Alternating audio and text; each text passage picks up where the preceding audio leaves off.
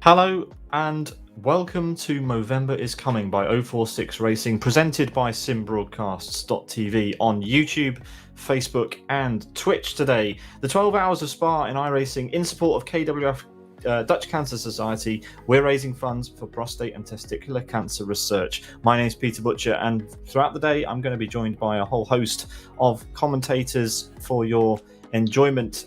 Joining me right now is Andy Alston. Andy, do you want to introduce yourself for the viewers before we head to qualifying? Yes, thank you very much for having me in today. It's great to be here. I'm really looking forward to the action here today in this 12-hour event. So I've been primarily involved in the SMRC, which is the Scottish Motor Racing Club. We've had our iRacing Championship throughout the year, so it's been great to follow that in a mix of different cars. We've had so many drivers getting involved in that as well, with some fantastic action throughout, and the opportunity to get involved in this really great event is one that I'm very much looking forward to. 22 teams on track for this one, and a mix of GT3 cars, including 3 drivers doing a solo stint as well, which I think is absolutely fantastic. So there's going to be lots of talking points as we raise funds for the KWF Dutch Cancer Society. Thank you very much, Andy. Without any further ado, let's head to the track and see what's going on with all the drivers across the in this race. We have, well, it looks like a very dark track. Obviously, we are starting very early in the morning, and the light will start to appear as we head into hour 2 of the race, Andy, pretty much. It's going to be dark until around about lap 23, 24, we expect, and then we'll start to see these cars come to life. So there we are, Spa Francorchamps, the endurance layout in all its glory. 20 degrees we have on the track, so quite cold in this month of November. Andy, let's get the data on screen and see who is going to be setting the times first as the drivers come around to the bus stop chicane to complete their outlaps.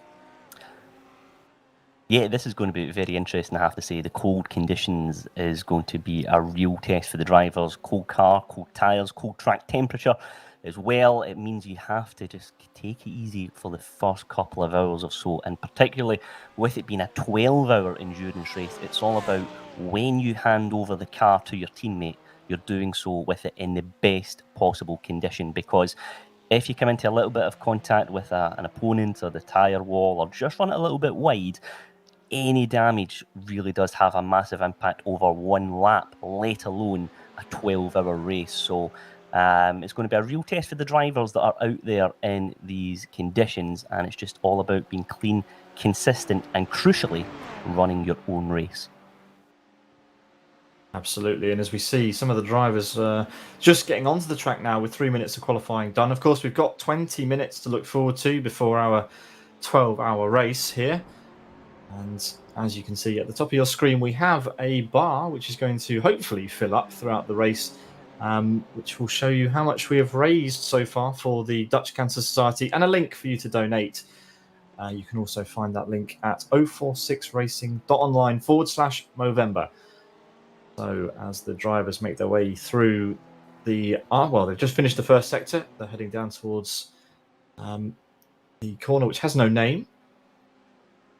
And we head into the darkness. We should see some times appearing on our screen very soon. And yeah, these drivers are currently on their first timed lap. And yeah, we've got so many drivers, so many teams to go through.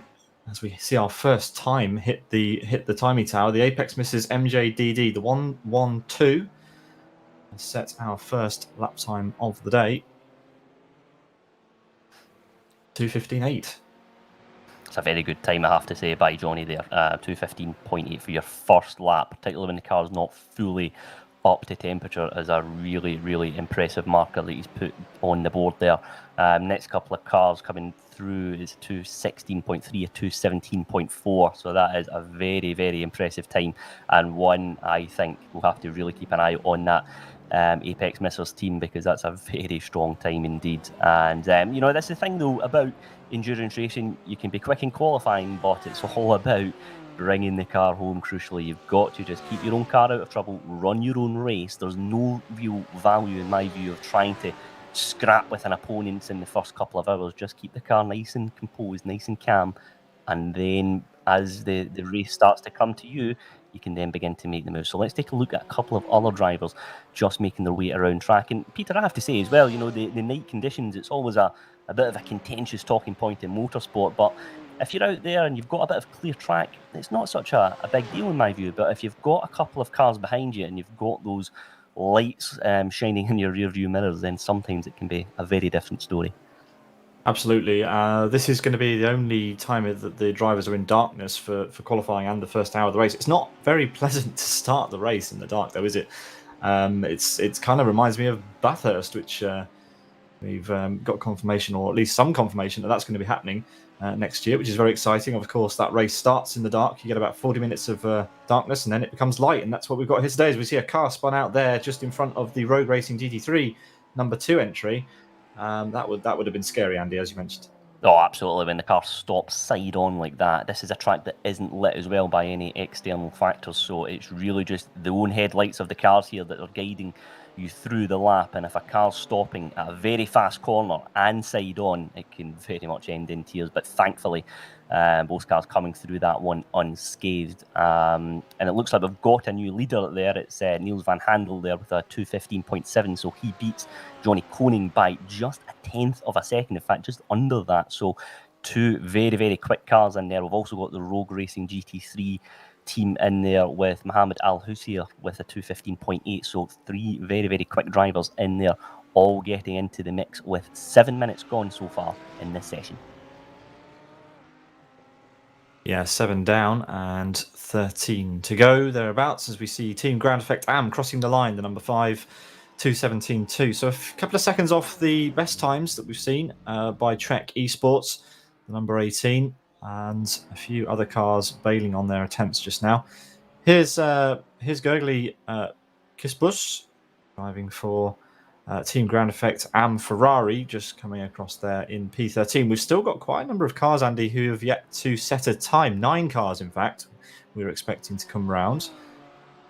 Yeah, I just noticed that, and I wonder if they're just perhaps trying to pick a moment to get a little bit of clean air, because what we're seeing here is a number of cars out there on track, arguably, yes, looking to make the most of the slipstream, but sometimes, again, when you throw these night conditions into the mix, maybe there's a lot to be said for just keeping your car out of trouble and focusing on the lap times, apexes and exits, and really just getting a solid lap time up there on the board. So 15 cars, I beg your pardon. We've got a new leader as well into the bargain.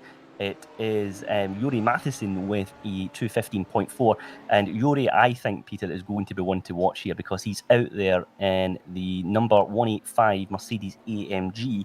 He is the only Mercedes out there on track, and he is doing this entire 12-hour race on his own. Absolutely incredible stuff.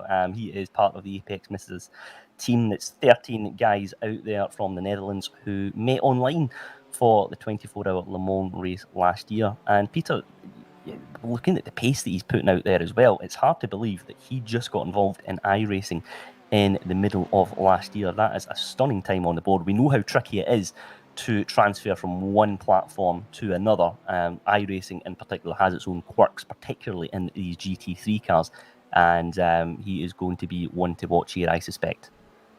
Yeah, here he is. He's just leaving the pit lane to try and start another attempt. And there are a number of drivers actually who are trying to do this solo. We've got John A. Casey for 046 Team USA, Wojciech Swara for Team Sokol, and this driver, Yuri Matheson, who's on pole position currently with a 2:15.4, and he's on an outlap in that 185 Ferrari. I don't know. Would you do a 12-hour on your own? Well, fair play to Yuri. It's a real challenge, and it's one where it's mentally as a driver, you really have to just focus on yourself. There's no point in trying to look at the car in front, look at the car behind us. You've just got to run your own race. The upshot of that, of course, is you can make the call if you want to double stint on tyres, or if you even want to triple stint on tyres. He's in control of the car, and crucially, he's in control of his own setup, because if you're out there with another driver, or perhaps two drivers, as many of the teams out there are doing, they're running with a three driver setup. The setup has got to suit all three drivers, whereas Yuri's out there and he can just plug that car in, entirely comfortable with him. So that may go in his favour, but it's all about consistency, and maintaining a level of concentration over 12 hours is going to be a really, really interesting task for him. Certainly will. And the minutes are flying by. We're halfway through the session. Here comes Yuri. He's he's going to be doing another lap after this, isn't he? Because this is his out lap on his on another attempt. Who else have we got going around? We've got a few cars in the pit still. Still a number of drivers who have even yet to set a time. We've got 4 cars just sat waiting patiently in the pit lane. Not really sure why. It's better to get out there, get the car warmed up. It's quite a long lap here at Spa Francorchamps. It's the number 5 Team Ground Effect Amcar again. And look how close the teams are. This is remarkable. We've got a really nice spread of times here. Top 5 within the 2:15 range, within half a second of each other. We could have quite a race on our hands here. Oh, definitely. Top 10 as well too. It's just over a second or so between the leader and 10th place. It is a very, very impressive standard of drivers that we're seeing out there, and they've all been doing their homework here. And the crucial thing for any endurance race, or indeed any race on iRacing, is it's all about seat time. It's all about getting comfortable with the car, comfortable with the track conditions as well. And interestingly for me, we're seeing a total of 9 of the 22 teams out there in the BMW M4 GT3, but only 1 out there in the Lamborghini Huracan, and it's this man here, Patrick Slovaski, in the Team Ground Effect Amcar, and he's currently 12th place at the moment with a 2:17.2. So credit to him for the only car out there in the Lamborghini. So it'll be interesting to see how him and his team get on out there. A number of cars out there in the BMW, but we've also got 8 cars out there in the Porsche as well. Yeah, and here's the only driver driving the Audi today. The number, which number is that? That is the number 16 Rogue Racing GT3 entry.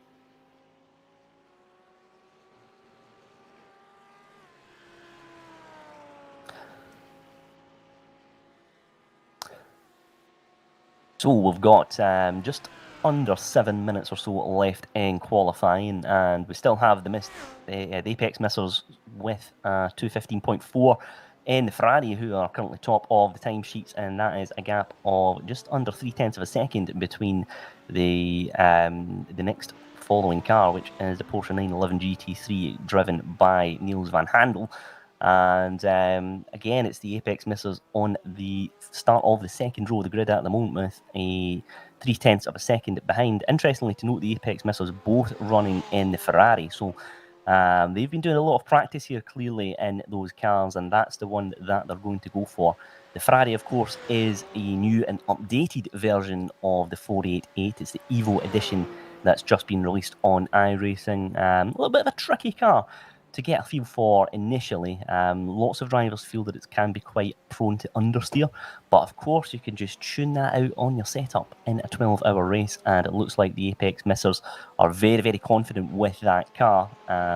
Interestingly, they are split by the Porsche 911, which can be, in contrast, quite a lively car to get control of, particularly when you're out there for the first few laps. It's a car that is very responsive, but it's one that you have to treat with respect out there. Interestingly for me, Peter, I feel that the BMW M4 GT3 is more of a stable option. It's a little bit of a mix between the two. It gives the driver enough feedback when you're out there on the lap, but it just feels like you can push it, but not ever feel like the car's about to get away from you. It's a nice, stable car, and it's a good option to be out there with, particularly if you're new to GT3 racing. And it's interesting that we do have as many as 9 cars out there in that M4. So that will be an interesting little dynamic into the mix here as well. Yeah, nice to see that there's a good spread of cars. Like you said, the BMW very popular for various reasons. Some choosing some because of how it drives, some because of how much they enjoy the car. I know I really enjoyed throwing a Porsche around this track, and ahead of this race, we did know that this was going to be a multi-class GT3 and GT4 race. Unfortunately, we don't have any GT4 entries, but I wanted to say that I also enjoy throwing a Cayman around here. But obviously, none of the 22 teams entered agree with me and decided to go for GT3s. Yeah, interesting one, isn't it? So, yeah, the GT3 class is a very, very popular one on iRacing. So the drivers are out there; they feel comfortable with this category rather than the GT4s. But no multi-car for this event, but it does mean that we're going to be treated to some very, very close action throughout. And it looks like we now have the top 8 split by under a second. We still have the Apex Missile solo entry of this man here, Yuri Matheson, topping the timesheets with a 2:15.4, and that is his best lap just gone there with just under 4 minutes left to go in this session. So he'll perhaps maybe have time for 2 laps left. Certainly have 2/10 of a second is the gap between him and Niels van Handel in the chasing Porsche, and then we've got Frank Smits in third place with a 2:15.7 in the next Apex Missiles team car. But Peter, I think this is all shaping up to be a very, very interesting race. And with a couple of minutes left to go in this session, let's see if anyone can improve on their time that's out there on the board. Yeah, we're watching Pat Seaborn, the number 78, as we switch to Dennis Vivark. But yes, we are going to see some sensational racing. We in the practice session, there was a 1-hour practice session a couple of days ago that I sat in and watched, and well, I don't want to spoil anything, but the top 5 were mighty close for the entire hour. So yes, keep an eye on all those teams at the top there. The Apex misses with 3 teams inside the top 4. They are leading the way with their Ferrari and Porsche entries. Trek Esports, they are the team that are kind of in amongst them. Currently P2 in the Porsche GT3R. But yes, the Audi, interesting to see that they're in P5. Rogue Racing GT3's second entry, a 2:15.8. So what's that? That's 4/10ish off, 3.5 tenths off the pole time. But yeah, nice to see 3 manufacturers really close on times in qualifying. I wonder if that's going to translate to the race, Andy. Yeah, it will be. It's an interesting one. Sometimes when the iRacing calendar runs through various different tracks on a weekly basis, you do tend to see drivers naturally gravitate towards one particular GT3 car. And I wondered if this was going to be the case here with this race, but it doesn't seem like that at all. We do have a very eclectic mix of cars out there on track, and I'm very interested to see that it is a Ferrari that is topping the timesheets on this one and doing so by 0.2 of a second. So the Porsche 911, of course, and as soon as I say that, it just goes on pole position with a 2:15.257. So that means that Niels van Handel has pulled that one out of the bag with 90 seconds left in this session. And he is in the pit now as well, so he won't improve on that time, and that looks like he's going to put him on the top row of the grid. And Peter, it is a popular car. It's the newest one out there in terms of a brand new car to the GT3 category, putting aside the Ferrari updates, the 488 Evo, and it's been a very popular car for a reason. It's very lively, very responsive, and it seems to be very, very quick around this track as well. Yeah, we just saw a new entry at the bottom of the table as well. Important to mention those guys. The Simpit Racing Team Orange just managed to set a time with a minute to go. So it's unlikely they'll get another time on the board. They will be starting quite low down the order, as will the 3 teams who haven't yet emerged in qualifying. Trek Esports, they're out again on the track, but they're not going to manage to get another time in this session either. We're watching Frank Smits for the Apex Messers JEFT. Currently P3 and on a lap. Let's see, can they improve? The number 8 Porsche coming through the final few turns of the lap then. I cannot wait for the sun to come up so that we can see these cars in a bit more detail. And He makes his way through the final sector. Will this be an improvement for the Apex Misses JEFT? Will he even have time to finish the lap? 5 seconds to go in the session. As the checkered flag comes out, comes in the pits. There we are.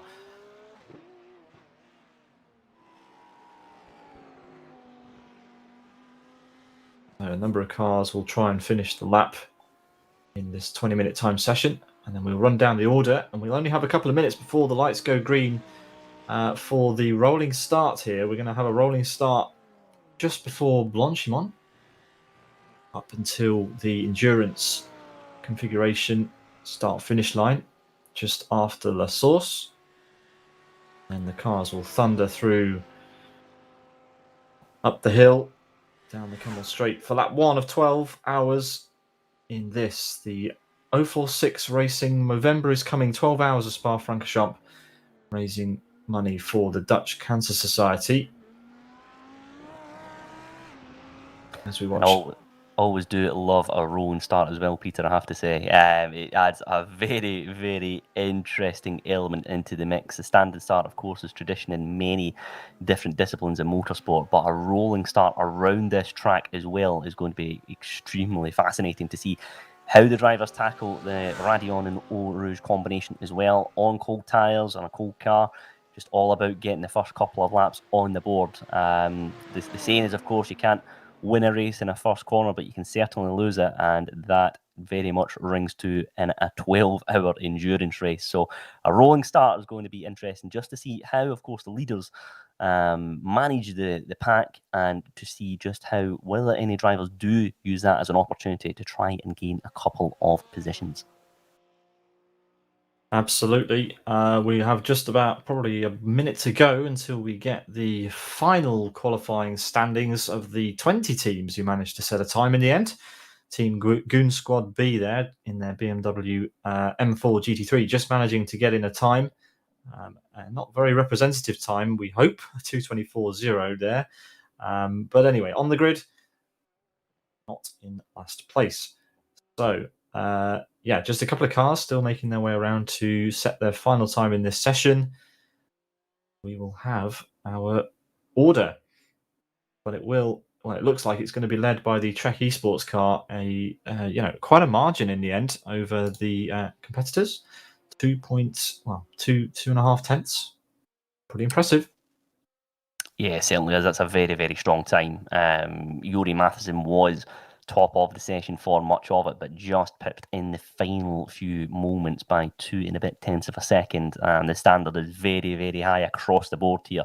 But as we said at the beginning, Peter, you can have a great time on the sheets in qualifying, but that all goes out the window when it comes to an endurance race of this standard. It's just, that team's got the benefit, of course, of having clean air in front of them, but it's 12 hours. You've got to run your own race, and it's just all about keeping the car nice and clean and out of trouble as well. So very impressive time from Lucas in the Trek Esports team, and they'll be more than happy with that. But yes, it's going to be very, very interesting to see how each of the teams approach this race as well. And for me, one of the big talking points will be whether teams decide to go for a double or a triple stint when they go into the pits. Here we are then. We have our qualifying results. Trek Esports did it. They did a 2:15.257 to take pole position for the 12 hours of Spa 046 Movember is coming event here today. The Apex Misses have a trio of cars from second place to fourth. Solo, JFT and MJDD rounding out our top four. Then it's Rogue Racing GT3 second entry, 046 Racing there in P6. Then Team Cloud Racing's entry into P7. Team Goon Squad Endurance setting a good time there, 1.2 seconds off pole. 046 Racing Puon, and then Team Cloud Racing 2 rounding out the top 10, Andy. Yeah, some very good times out there on the board. And like you mentioned earlier, Peter, it's a very long lap here in these cars, circa 2:15, 2:16 or so. And it's one of these tracks where if you get a corner or two wrong, it's just all about putting that to the back of your mind. We've got 20 corners or so here around the Circuit de Spa Francorchamps, so it doesn't necessarily mean that your lap is is worth forgetting about. You can make up a tenth or two here or there. So the mental side of motorsport really comes to the fore here at this track, and particularly in a 12-hour race, as we see the drivers just beginning to take their place on the track with a few minutes to go until the start of this one.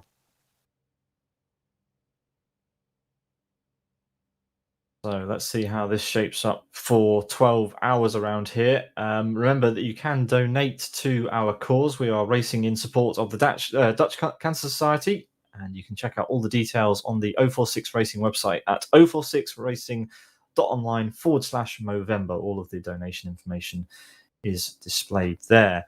And as we're just waiting for a couple of cars to join in the grid here, the safety car will drive them around through Blanchimont down to the bus stop around the source, and then we will be green for 12 hours, Andy.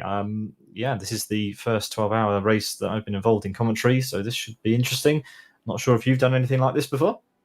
No, I certainly watched a lot of endurance races, but it's my first foray into the commentary box for a 12-hour race like this one, and very much looking forward to the lights going out. Niels van Handel leads this 21 car field around for the start, and he will have every single nerve going through his body right now as he makes his way down behind the safety car, or the pace car rather, goes through the bus stop chicane. The safety car has peeled away, and keep an eye on the lights. The Apex Misses teams trying to get themselves into some sort of order behind. Everybody else scrambling around also down the order. Two teams starting this from the pit lane seemingly. As they head around the source, they're going to have to get into this double file line. Just the final few cars coming through the source. And Niels will have to plant the throttle. There we go. Green flag. We are racing for 12 hours here at Spa Francorchamps. And as they head into Eau Rouge for the first time, it is that Porsche leading the way for Trek Esports. As they head down the Camel Straight, we've already got lights flashing. It only took us 21 seconds, and we've got some lights flashing on the Ferrari behind. And will there be a move already? No such luck on lap number 1. And it's an interesting approach from Yuri Matheson in second place there. He's almost actually not using his headlights there, and in that Ferrari it is very small headlights in it, and that just makes him a little bit harder to notice in the rear view mirror of Niels van Handel as the drivers make their way around the first part of the lap here. And they go into No Name, followed by Pujon for turn 12, and it's been a very strong start to the race from Niels van Handel. Left it late to finally plant the throttle and then make his way up Radion and Eau Rouge, but he did so and got a gap of around 0.3 of a second into the bargain as well. So he'll be very happy with the start for this race. But the Apex Missers trio all hot on his heels, and then just further back we've got Mickey van der Berg in the 046 racing car, and the Sol Lamborghini entry as well, of course, followed by the Sol Audi entry of Mohamed Al Husseir. And Mickey has already made a move because, of course, he started this race in 6th place, so already up into 5th. But like, once more, there's a very, very long trail of cars waiting in the wings as well. So, Peter, what we're already seeing here is the front 4 have taken off into the distance, and then we've got 2 bunches here. This second train led by Mickey van der Berg, but he's coming under a little bit of pressure from Mohamed Al Husseir here as they make their way through Blanchimont and into chicane for the first time of asking. Let's see if Mohamed can defend this move. He goes to the outside, and it looks like he's perhaps just been able to close the door on entry, and Mickey does just that. Mickey van der Berg holds on to the position, but that is bringing Daniel Beauchamp into contention as well, because Daniel has made the move on Mohamed Al Husseir. So Daniel Beauchamp in the Team Goon Squad Endurance has made his way up into 6th place in this race. So a good start to the race for the number 10 car. Started in 8th and already up into 6th after 1 lap. Yeah, no change at the top, but all change from P5 downwards. 046 Racing leading Goon Squad Team Endurance up Eau Rouge once again. And down the Camel Straight we go. Great stuff and very clean start, it has to be said, at the front. Yeah, definitely. Yoni Matheson, just 0.4 of a second now, so just dropped off ever so slightly from our race leader, Niels van Handel. So Niels in the Trek Esports team leading the way in the Porsche 911. But this man here, Yuri Matheson, Peter, we mentioned it in qualifying, he is doing this entire race for the Apex Missers with a solo effort. An absolutely fantastic gesture from Yuri. So he is part of the Apex Missers team. 13 guys from the Netherlands who are all part of that squad, and Yuri is out there with pace and will be one to keep an eye on here, because he's just taken a couple of tenths out of Niels van Handel here on this lap. So let's see if he is perhaps close enough to make a move. Let's ride on board with him as we make our way through turns 13 and 14 and then into Stavolo.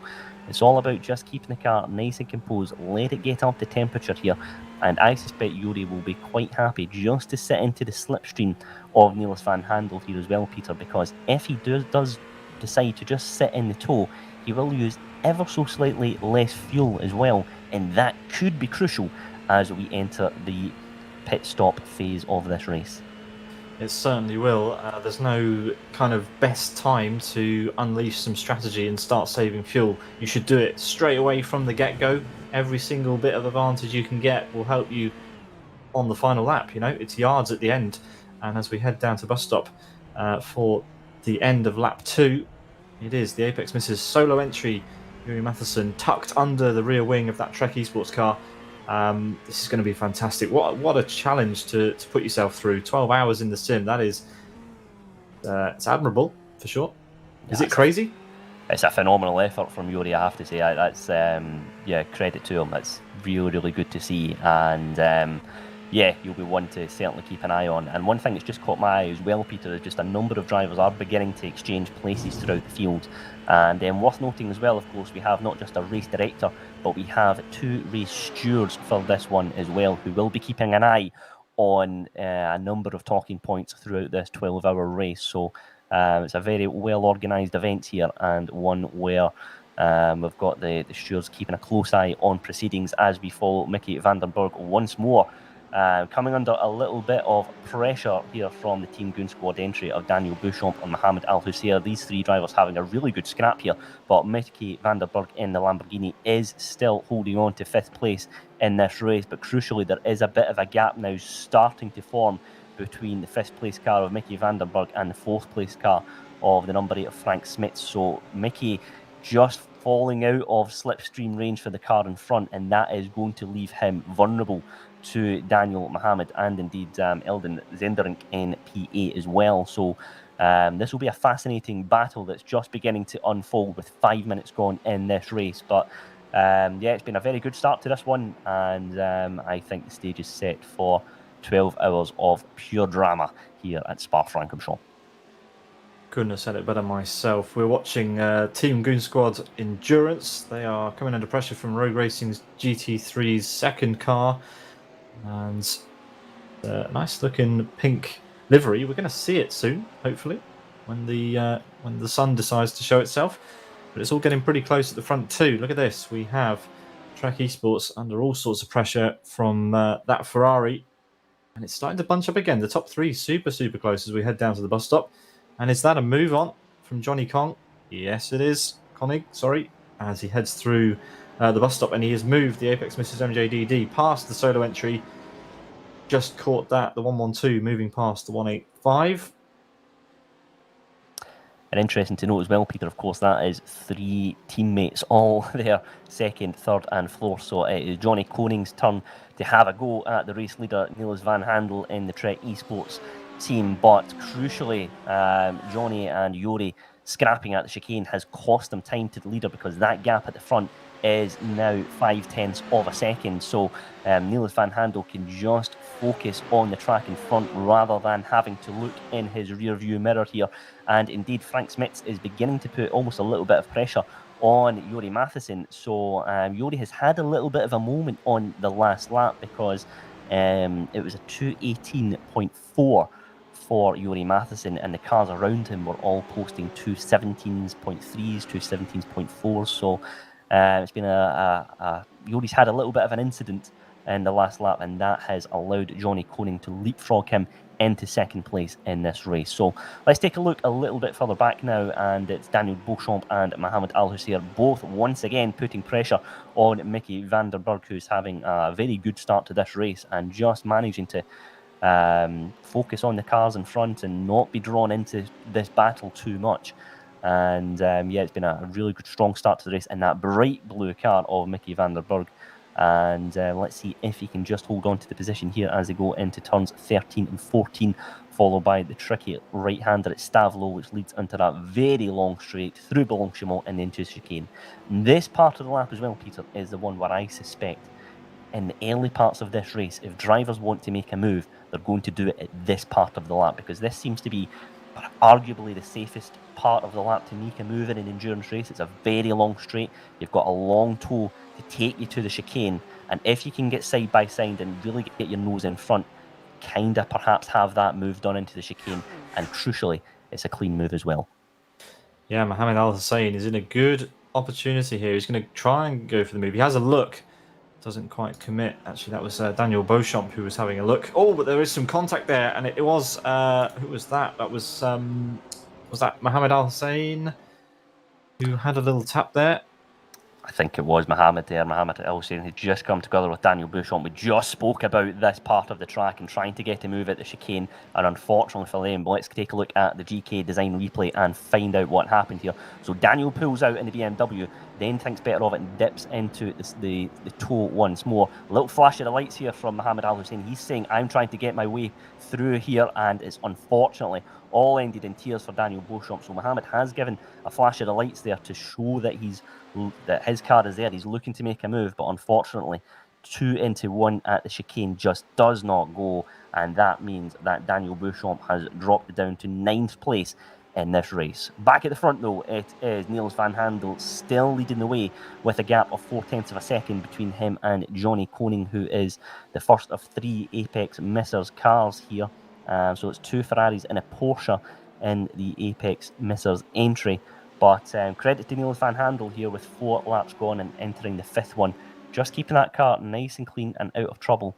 And yeah, the stewards have had a little bit of a look at that incident there at the chicane, and they've just felt that there's no contest in it. Just 2 cars late on the brakes, but they're not going to take any action. However, it does look like we've had 1 car go down, and it's the Apex Missers solo entry. Let's take a look at the GK design replay here. It is the solo driver of Jori Matheson in the Ferrari 488 Evo car. Let's take a look here as he goes into Pouhon, and he just loses the rear of the car under braking, hits the tyre wall as well. That's going to cause significant damage to the back of that car. Look at the rear wing there. The 185 car is in all sorts of disaster, and he will be into the pit lane, and that is going to seriously compromise his race, because Peter, the mechanics can repair the car, of course, in the pit lane, but that doesn't mean it's going to just be brand new. You will be feeling the effects of that crash, and it is a disaster for him in the early parts of this race. Yeah, and it's seen him plummet down the order down to P12 now, and after that stunning start, that's a mistake you don't want to make at the beginning of your 12-hour race. 10 minutes in, just over, and the Apex Missers solo entry has made an error that you would expect to happen closer to the end of the race, rather than at the beginning, dropping the car into Pouhon. But there we are. That damaged front wing is the most significant damage we've seen on a car so far this race, and hopefully we don't see too much more. Choosing not to come into the pits to repair that damage, going to try and see what's wrong with the car, I suppose, and decide whether to bring it into the pit lane for repairs later on. But yeah, look, it's already looking pretty slow out of the source. To keep an eye on this car and see how the pace is affected. But yeah, it's a shame to see one of our front runners on pace already suffering an incident early on.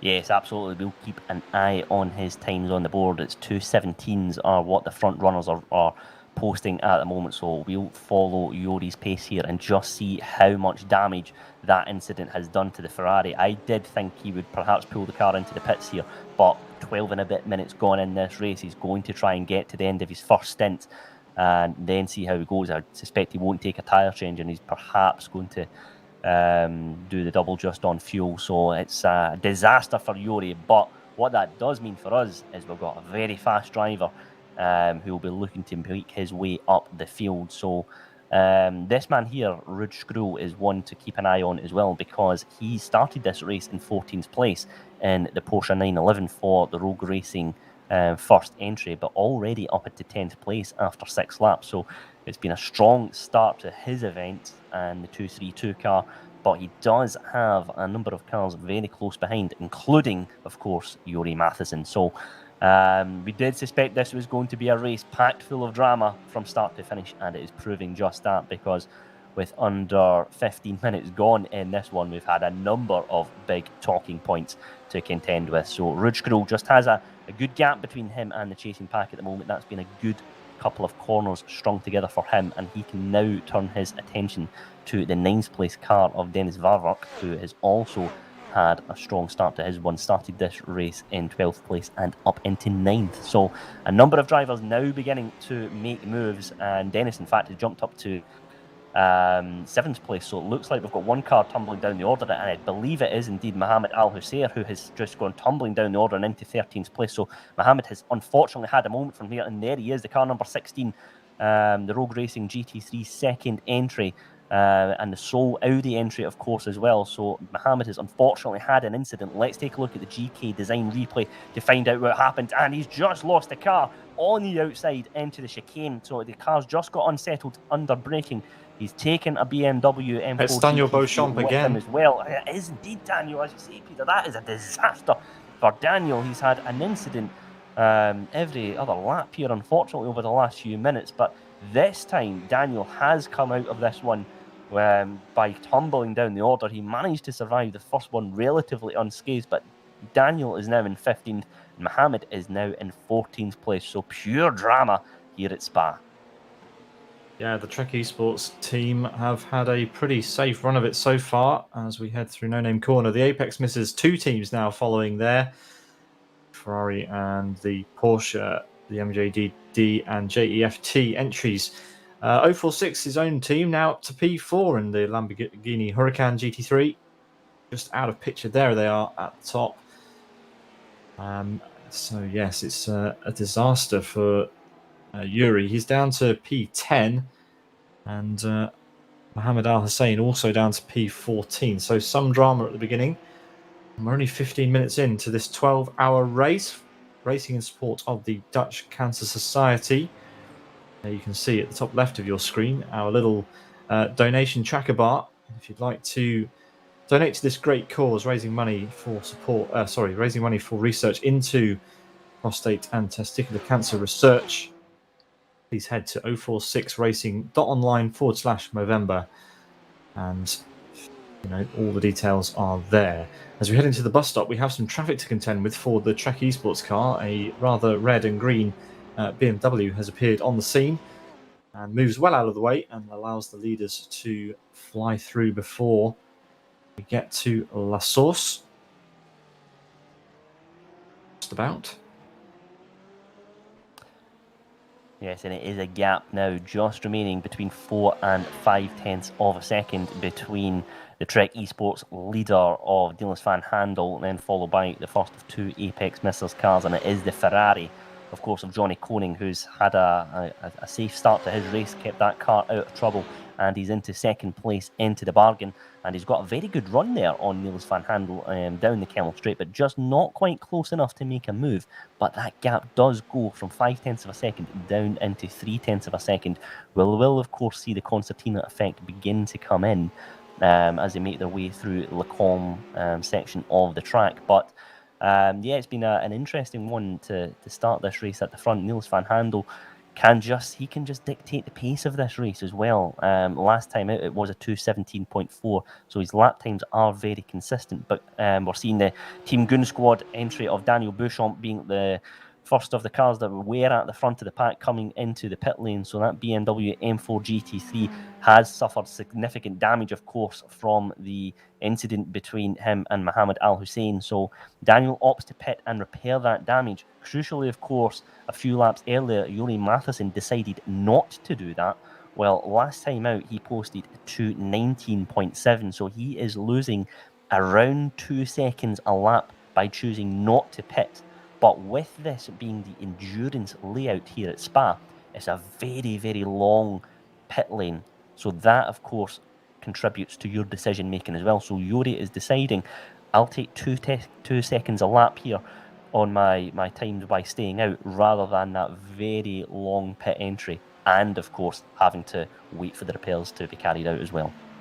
Absolutely. I think Daniel had another incident just before coming in, so I think that must have sealed his decision to come into the pit lane. But anyway, Mohammed's had another incident too further back, but we're sticking with our leaders just now because it is still super, super close. These top three are pulling a little bit of a gap over the 046 racing car, who themselves have rear view mirrors full of headlights. And as we head through to start lap number 10 here, Mackie Sports doing an absolutely fantastic job in this race. Yeah, very much so. Again, he's still coming under sustained pressure. That gap at the front is around 0.4 of a second. But again, once more, look at that timesheet. It will begin to tumble down here as they make their way through the Kemmel Straight. However, very interesting to note there that Niels van Handel took a very early defensive line going into Lecombe, as Jori Matheson does decide to pit now to repair that Ferrari 488 GT3 Evo. And he's had enough and opts to pit. So Yori's now got it all to do, as he is currently in 16th place at the moment. But yeah, not been a good few laps, unfortunately, for him. But it's been an even worse lap here for Nathan Willoughby, because he goes off in the Ferrari as well, and he was in 11th place. But he's had a moment there just coming out of Lecombe here on the 9th lap of this race. So it looks like the cars came through it relatively unscathed. It just looks like both cars have kind of banged doors, and looks like not too much damage to that Ferrari, thankfully for Nathan.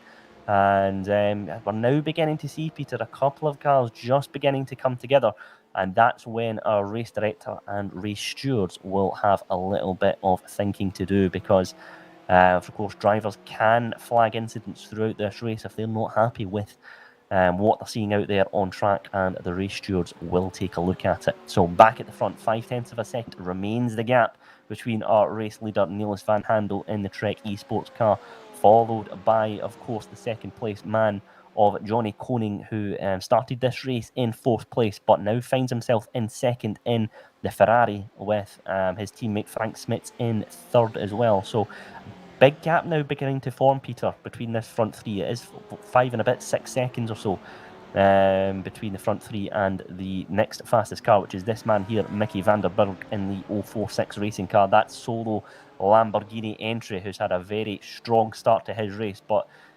being followed by Ilden Zenderink, Mikkel Vester and Dennis Vervark as well, all looking lively and all keen to make a move here. So the solo entry of the Lamborghini having a very strong start to this race for the 046 racing team.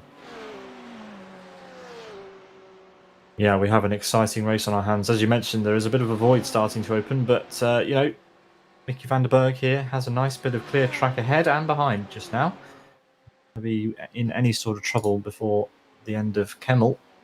And where would you rather be? Would you rather be leading, or would you rather be sat, with a bit of space either side of you, just off the lead? Where is it more comfortable to be in the race at this point?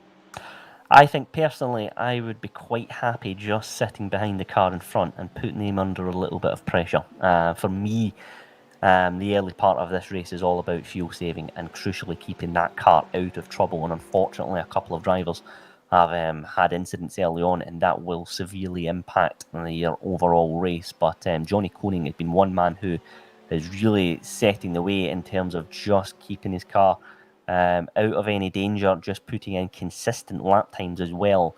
And that will really be good news for this team, because he's handing that car over in very good condition as well. So been a good start to the race for this team of Apex Missiles.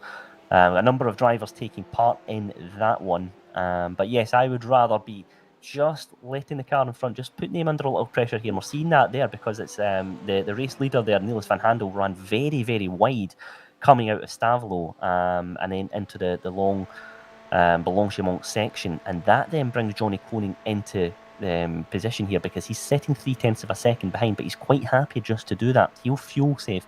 He'll allow the car in front just to force them into thinking about making defensive manoeuvres, rather than if you're sitting at the car in the front, you don't have the toe, you're a little bit of a sitting duck as well.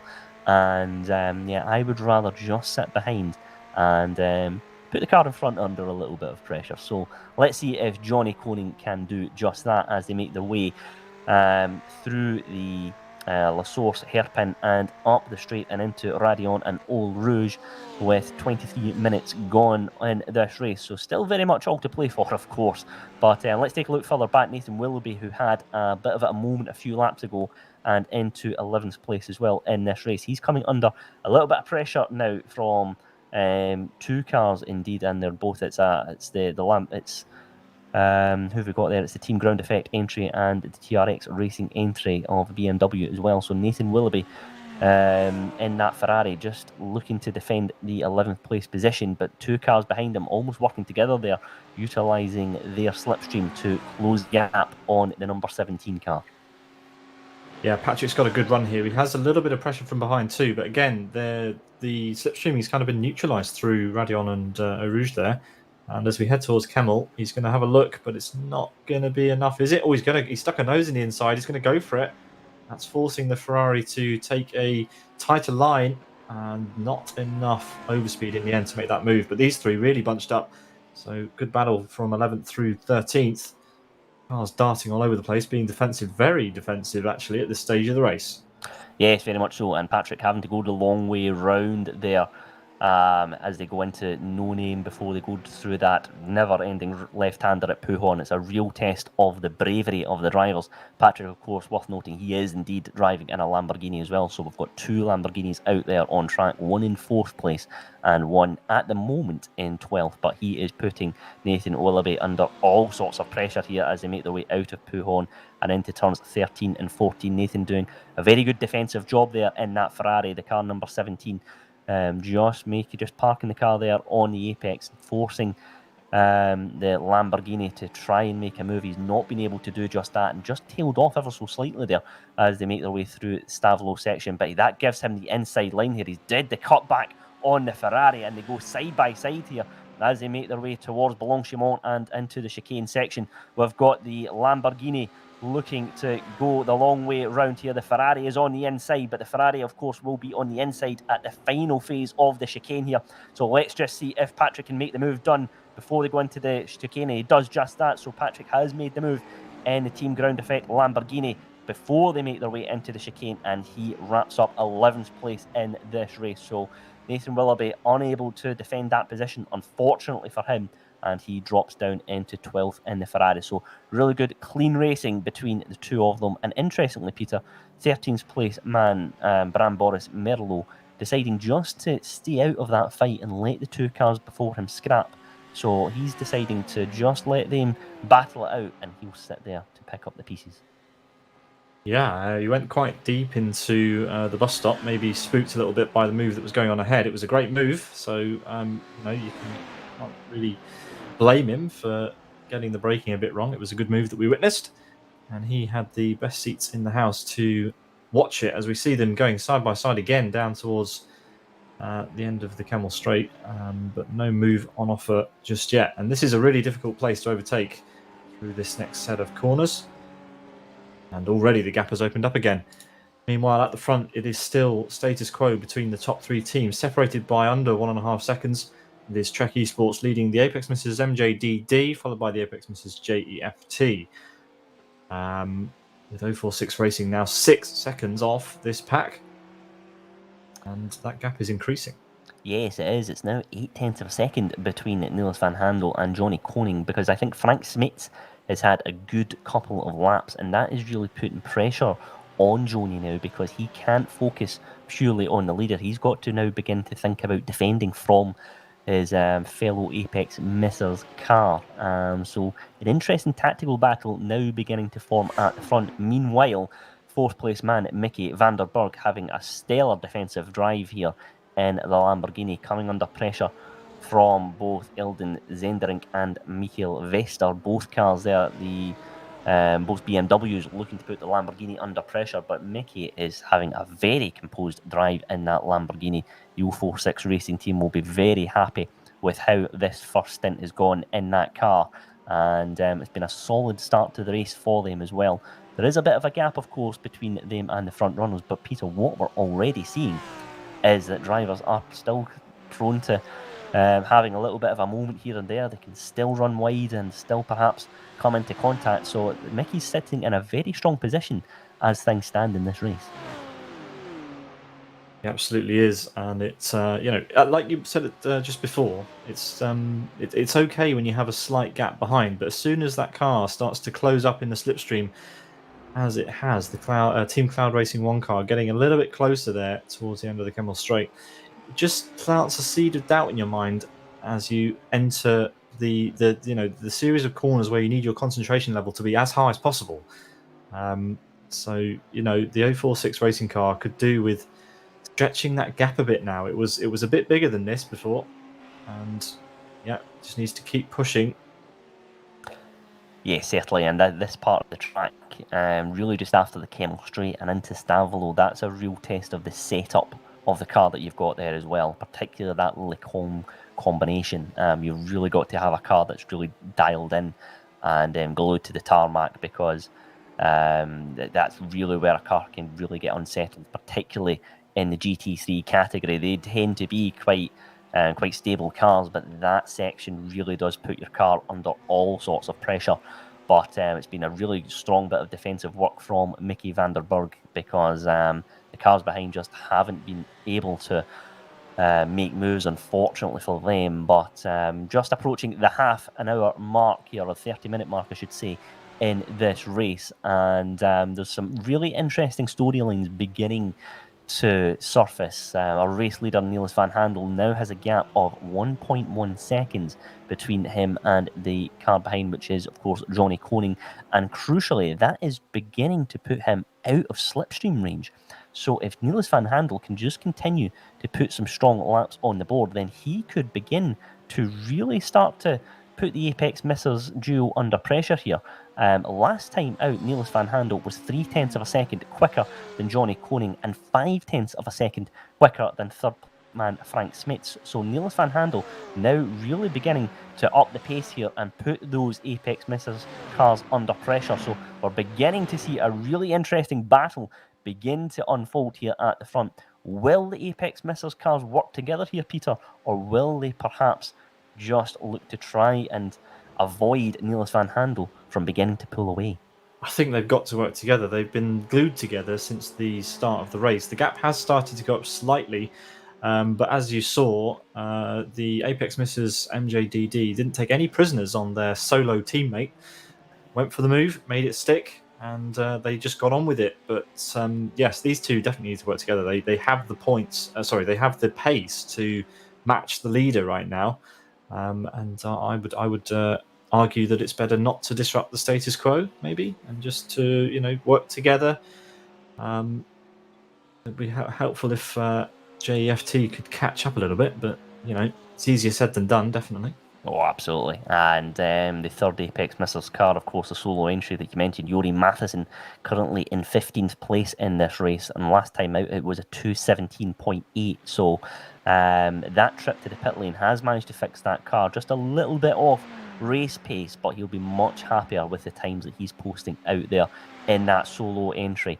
So Jori Matheson will turn his attention to 14th place man Pat Seaborn, who looks like he's had a little bit of a moment last time out, because it was a 2:21.1 for him. So Pat Seaborn could come under pressure here from that solo entry in the next few laps or so. I suspect, perhaps maybe a little bit longer than that. It may be towards the end of this first stint, because there is quite a substantial margin between Jori and the 78 car of Pat Seaborn. But if Jori is going 3 or 4 seconds a lap quicker, then it will only be a matter of time before the 78 car of Pat Seaborn begins to come under a little bit of pressure here. So it'll be fascinating to follow Jori's drive here, and if he can make his way through the field, because if he does begin to reel in Pat Seaborn, the cars in front they all seem to be fairly close together. So it will be interesting to see how Jori decides to approach that battle as well.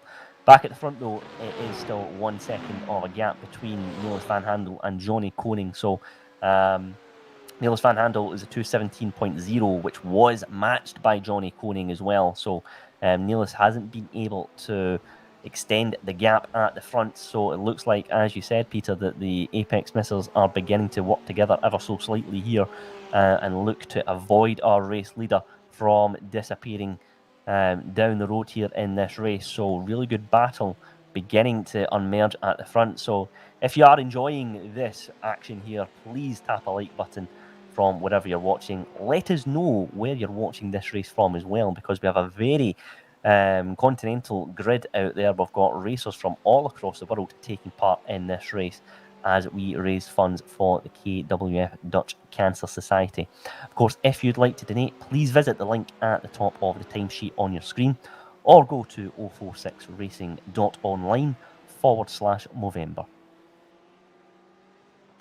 Thank you for that, Andy. Yes, so we also have a great number of sponsors that we can thank for putting on this event and getting part. Those sponsors are scrolling by on the top left of your screen. And something else that's scrolling on the top left of your screen is the amount that we are raising here today for the Dutch Cancer Society.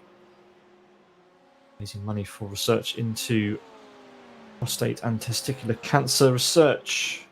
All part of the Movember charity campaign, organised by 046 Racing on this occasion for the 12 Hours of Spa Francorchamps in iRacing. And what a first half an hour it's been. And Andy, is it fair to say that we're starting to see the track get a little bit lighter? We're seeing the first glimmers of sunrise here at Spa.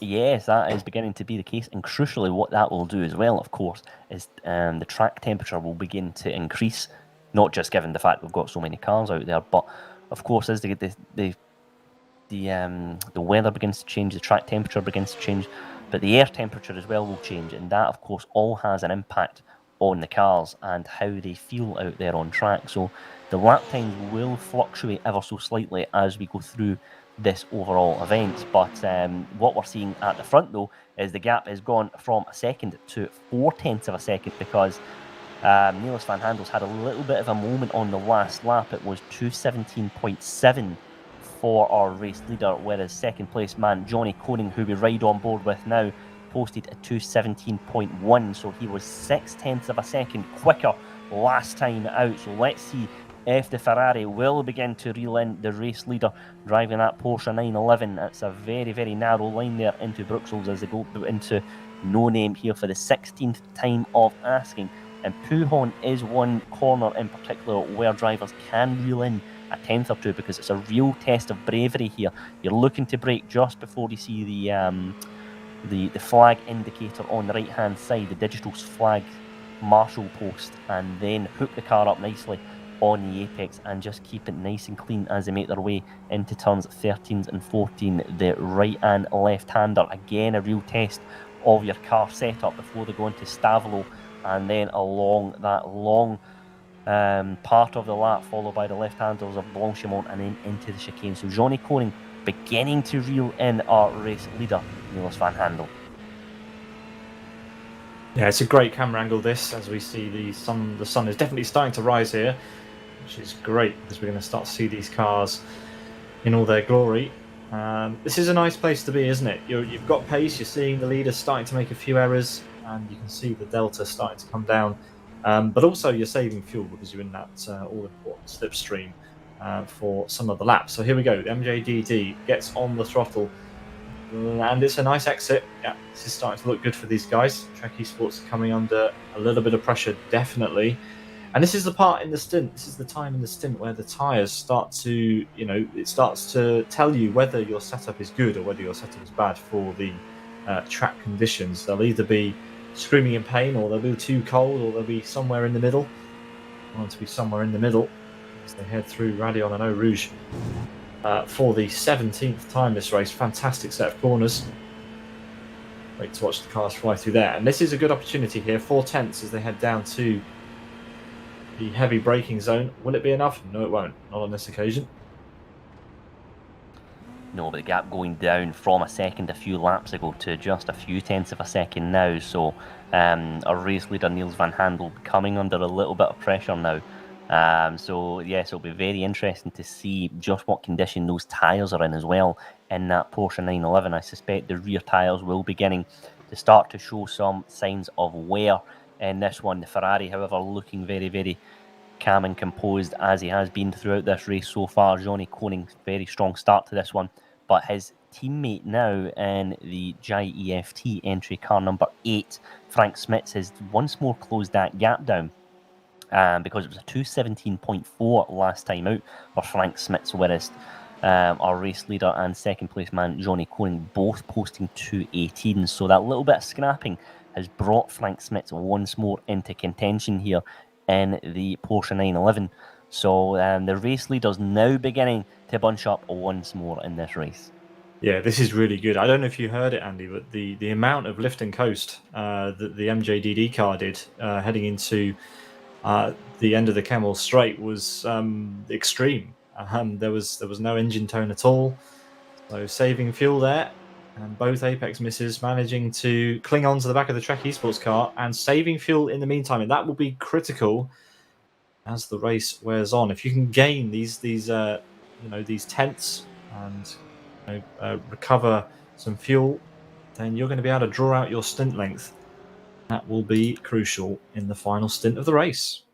It certainly will be, and it could perhaps mean that these three cars at the front will begin to pull away further from this next train behind, of course, led by Mickey van der Berg, who is having a stellar drive in that blue Lamborghini, the 24 car, because we've got two bunches of three at the front, and now we're then seeing Dennis Vervark in 7th place, who has a significant gap between him and 8th place man Ruud Skrull, who is the first of the Rogue Racing GT3 entries. So the pack is beginning to just separate now, with just under 40 minutes gone in this race. So this is, as you mentioned, Peter, the tyres will start to begin to show little bits of signs of damage. The drivers will be looking at the tyre pressures as well as conditions begin to change, of course.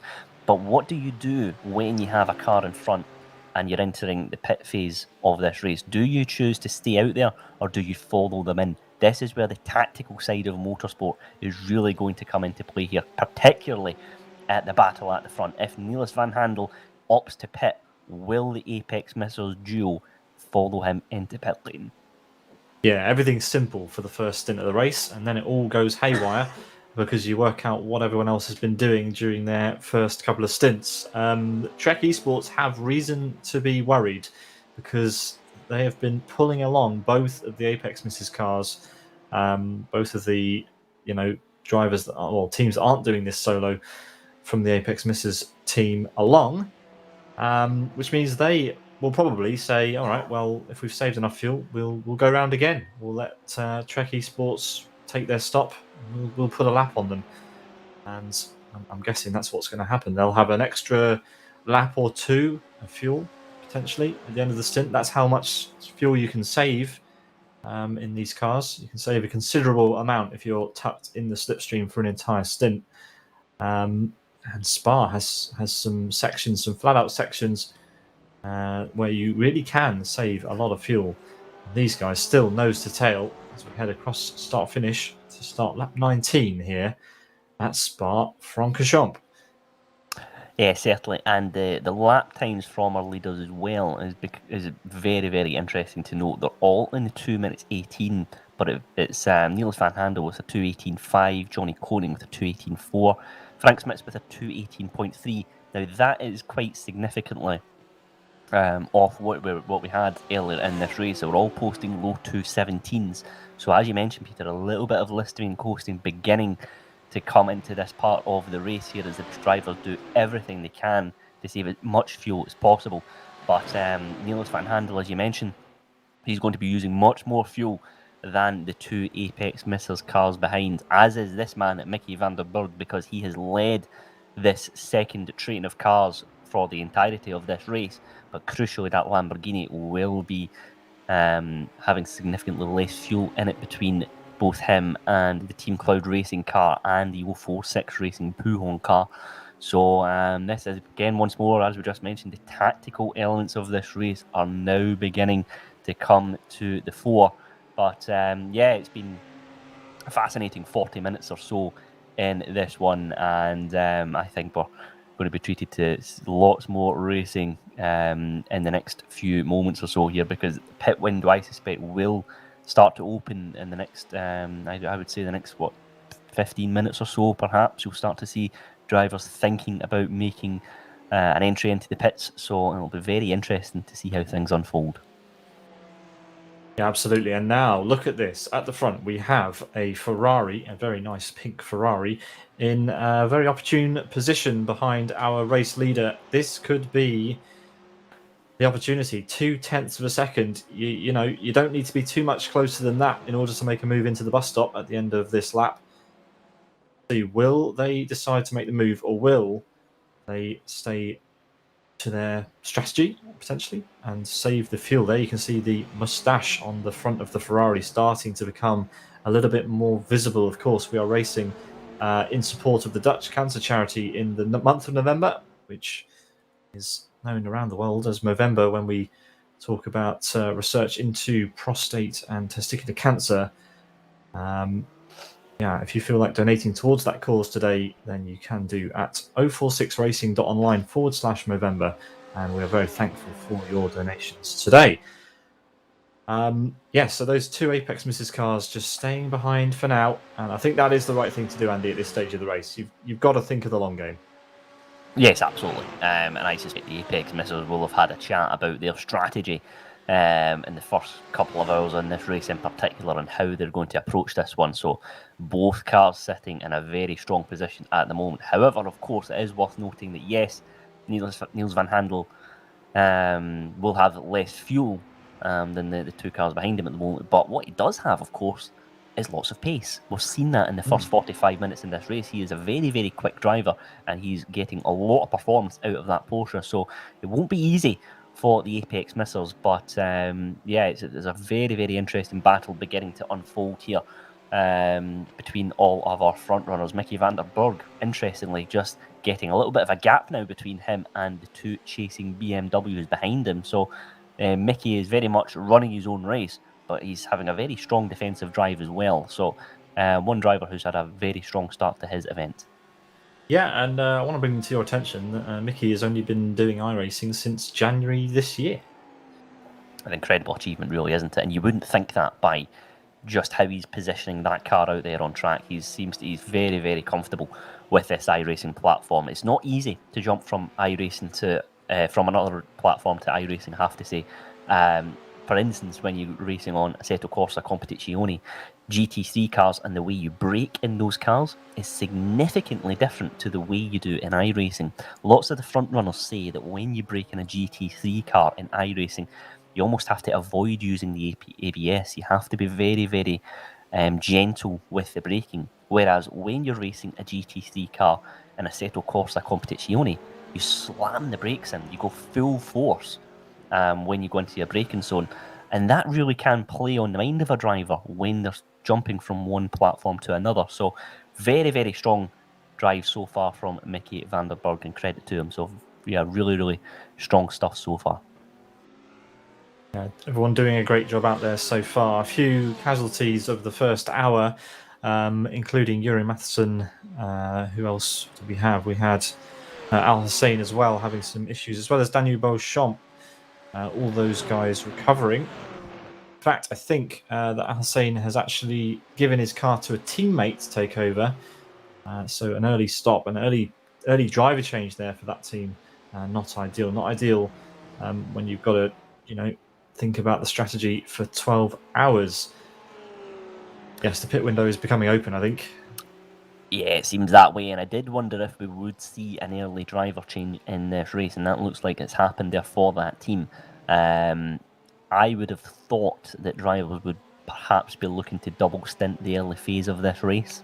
So it'll be interesting to see the approach that the leaders take here, because lots of drivers, or lots of teams, I should say, are running a 3-car entry. Not everyone is, it must be said, but most drivers are opting with a 3-car entry. So it's a case of, when do you introduce your next driver? When do you begin to feel tired out there? But the lap times aren't really showing that drivers are needing a change or needing to freshen things up. So Very interesting to see how each team approaches this one. And I think what we're beginning to see as well is the cars in the midfield. This is when they'll perhaps be looking to make moves here, because the gap between, let's say, 9th place to 12th, 13th, there isn't a lot there to split them. And the pit window phase is when we could see drivers begin to make a move. Will they opt to change tyres? Some of them perhaps to try and freshen up and get their way out of traffic initially in the midfield. That'll be an interesting element to throw into the mix here as well, as we start to approach the 1 hour mark in this race. Yeah, I'm excited for the 1 hour mark. Oh, look at this livery here. This is fantastic. I love the look of that. And as I said, we're going to start to see more of these paints appearing because the sun is coming up. That is a wonderful paint there from Team Ground Effect. I do like that a lot. Currently running P11, some 36 seconds off the lead, but it's a long race. Anything can happen, and we'll start to see these teams climbing their way through the order if they continue to, just stick to their strategy. And hopefully we can hear from some of these drivers after the first stint has ended. Our interview room is open, and we will be hopefully talking to some drivers throughout this 12-hour race, which I'm very much looking forward to. It's always good to hear, isn't it, from the drivers after they've just come out of the cockpit. How are they feeling? How's the car? How's the setup? And how's the event? How are they enjoying themselves? Always good to hear from them. So hopefully bring you some voices later on. But there we are, the Team Ground Effect AM car, currently P11. Just looking around to see where the sister car is. Currently P20, so not having a good time there just now. 2 laps off. And interesting to note, Peter, at the front, the two, Niels van Handel and Johnny Koning, have both posted their fastest laps of the race. Last time out, it was a 2:16.3 for our race leader, and it was a 2:16.4 for Johnny Koning in second place in the Ferrari. So it looks like the pace at the front is beginning to increase now. So are they perhaps beginning to think about a pit stop at this point in the race? So because that is significantly quicker than the lifting and coasting that we saw earlier on in this race. So this is where the 3 cars at the front are beginning to have some decisions to make here. It looks like our race leader Niels van Handel is coming under a little bit of pressure through Blanchimont. Let's see if he can defend here from Johnny Koning as they make their way into the chicane here. It looks like he's got just enough to fend off any threat here. He parks the car very nicely on both apexes. The Porsche 911 number 18 car having a strong start for the Trek Esports team. And let's see, it was a 2:18.8 for Niels van Handel and a 2:18.5 for Johnny Koning. So that previous lap there, more in line with the pace that we've seen throughout this race. But just prior to that, Niels van Handel just saying to the leaders, look, you know I'm quick, and if you're not alert here, I will just disappear into the distance. This has been an absolutely brilliant opening stint from these 3 so far. There were 3 Apex Misses teams up there, but obviously Jury had that error. He is currently in P15, so he's still in the race, still rotating, and doing the race on his own. Absolutely remarkable stuff. Andy, I don't know, you may have mentioned it, but look at the gap between Mickey now and these top 3. Coming down. It is. It's beginning to come down ever so slightly. I'm just keeping a look at the timesheets here, and Mickey van der Berg, it was a 2:17.7. His best lap is a 2:17.4, so it's a pretty decent lap there. Crucially, there is a little bit of a gap beginning to form just between Mickey and the 2 chasing BMWs. So Mickey van der Berg very, very quick here in the last couple of laps, but he's taking the BMWs with him. He's not quite out of slipstream range just yet, but he's certainly beginning to put the pressure on the 3 cars ahead of him. So it's been a very, very interesting tactical battle at the front, and I wonder if Mickey van der Berg is going to have a big, big role to play in this one as we go in towards the final part of this hour in the race. So let's take a look just a little bit further back here, and Dennis Vervark in the BMW car number 3. Currently 7th place in this race, but he's quite a bit off the 3 cars that we just looked at a moment ago, and just in the distance there is 8th place man Rudskrull, who I have to say has had a very strong opening stint. Started this race in 14th place and is already up into 8th, so been a very impressive start to this one for the Rogue Racing GT3 number 1 entry. So yeah, they'll be more than happy with how their race is unfolding so far. And yeah, you mentioned it just earlier, Peter. You know, it's in endurance racing. If you get to the finish, that's half the battle. And it's been a very strong opening stint for Rude and the Rogue team. Yeah, they are the biggest winners as far as I can tell. Looking at that graphic, 6th place is gained. As we have a car in the pit lane, and it is the 046 Racing Podium team with Michael Vester at the wheel. The first team, I think it's fair to say, to blink to make their first pit stop. And there's such a long pit lane. It's going to be interesting to see where they come out. This car was in the second pack of 3 drivers that we were looking at. Currently down in P8, and we'll lose a few more places now as cars stream past. Let's see where this car comes out, and that will give us an indication of where the others will come out when they decide to pit. Yes, definitely. It'll be interesting to see what his lap times are when the tyres get up to temperature, because now we're entering a new phase of the race where the sun is beginning to come out, and if you're on fresh rubber in there and the track is just starting to bed in now, very interested to keep an eye on the times in that car. So that's one that we'll certainly keep an eye on here. But back at the front, it's the Trek Esports car of Niels van Handel once more leading this race, but the gap is 0.5 of a second between the Apex Missers duo of Johnny Koning and Frank Schmitz. Last time out, it was a 2:18s for all 3 drivers, so the pace once more beginning to just ease off ever so slightly. These guys beginning to lift and coast once more, but as we just mentioned a moment ago, that is bringing Mickey van der Burg into contention along with 2 BMWs as well. So that gap at the front is beginning to just close down ever so more.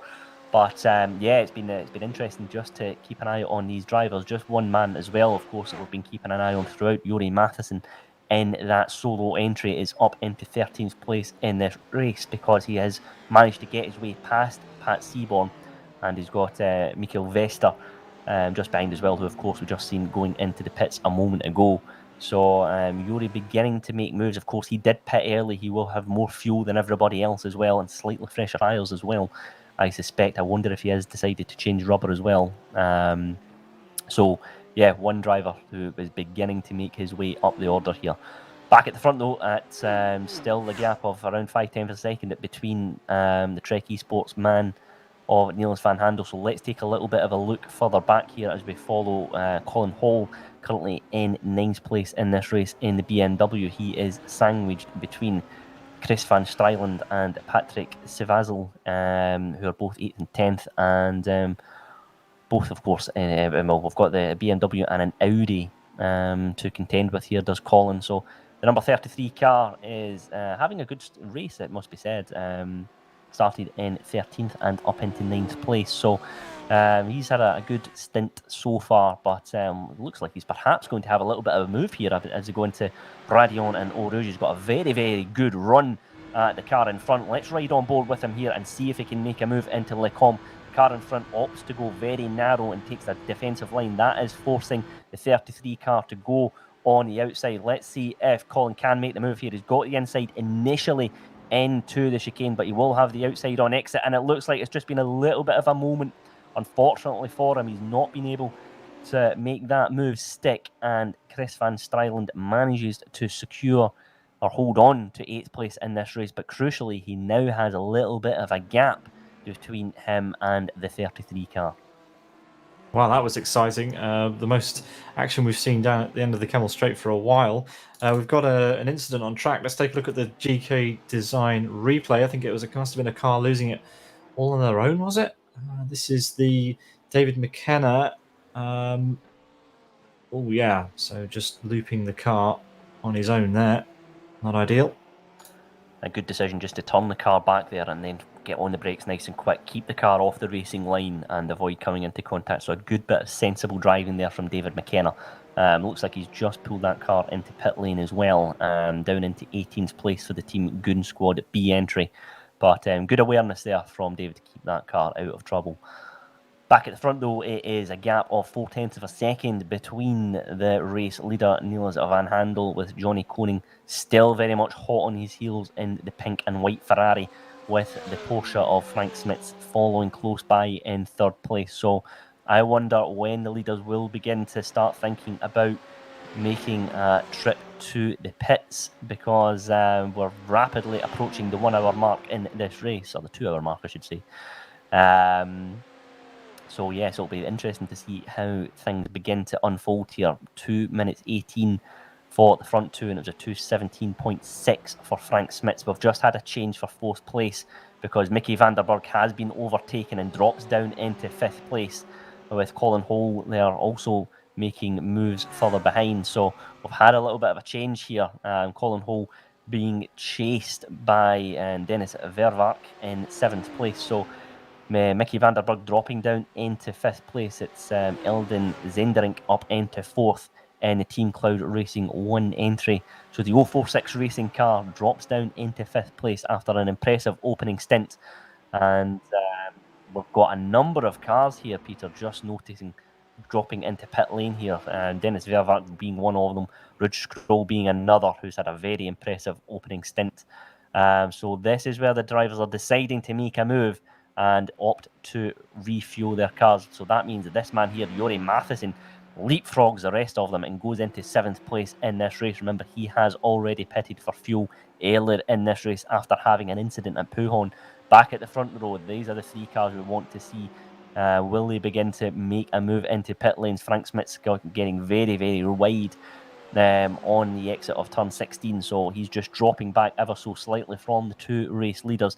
Niels van Handel has led this race from start to finish so far in the Porsche number 18 car. Will he opt to throw that car into pit lane this time round? He thinks better of it, and as does the Ferrari, and indeed Frank Smits. All three cars deciding to follow the race leader and not opting to pit so far. But the cars further behind, though, Eldon Zenderink and Mickey Vanderburg both taking a visit into pit lane, so they will opt to refuel their cars. So that's the Porsche, the Ferrari and the BMW both opting to visit the pits for the first time in this race.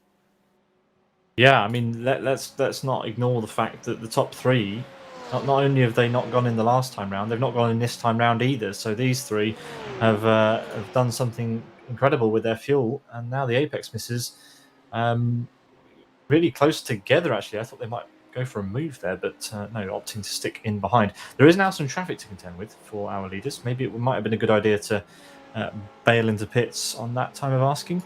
But no, it looks like Trek Esports deciding to stay out, even though they've got a couple of cars just ahead. Find out who that is in that Ferrari.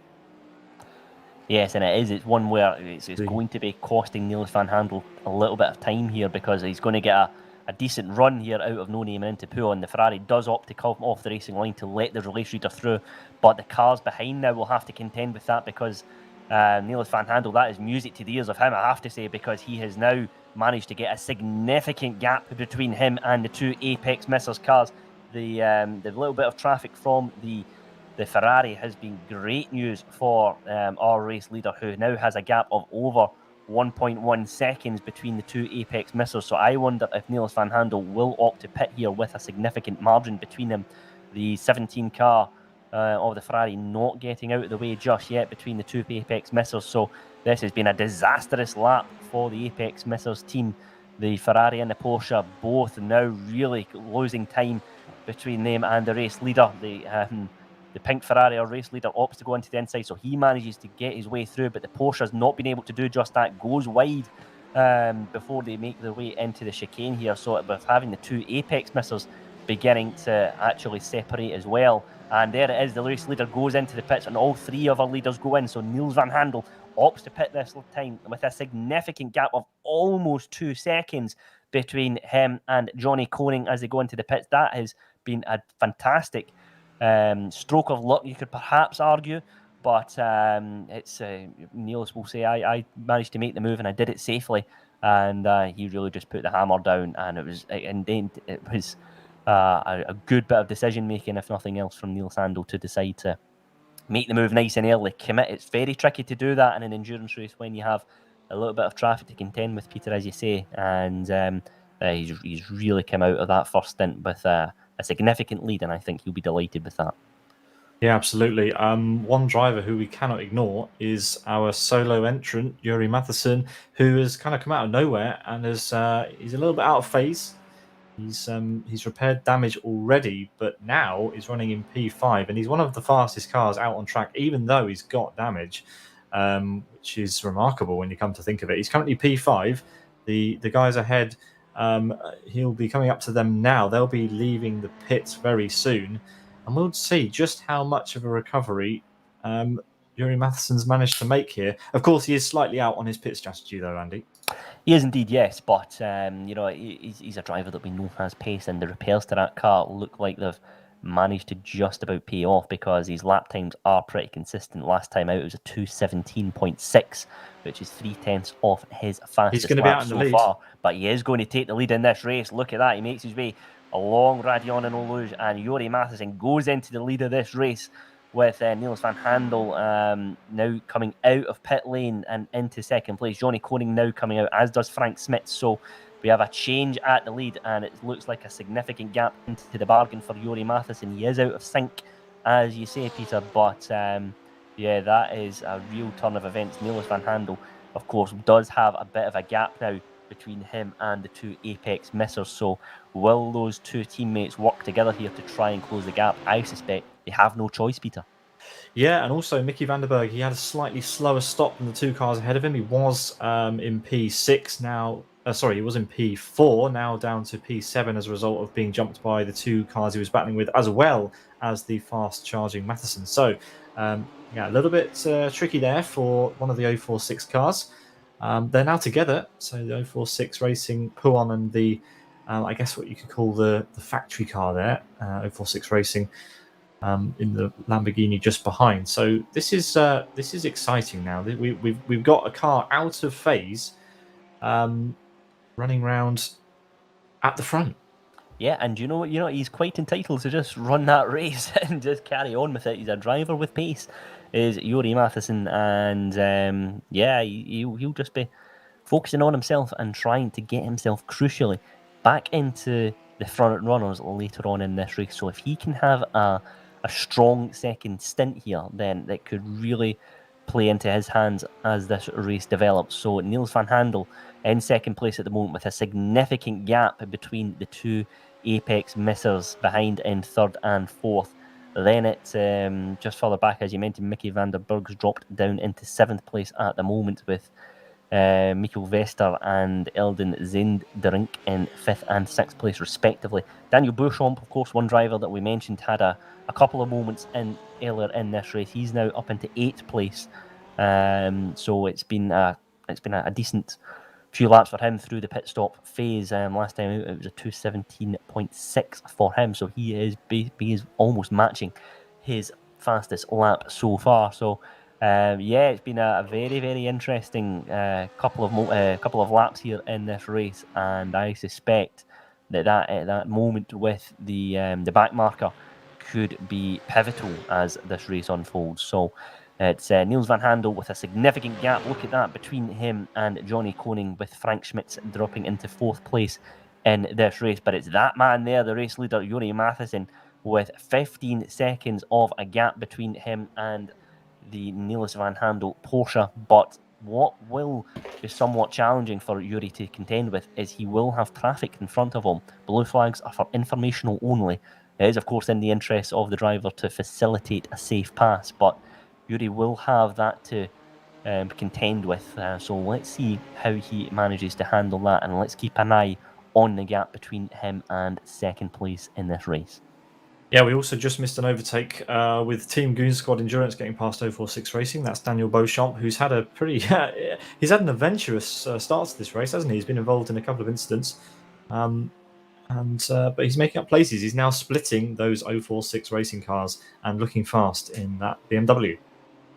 Yes, he certainly is. It's really good pace here in the last couple of laps in particular. And as we know in endurance racing, it's just all about being consistent, and he's doing just that.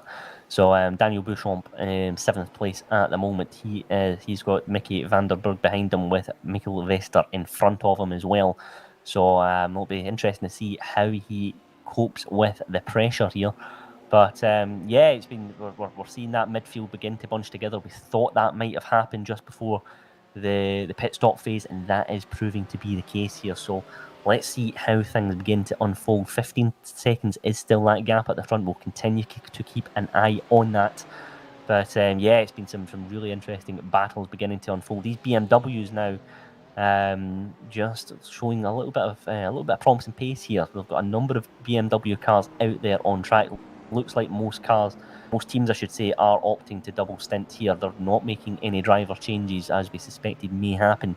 So yeah, let's see if Eldon Zenderink in 5th place at the moment, the first of these BMW cars, can just hold on to that place, because there's 7 seconds of a gap or so between him and 4th. So will these 4 cars perhaps even just work together and then close the gap on the leaders? It'll be interesting to see how that one unfolds, because just at the top of the shot there, we've just seen the 4th place man Frank Schmitz in the number 8 car disappear into the distance. So I wonder how these cars will approach this phase in the race. And there is the 4th place car of Frank Schmitz, and just ahead of him is Johnny Koning, the second of the Apex Missers cars, I should say. So yeah, it'll be interesting to see how this one all unfolds. Yeah, as we see Daniel Beauchamp going for another move on the other 046 racing car. That's the Puon car. And this is good progress so far. So really making his way back through the order, and a good start to his second stint with the Team Goon Squad Endurance team. Next is Cloud Racing 1. And this is looking to be pretty easy pickings just now for Beauchamp. Look at the gap he's already pulled over the 046 cars behind him. Great pace at this stage of the race. Yeah, definitely. Looking very, very strong there as well. But of course, that car will be slightly, I suspect, slightly lighter in fuel after that pit stop. I'd be surprised if he didn't take any fuel on board when he pitted for repairs. So Daniel will have a little bit of extra pace in his locker, and indeed, he's proving just that. It was a 2:17.5 last time out. The car in front, Eldon Zenderink, it was a 2:18.2. So Daniel's getting a move on here, and I wonder if he is close enough to make a move here as they come towards the Blanchimont section of this track and into the chicane. Daniel's got a very, very good run on the fellow BMW car in front of him. Let's see if he will decide to throw that car up the inside into the chicane. The gap is closing, it's closing once more, but he's decided to think better of it. Daniel Beauchamp stays in the slipstream.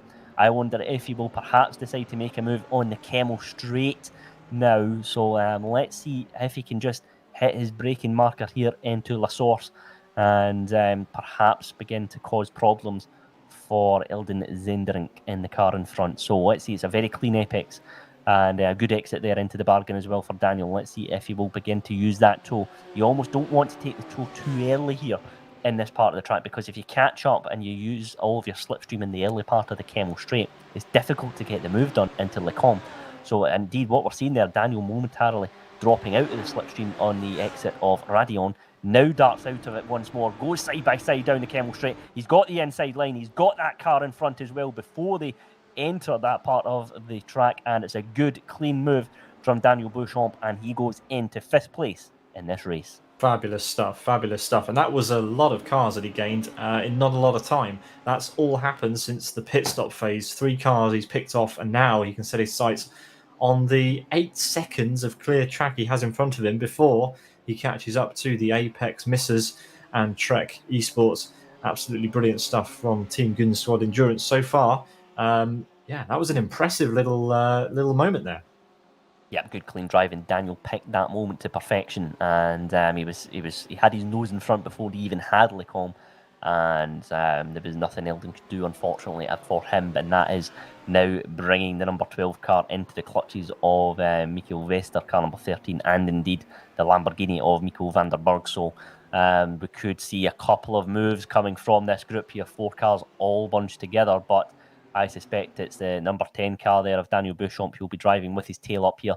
And it will be the sitting duck here of Eldon Zendrink, who's going to come under a little bit of pressure before they come out of Blanchimont and into the chicane. Significant gap there for the number 10 car of Daniel Beauchamp. He won't come under any pressure at all here into the chicane.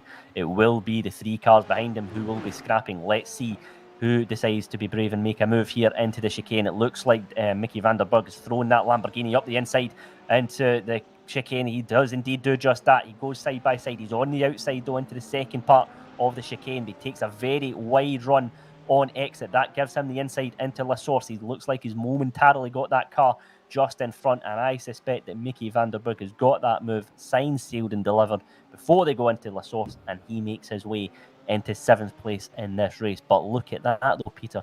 Those 2 blue cars battling has allowed Eldon Zendrink and Daniel Beauchamp to create a significant gap between them.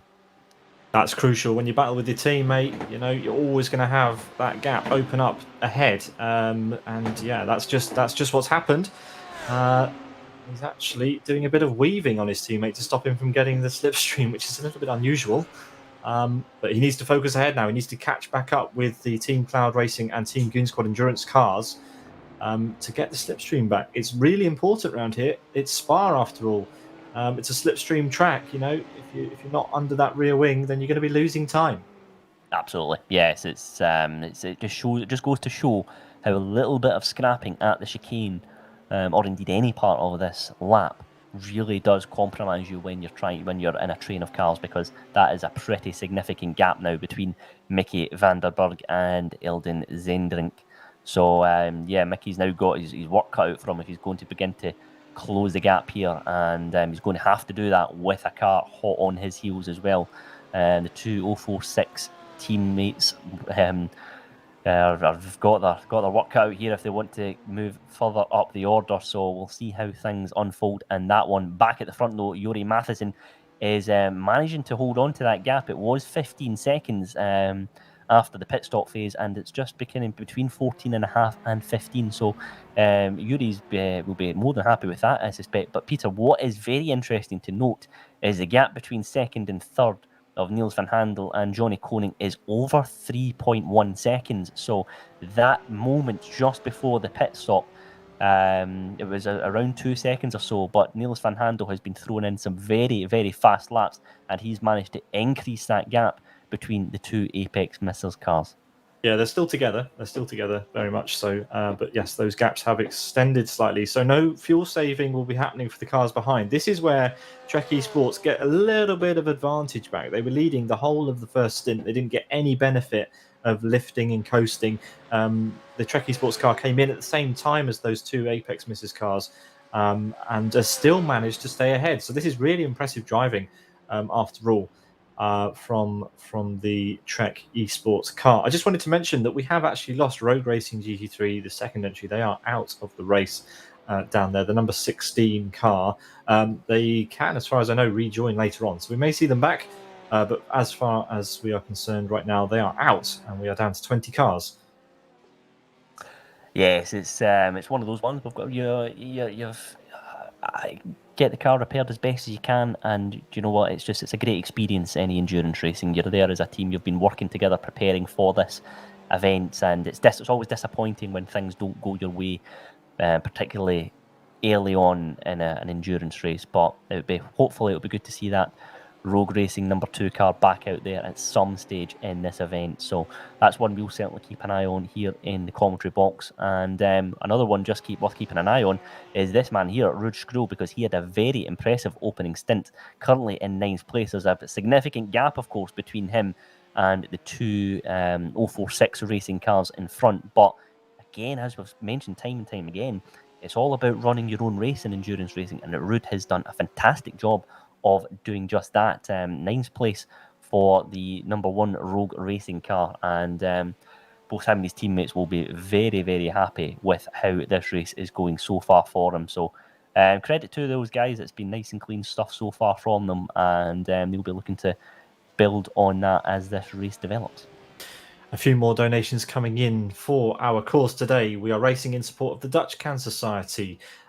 raising awareness and funds for research into prostate and testicular cancer. Thank you very much for that. If you wish to donate, you can have a look at all the details at 046racing.online/Movember. As we see, actually, the Team Goon Squad endurance car in the pits. That's Daniel Beauchamp. Will this be for a driver change, Andy, I wonder, or what's going on here?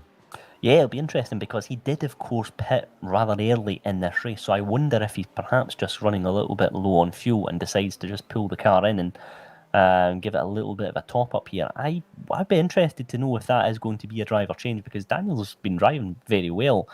I would have thought they would try to extend this stint a little bit further, but let's see what they decide to do here because that car has been it's had a few moments in the first hour or so in this race, but has come through relatively unscathed. So back at the front, though, one man, of course, that had a moment coming into the Pujon corner was this man, Yuri Matheson, who lost it on entry. And yeah, he had to deal with the consequences there. But back at the front, of course, he is out of sync, but he is managing to maintain that gap of 15 seconds, and that is very impressive. Of course, his car is, of course, a little bit lighter on fuel, but he just posted his best lap of the race last time out with a 2:17.2. So Yuri is beginning to get a move on here, and if he can perhaps just extend that gap a little bit further, then who knows where he could end up here.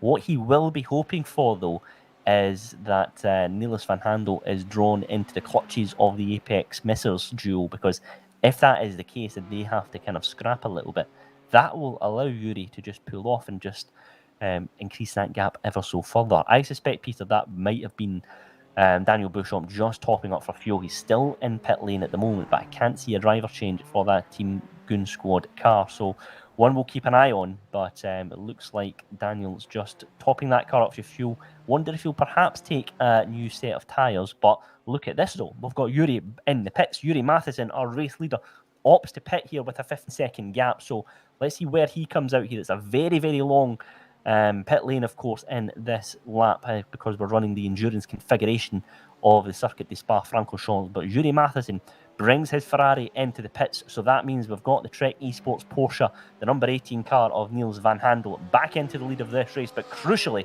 with a 3.1 second gap between him and Johnny Koning. Yeah, this has got to be encouraging for Yuri's solo entry. He knows now that he has the pace to make up this time throughout the race, and it looks as though the damage to his Ferrari is not as bad maybe as he thought. And we'll have to see where he comes out of the pits. I think when everybody started pitting, he was down in around 14th or 15th place. So if he comes out in around that area again, then he hasn't made much progress. But I think he has. I really think he has. So let's see. Keep an eye on the Team PLR, Team Goon Squad endurance car, which just came into the pits a few moments ago as well, where he should come out. So it is Trek Esports who take over the lead of the race once again. After all of the pit stops have shuffled their way through, just getting through a back marker there as well. And it is the two Apex Missers cars who are, now that they're not able to keep in the slipstream, well, the number 112 is doing a fairly okay job of holding on, but is it fair to say the number 8 is dropping back a bit more? I thought that was the case, yes, because last time out, the number 8 of Frank Smits, he's lost 0.4 of a second on Johnny, so Frank Smits in the Porsche just maybe perhaps had a little bit of a moment in the last lap or so somewhere on circuit, but he's lost a little bit of a time here. But yes, it's one of those ones where you've got to really just try, and if you have a bad lap in an endurance race, you've got to quickly put that out the way, put that out your mind, because if you really let that begin to eat away at you, your race will very, very quickly unravel, regardless of whether it's a 12-hour race or not. If you start to worry about your laps begin to get a little bit slower, then you get yourself into a world of danger. So yes, that's one that we'll certainly keep an eye on. It looks like Yuri Matheson has resurfaced in 11th place in this race. He's just fed in between Colin Hall in 10th and Matthias Direct in 12th place. So Yuri, I think we'll be fairly satisfied with that second stint in this one. Of course, he is driving this one solo, which is very, very impressive indeed. So The Trek Esports car, 2.7 seconds now is the gap between him and Johnny Koning in second place. So Niels van Handel has had a little bit of a moment because it was a 2:18.1 last time out, which was about 4/10 of a second slower than Johnny Koning in the second place car. We've got a back marker getting well out of the way there. That is the, I believe that's the 14th place car of Pat. I think it might be Pat Seaborn who's moved out of the way at the moment. So Niels van Handel in the lead of this race in the car number 18 Porsche, and 2.5 seconds is the gap. So that gap has been cut down significantly as a result of that last lap. But of course, Peter, we had that gap of around anywhere between 2 and 5/10 of a second in the first stint. So Niels will be more than happy with that lead, I suspect, between him and the two Apex Missiles cars. Yeah, let's just take a look at who else is driving in that team, because at some point he's going to have to turn the car over to his teammate. He's got 3 teammates, Jim Hertrolds, who else has he got? Lucas Gerrits and Michael Lermans. So 4 cars. If they split it equally, each of them will be doing about 3 hours each. So potentially a double stint here for Niels van Handel. And that's probably going to be a similar strategy to quite a lot of the cars in this race. So potentially doing a couple of stints now, and then one or two maybe later on, I imagine. Yes, I suspect so. And this is when the teams, I should say, have all been very, very meticulous in the preparation for this, and that is evident by the pace that we're seeing out here on track. It's been some very, very impressive driving throughout, and they will know, right, at this part of the race, this particular driver is going to go behind the wheel, and that may be perhaps due to traffic management. It may be perhaps into how they can look after the car. It will all be calculated in advance, and we're beginning to see the conditions. It's just begin to get a little bit lighter now. The track will gradually begin to increase in temperature as well, and again, that will all be factored into the decision making for all these teams. So back at the front, 2.9 seconds is now the gap between Niels van Handel and the Trek Esports team car. So he's had a strong lap last time out after having that moment previously. So it's a 2:17.2 for our race leader, which was 1/10 of a second quicker than Johnny Koning. Frank Smits is just dropping off ever so slightly now. It was a 2:17.9 for him, and it looks like there's a gap of between 2 and 3 seconds between the two Apex Missiles cars. So the race is just beginning to unravel a little bit, unfortunately, for the number 8 car of Frank Smits. And that's a key part of motorsport, Peter, isn't it? It's just all about just getting the car round the track time and time again, and trying to be as consistent as you can, of course, as well. So we've got just an overtake that looks like it's happened a moment ago there. It's Mickey van der Burg up into 4th place with a move on Eldon Zenderink. So the 046 Racing car. Let's take a look at the GK Design replay here. Niels van Handel having a little bit of a moment here by the looks of it. But in fact, let's take a look further back at the move, and that it is. That's a nice clean move from Mickey van der Burg. It's been done nice and early into Lecombe, and that puts him back into 4th place in this race. So good move from the number 24 car. But back at the front, our race leader's got that gap up to 3.1 seconds once more. So Niels van Handel beginning to put the pressure on here on the two Apex Missiles, but Mickey van der Burg back into 4th place. That's where he was before the pit window opened, but he's got a stream of 3 cars led by Eldon Zenderink, all close behind. It's 3 BMWs, but the 046 Racing Pujon car there, and getting very, very wild on exit. That was Michael Vester. So yes, it's beginning to be interesting to see how that battle for 4th begins to shape up here. But it's our race leader, Niels van Handel, got a significant gap, 3.3 seconds. He's taken another 0.2 of a second out of Johnny Koning on that last lap, and he's well out of slipstream range, and he is just turning his attention solely to the track ahead. Yeah, you mentioned a moment ago that it's all very important in endurance racing that you just focus on your own race. You get your head down, you don't worry too much about losing a few tenths here and there. It's all about consistency, putting in consistent laps, lap after lap. It's not a sprint race. So let's see what happens as we go through this one. 3.2 seconds then, the gap between Trek and the first of the Apex Missiles cars. There it is, with its moustache on the front. Thank you very much for donating for our cause today. The Dutch Cancer Society will be grateful, I'm sure. You can see our little tracker on the top left there. If you wish to donate to this cause today, 046racing.online/Movember is the link to go to for all the information about this event and where to donate for this great cause. Thank you, everybody, for your involvement. Thanks to our drivers and teams, and thanks to our organisers, 046 Sim Racing. You're watching the Movember is Coming 12 Hours of Spa Francorchamps on YouTube, Twitch, and Facebook.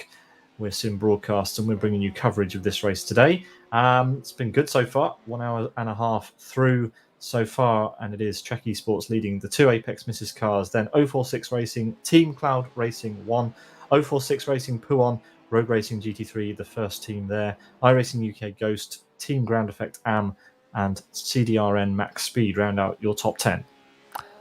Yes, it's been a fantastic opening 90 minutes or so in the race, and sometimes you see an endurance race in the first few hours are just very, the drivers are all very cautious and just keen to just get the seat time under their belt. However, we've had lots of action throughout in this one, so please do stay tuned, or remember to join us later on in this event, because I suspect the order that we're seeing on screen at the moment could be rather different come the latter stages in this race, but it's still 0.3 of a second is the gap between the Trek Esports team led by Niels van Handel. He's got a significant gap now between him and this man, Johnny Koning, the first of the Apex missers in the pink and white Ferrari. Then is that man there, Frank Smits, just coming out of the chicane now, just dropping back ever so slightly as well, is the number 8 car. And then just further back as well, we've just got a good stream of cars, of course, all led by the first of the 046 racing cars, Mickey van der Berg in the 24 Lamborghini.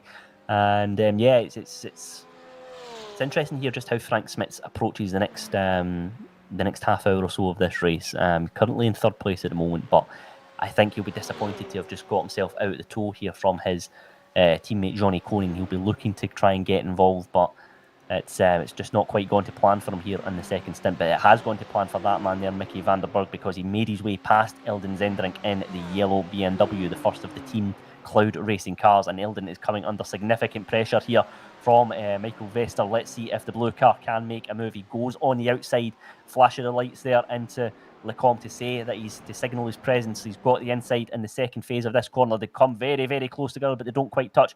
It looks like Michael's going to go the long way around, and he does indeed make the move. But then there's contact. The yellow car just manages to stay on track, thankfully for him. But that will be that perhaps will be a 4x there on the incident count for both drivers. But it was Michael Vester who is into 5th place in this race. He's got a back marker to contend with there. That is 14th place man Pat Seaborn in the Ferrari. So Michael will be looking to try and get past him quickly as they come out of Puhon here and make their way into turns 13 and 14.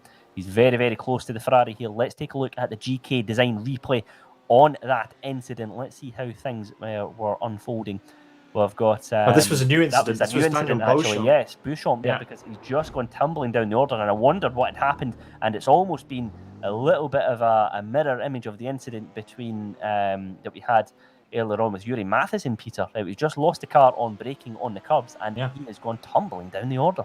He was out of phase, of course, because of his pit stop. He was actually a lap down, and he was kind of in with these cars here that we're watching now. So just out of shot, he lost it and went into the wall. So another incident for Daniel Beauchamp, and potentially another costly trip down the pit lane, which is just adding more disappointment to his first couple of stints. We've got a car off. That's one of the Cloud Racing cars. Which one is that? That is the 12 that's been in the wall. Eldon Zenderink. So that's not great. That was out of Blanchimont. Wonder if we can get a replay of that and see what exactly happened, because well, that looked unusual. Here it comes. The GK design replay will show us what exactly happened. Oh wow, goodness me! So following the Ferrari, went for a move by the looks of it and just lost the car on his own. Absolutely bizarre. So some mistakes beginning to creep in. Luckily, didn't hit anything. That's the important thing. Daniel Beauchamp's headed into the pit lane. Here he is trundling down the Grand Prix part of the pits. And then he will tuck around the corner at the source and head into our endurance pit lane. So that's another pit stop there, as we predicted for the Team Goon Squad endurance car. I wonder if this will be a driver change as well to rest this driver potentially. I We will see. I suspect it may be, Peter, because I mean Daniel's got the pace. You know, we've seen that in his stints. You know, Absolutely. he's got the pace, and he's been, you know, a 2:17.5. It's a very, very strong lap out there, but just unfortunately he's had a few comings together, and it's really compromised their race. But you know, there's lots of time still to go, of course. So let's just see how that Team Goon Squad car comes out. The car number 10 is the one we want to keep an eye on. So he's in the pits at the moment, and we may see a new driver behind the wheel there. So it'll be interesting to see what the guys in that team decide to do. Back at the front, though, look at that gap now, Peter.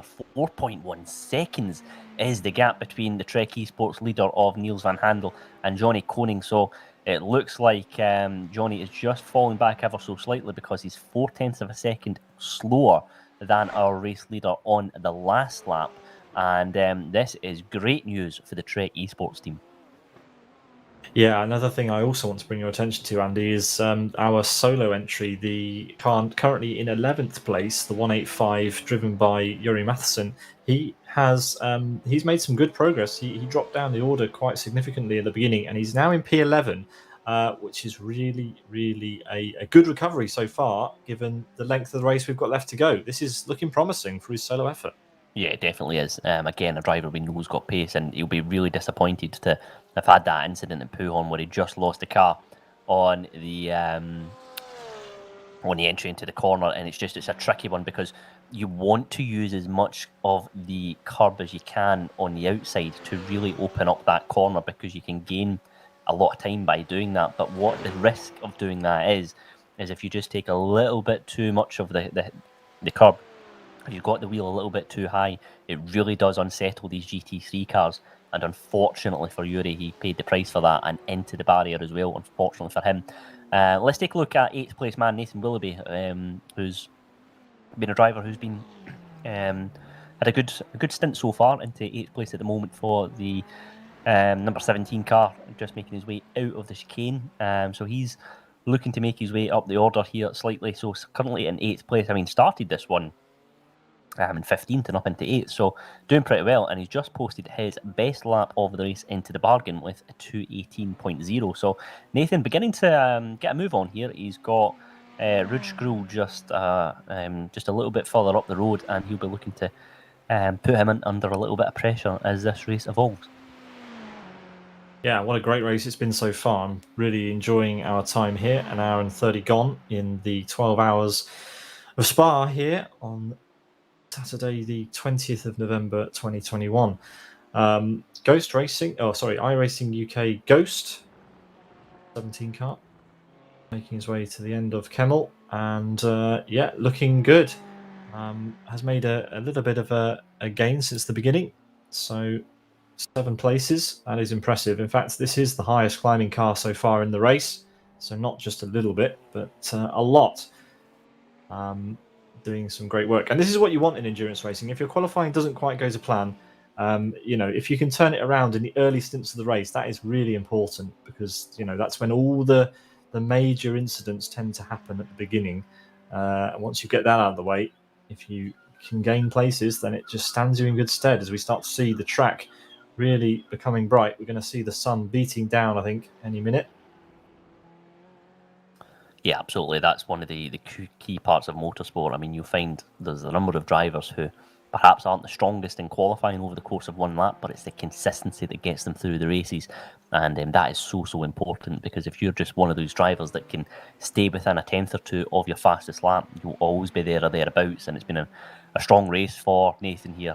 He's had a couple of moments to contend with as well, of course, but he'll be delighted to be in 8th place in this race in the Ferrari. And he's one that we'll certainly be keeping an eye on here as this race develops. And just further back, he's got 2 cars scrapping in there as well.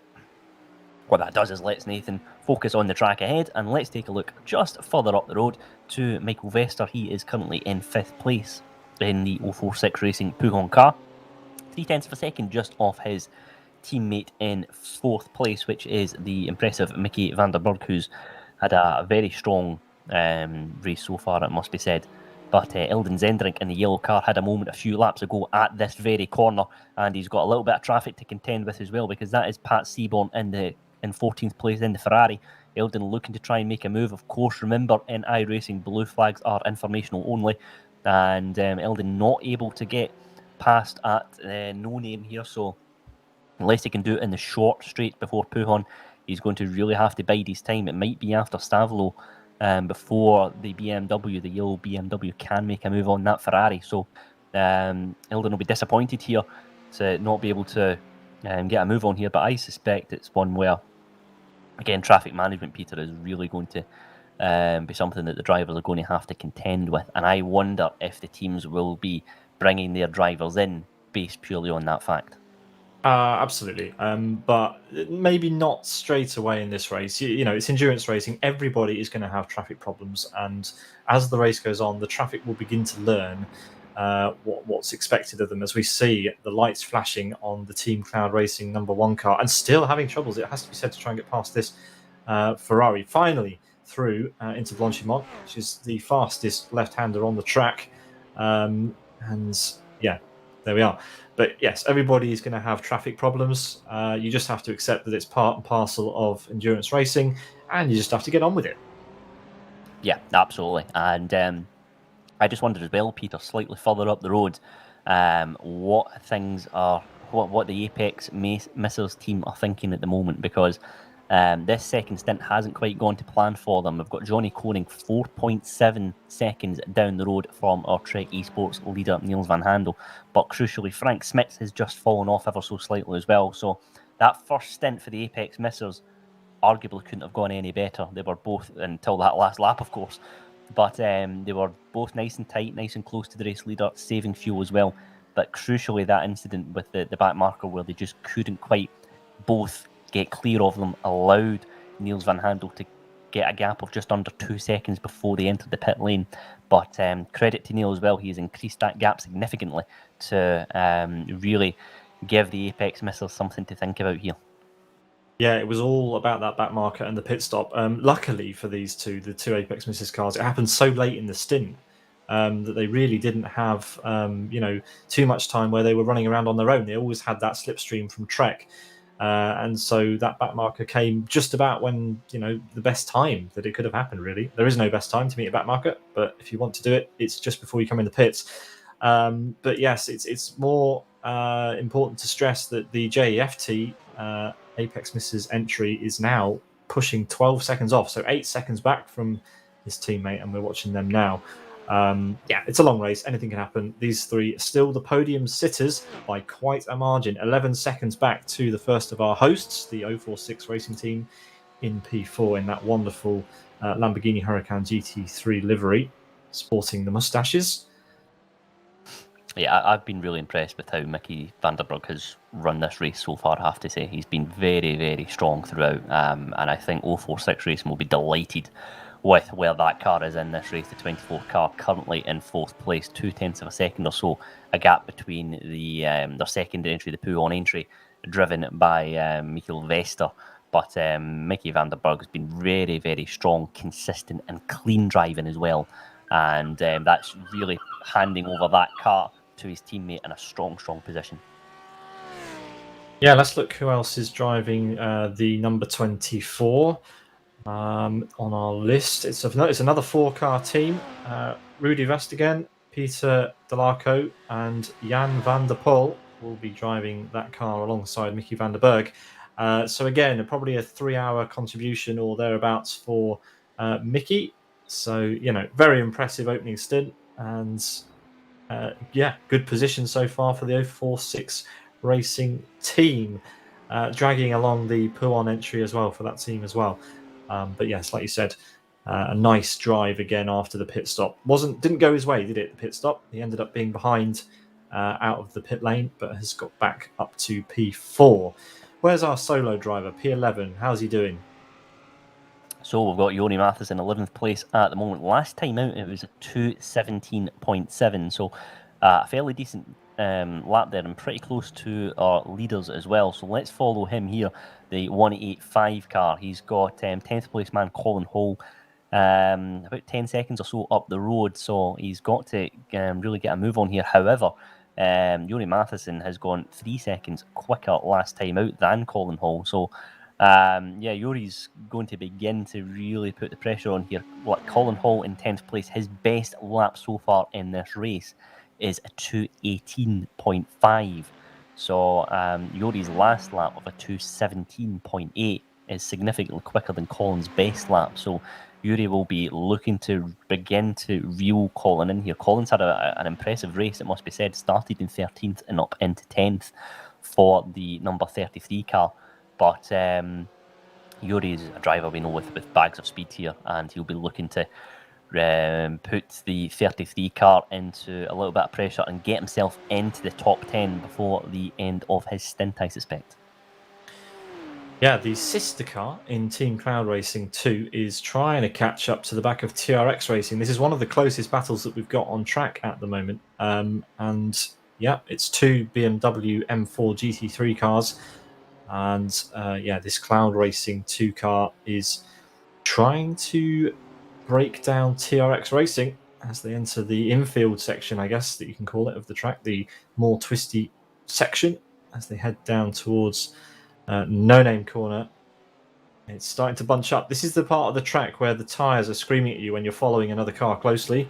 Obviously, you are limited on the aerodynamic grip that you're getting.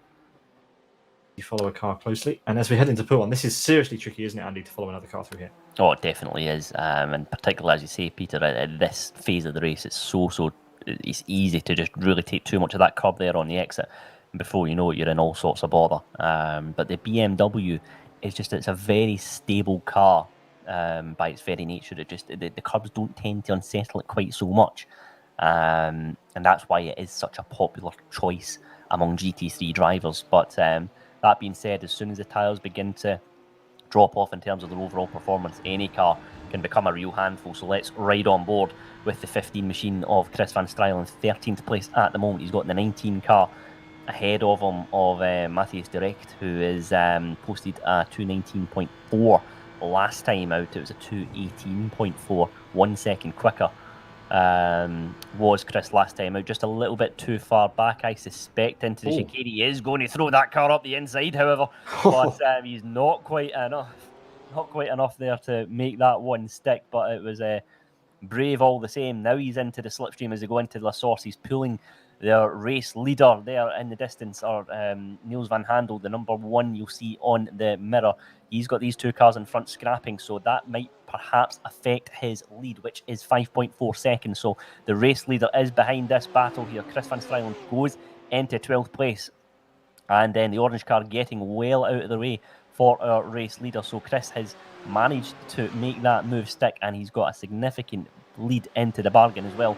He will, I suspect, just pull off at the end of the Kemmel Straight. I wonder if he will for our race leader. In fact, that gap's just a little bit too big. He does pull off there, but I don't think that Niels van Handel's got enough to make the move into Lecombe. So Chris Van Stralen knows he's got the race leader behind him. He wants to get out of the way.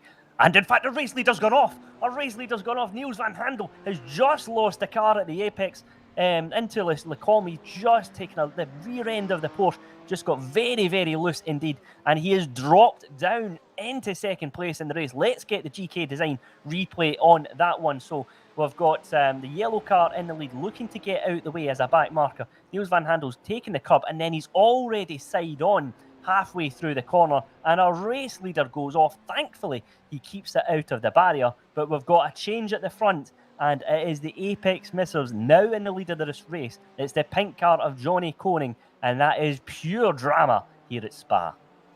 Well, that's the first big event that's happened at the front of the race since the very, very beginning, and it's a big one. Trek Esports proving to us that they are not infallible, and that is now a split Apex Missers team. Trek Esports, not by no stretch, are out of this one. That is just a small glitch in their race. And this seems like a good enough time to introduce a new commentator to the booth. Zdravko Topolniak joins us for the next few hours of the race. So Zdravko, I know you've been listening in the background. How do you feel the race is going so far? And welcome to the booth. Hello, everyone. Pretty impressive. pretty action-packed, especially now with the latest development of leading car having off. Will be really fun to see how it all plays out, because now we potentially have faster car behind a slower car. Of course, it all depends on the pace of second and third drivers in the team. Well, we're going to find out very soon. It's currently under 2 seconds, the gap between Trek Esports. Andy, these front runners, they're putting in some impressive laps. It's we can't understate it. And when you're pushing at that limit for so long, an hour and 45 before Niels van Handel showed any signs that he was human, he's made a mistake. But he's still well within the parameters to have a good race here.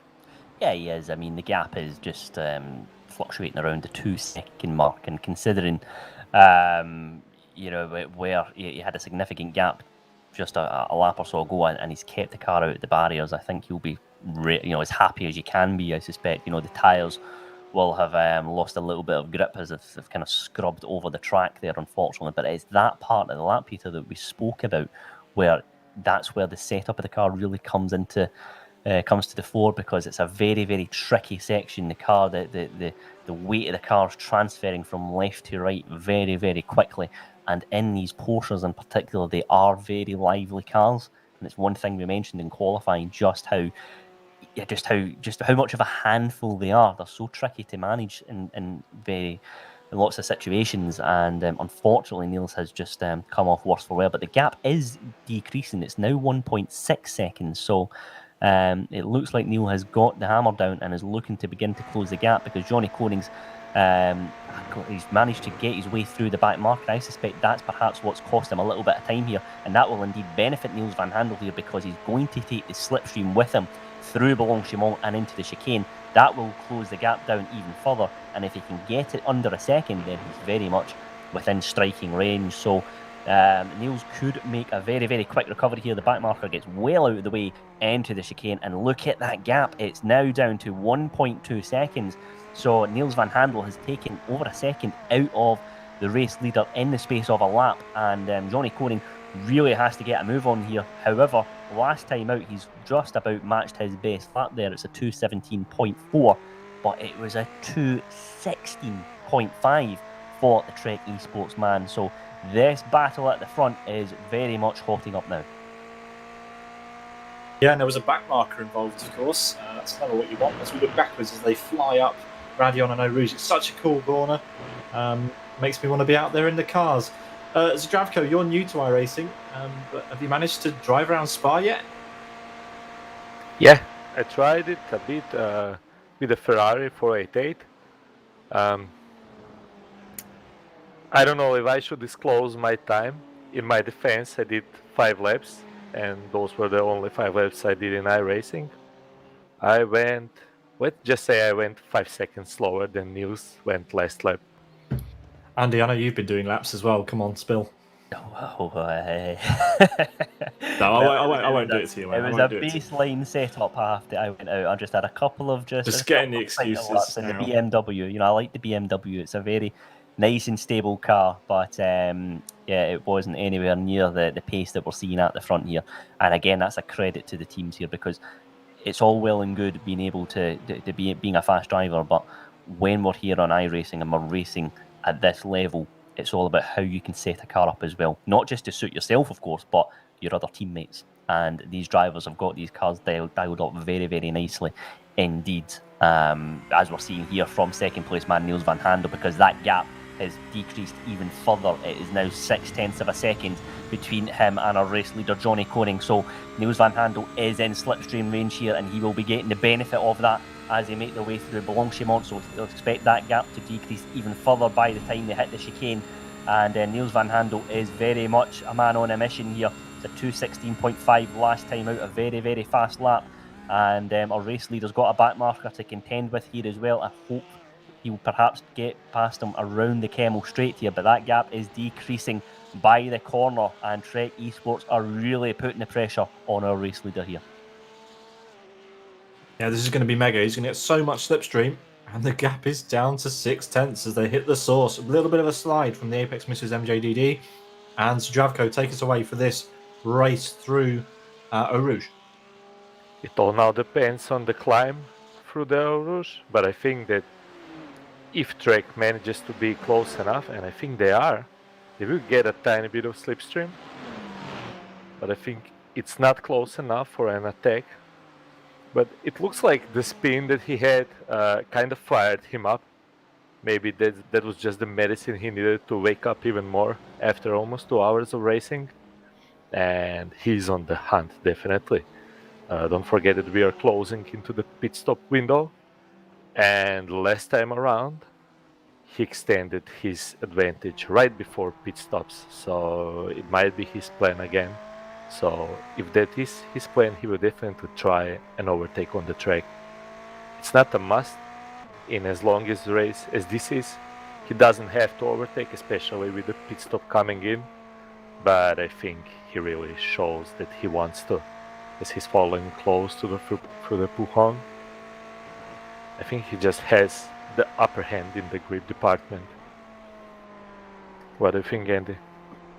Yeah, I would agree with that. I think, when you're in the zone and you're racing for as long as you are here, you can sometimes having a little incident can waken you up. I always remember many years ago at the United States Grand Prix, Michael Schumacher had an incident at one of the hairpins before they lead onto the banking, and straight away he was on the radio saying, "Yes, I'm awake now. You know, I know I've had that incident," and he was bang on pace after that. And it just goes to show sometimes you can have a little bit of a moment, but it does indeed fire you up and bring you back into contention, because Niels van Handel has been putting in some very, very quick laps here, and that gap is going down even further. It's 0.3 of a second, it's 0.2 of a second, it's 0.1 of a second now, as Niels van Handel looks to perhaps make a move here into La Source. The back marker in the yellow car getting well out of the way. I don't think Niels wants to really throw that car up the inside here, though. I think he wants to make this move into Le Com. So that gap once more is beginning to decrease. Johnny Koning is going to have to go defensive here as they make their way through Eau Rouge and Radion. The pink car in the lead is coming under all sorts of pressure from the Trek Esports man.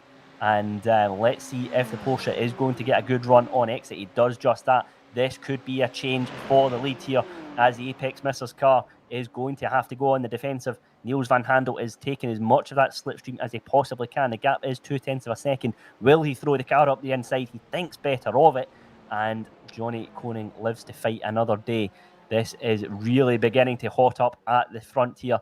And we've got the Pujon team, the 046 Racing Pujon car of Michael Vester, just coming into the pits here for a change of, perhaps a change of tyres, certainly a top up of fuel, and we might even see a driver change start to come through in the next hour or so. But it's been a good drive so far from Michael Vester. Started this race in 9th place, finds himself in 2nd. Let's take a look back at the front though. Niels van Handel once more putting the pressure on the Apex Missers leader of Johnny Koning. Once more again, there's a back marker to contend with, so that is going to put a little bit of further doubt into the mind of Johnny Koning. He's got to defend from behind, but he's got to get clear of the car in front as well. So Niels van Handel in a very strong position here as we ride on board with the Trek Esports man coming out of Stavelot and making his way down the straight and towards Blanchimont. So let's see if he's got enough about him to get a move into the chicane.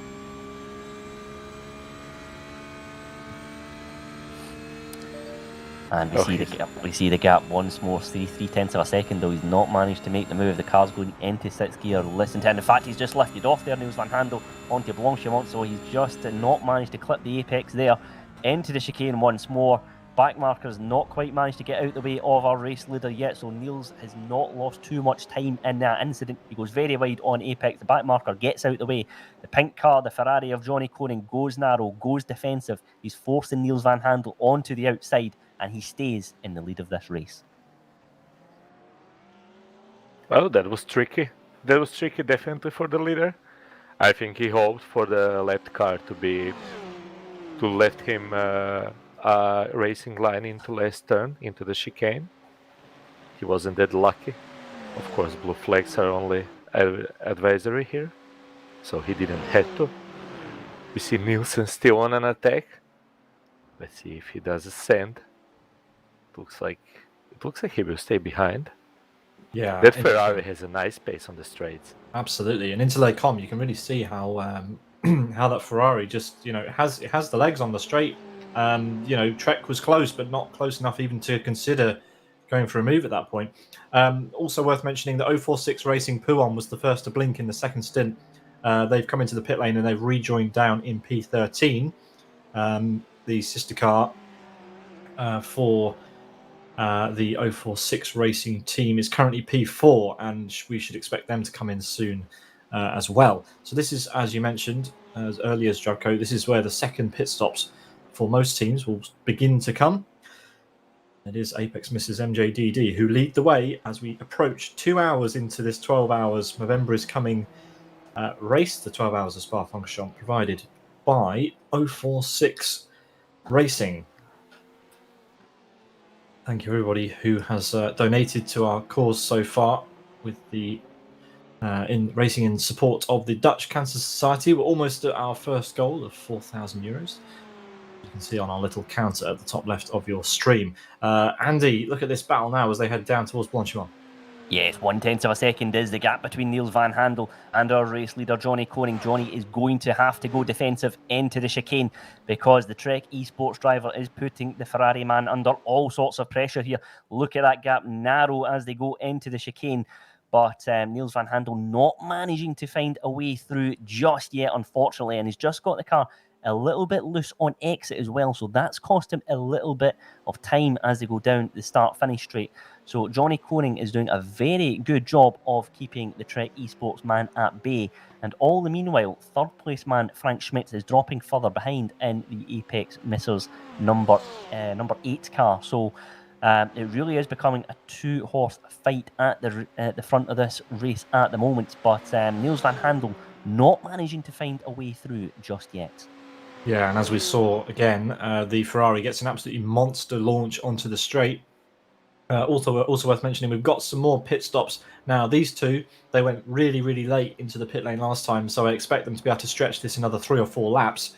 They've not had as much slipstreaming, these two, so maybe not quite that many, but we'll have to wait and see. Our solo entry is currently up to P6 with this second phase of pit stops, and this is the time where Yuri Matheson really needs to push to make the most of all this pitting action. These two glued to each other through this complex of corners. This is awesome to watch.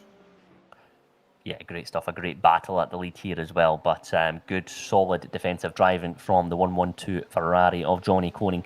Niels van Handel is trying every trick in the book here to get Johnny to look in those rear view mirrors and force him into a mistake, but it's just not happening at the moment. So that gap is staying around the 0.3 of a second mark here, particularly around this second phase of the lap. The Ferrari is just holding the Porsche at bay. But yes, I just wonder as we just begin to get into the pit window phase here, will we see the Trek Esports car follow the Ferrari? And I suspect we will. They won't want to lose the toe if nothing else. But I wonder if we'll see again a couple of the back markers coming to play here, because Johnny Koning really has to get rid of the back markers as quickly as he can. And if he can do what Niels van Handel did at the first pit window phase of really getting rid of a car quickly, then getting the hammer down, then it can really reap dividends. Well, I wonder if they will start to think about pitting earlier, just to get into the pits and try to do an undercut. Because it's obvious that Porsche is faster through the middle part of the track. It's just he can't get enough of the overspeed on the straights. He's a bit closer now. He's a bit closer now. Let's look at it. Let's look at the leaders. Yep. This is the lap where the move will go on. As he follows close. 112 defends the outside. So that will mean car 18 will take the racing line. Let's see how it goes. Nice on the brakes, late, takes the line, doesn't overshoot it. That's a very well executed move. Yeah, excellent stuff. That is it. It's back to an advantage for Trek Esports and makes quick work of that back marker as well, and has already opened up the gap to almost half a second, over half a second now. Andy, I wasn't expecting that to happen so soon. It looked like the Ferrari had the legs out of Eau Rouge every single time, but not that time. Yes, it was a nice, good exit from Niels van Handel. He timed the slipstream to perfection as well to get that move done. And it's one where, it's almost like deja vu. He's had a back marker in there to contend with. He's got rid of him quickly, and he's now got a 9/10 of a second gap, almost a second, in fact, between him and Johnny Koning. So, a great bit of driving from the Trek Esports man. We've got drivers now beginning to come into the pits.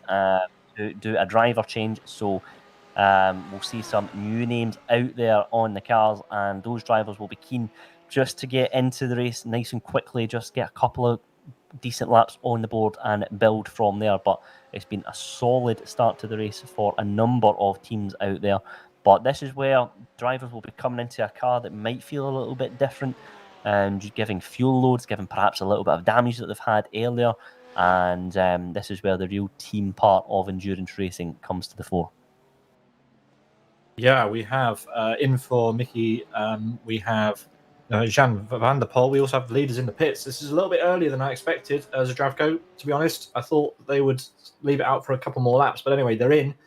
And JEFT, however, Frank Smits, he's decided to stay out. That's a little bit surprising.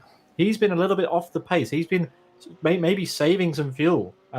He was 8 seconds-ish off when those two came in, and he's going to put another lap over them. So this is really interesting, Andy. Yeah, it is. I mean, I wonder if he's perhaps just been fuel saving a little bit in that Stints, because, I would have thought he would have followed him in. But I suspect if he's got a gap to the margin that he had, then he thinks, do you know what? I have to take a gamble here. I'm going to go out one later. If I can get a fast lap on the board, I can bring myself back into contention with the leaders, because when he's beginning to drop back the way that he was there, unfortunately, he does have to try something different. And I wonder how things will unfold here. Will it be a tyre change as well? I suspect it probably will be at this point. If he would have probably double stinted on the fuel. So a bit of fresh rubber as well, maybe even a driver change, and we'll see how that car goes. So there's a new man behind the wheel here of the 24. Jan van der Poel is a new driver in 5th place. And so he'll be just keen to get to grips with that car and build on an impressive stint so far that we've had with the car. Another change there for the number 13, the 046 Racing Pujon car. It's Lars de Van in there, but he is he's going to try and close the gap slightly on his Lamborghini teammate. This is where we'll see some new drivers come in, and we'll see what they can do behind the wheel. Well, at the moment, it looks like both the leaders, the car 18 and car 112, will change the drivers. So the car 18 will, Jim Hertro will take over that Porsche, and on the car 112, Daniel Valk will take over in that car. So we'll see how those respective drivers go, as the cars will more or less similar speed during the first 2 hours. I think they entered the pits with half a second between them. Here comes Frank Smits. He's decided he's going to come in exactly as Andy suggested, a lap after. And also, it's worth pointing out that this means that Yuri Matheson will take over the lead of the race again. Obviously, he's out of phase with the rest of the drivers. He is somewhere around the back of the circuit. Here he is in that next view, Ferrari livery. And as we head through to top over our 2 hours into the race, this car will take over the lead of the race again, Andy. Yes, it will. And, Yuri's had a good couple of laps here. He's essentially matching his best time as well. So he's really maximised performance out of that Ferrari. He's a driver that's been... he's of course, we had that incident here at this corner here at Pujon, but he's managed to recover. The car's been, it's not as bad as first feared, thankfully for him, and he is one driver that is more than quick enough to be at the front, and will be one that we'll certainly be keeping an eye on here as this race unfolds. But some new names will start to go behind the wheel now, and with that begins a completely new dynamic to this race, Peter, because we're going to see drivers who have been watching their teammate in the first stint, looking at where they feel they could perhaps add a little bit of value, or some areas where they've got to defend from one team in particular, and that's when this race begins to really go up another level. Yes, Jim Hertois takes over the Track Esports car. As you can see on your screens, it is now being piloted by a new driver, and this team is made up of how many drivers does this team have? This team has 4 drivers: Jim Hertois, Niels van Handel, who did an excellent first stint, and then Lucas Gerrits and Michael Lermans still to come. And there we are, confirmation on the timing tower that Yuri Matheson has taken over the lead of the race again. Absolutely awesome. I'd like to add on the Yuri Matheson watch, he's actually increased his relative gap by a second, because last time around, when the leaders came into pits, he was 15 seconds ahead of second place. Now he's 16, so he gained 1 second during his stint. So he has the speed. He's basically, that second stint he had was the fastest on any car on the track. Yeah, JFT's also had quite a good stop. Now they're up to speed. Gained about 1.5 seconds in the pit stop, I think, over the MJDD team. So that's quite good. And it's now Yuri Steinmetz who's in the car, taking over. And Daniel Valk also taking over the MJDD car. So we have new drivers in the Apex Mrs. cars, all except Yuri Matheson, who is driving in first place. Yeah, it's been a very strong drive from Yuri Matheson, I have to say. 2:17.2 was the time on the board last time round this track. But Lars Devan car, number 13, is coming under all sorts of pressure here from the number 12 BMW. The yellowed BMW darting off momentarily into the inside, but thinks better of it. So Lars van Strijland in 7th place at the moment is having to really try every trick in the book to pass that other BMW. It's a flash of the lights from the blue car ahead to the back marker to say that these two cars are scrapping and they need to make their way through quickly. But let's see if Van Strijlen can make a move here in seventh place. He's got a gap of about 0.3 of a second between him and Lars Devan in the blue car in front. So back marker still not quite out of the way. So let's see if we can get a move done here. Again, it's another flash of the lights to try and get them out of the racing line. But again, blue flags are for information only. You don't have to abide by them on iRacing. So that is music to the ears of Van Strijlen, who gets a very strong drive out of Stavelo. He will use that slipstream into Blanchimont and perhaps make a move into the chicane or even into La Source. So backmarker still not managing to get out of the way. And that is going to really hurt Lars Devan here, because he's going to try and get past, but it's not quite happening here, unfortunately for him.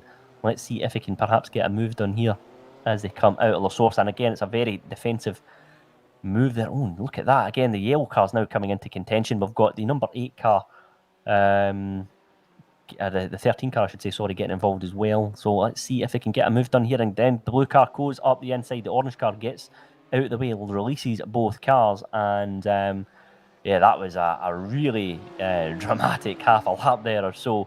But Van Strijlen still not able to find a way through. Yeah, you never want to see the backmarkers getting involved in such a way, but this is going to give a good run to the Cloud Racing 1 team. Here he comes. Which way is he going to go? He's going to have to go to the inside. But look at this, he's quite neutralised. So lifting off, not fancying it on this lap potentially. That was a good opportunity, and he hasn't gone for it. So Lauren Van Strijlen opting to wait for a better opportunity. Maybe you're going to use this opportunity to do some fuel saving, Andy. Yes, I suspect so. He's thrown the car out there, but I think that's just to get the car in front to look in the rear view mirrors and just to try and unsettle them ever so slightly. So really good scrap between these two cars. And one thing that's also just caught my eye is that Yuri Matheson, our race leader, has just posted his best lap of the race last time out with a 2:17. So he is really beginning to up the pace here. That gap is now 16.6 seconds at the front. So if Yuri can continue to put in laps like that towards the end of his stints in particular, then that could really put him in a strong contention here. So let's see how he gets on, because it's a tough shift trying to do a full 12-hour race solo, but Yuri is doing a great job of just that. So he is our momentarily he is our race leader. Of course, he is still to take his next trip to the pits. Yeah, he is out of phase. And let's talk a little bit about our race leader. He works as an analytics consultant for Next View Consultancy, one of the headline sponsors of this event. And you can see that plastered across the side of his Ferrari GT3 car there. When is he due in the pits? Let's take a look and see what when he is actually meant to be coming in. There we go. So he is due in about 4 laps time, Andy. 4 or 5 laps, I would say. Yes, so I mean, that would again explain why he is really up in the pace here. In the last few laps, he's trying to maximise performance in this car, trying to stretch that lead as best as he can, because it's now 17.5 seconds is the gap between him and the Trek Esports car, driven by Jim Hertras, who is making his debut here on track for the team after being put into the car for the pits there. So it's Yuri Matheson looking to really extend the gap as best as he can here. He's got a little bit of clean air around him as well, so that's letting him focus on the car in front, whereas the Trek Esports car is having to contend with a little bit of traffic. And I wonder if that's also costing him a little bit of time here, because it's always difficult to try and get your way past a back marker, particularly after Pouhon. Really, once you get after Pouhon, you're looking at kind of Blanchimont and into the chicane to get a move. Coming around that Stavlo section, it's very, very hard to get past any car, let alone a black marker.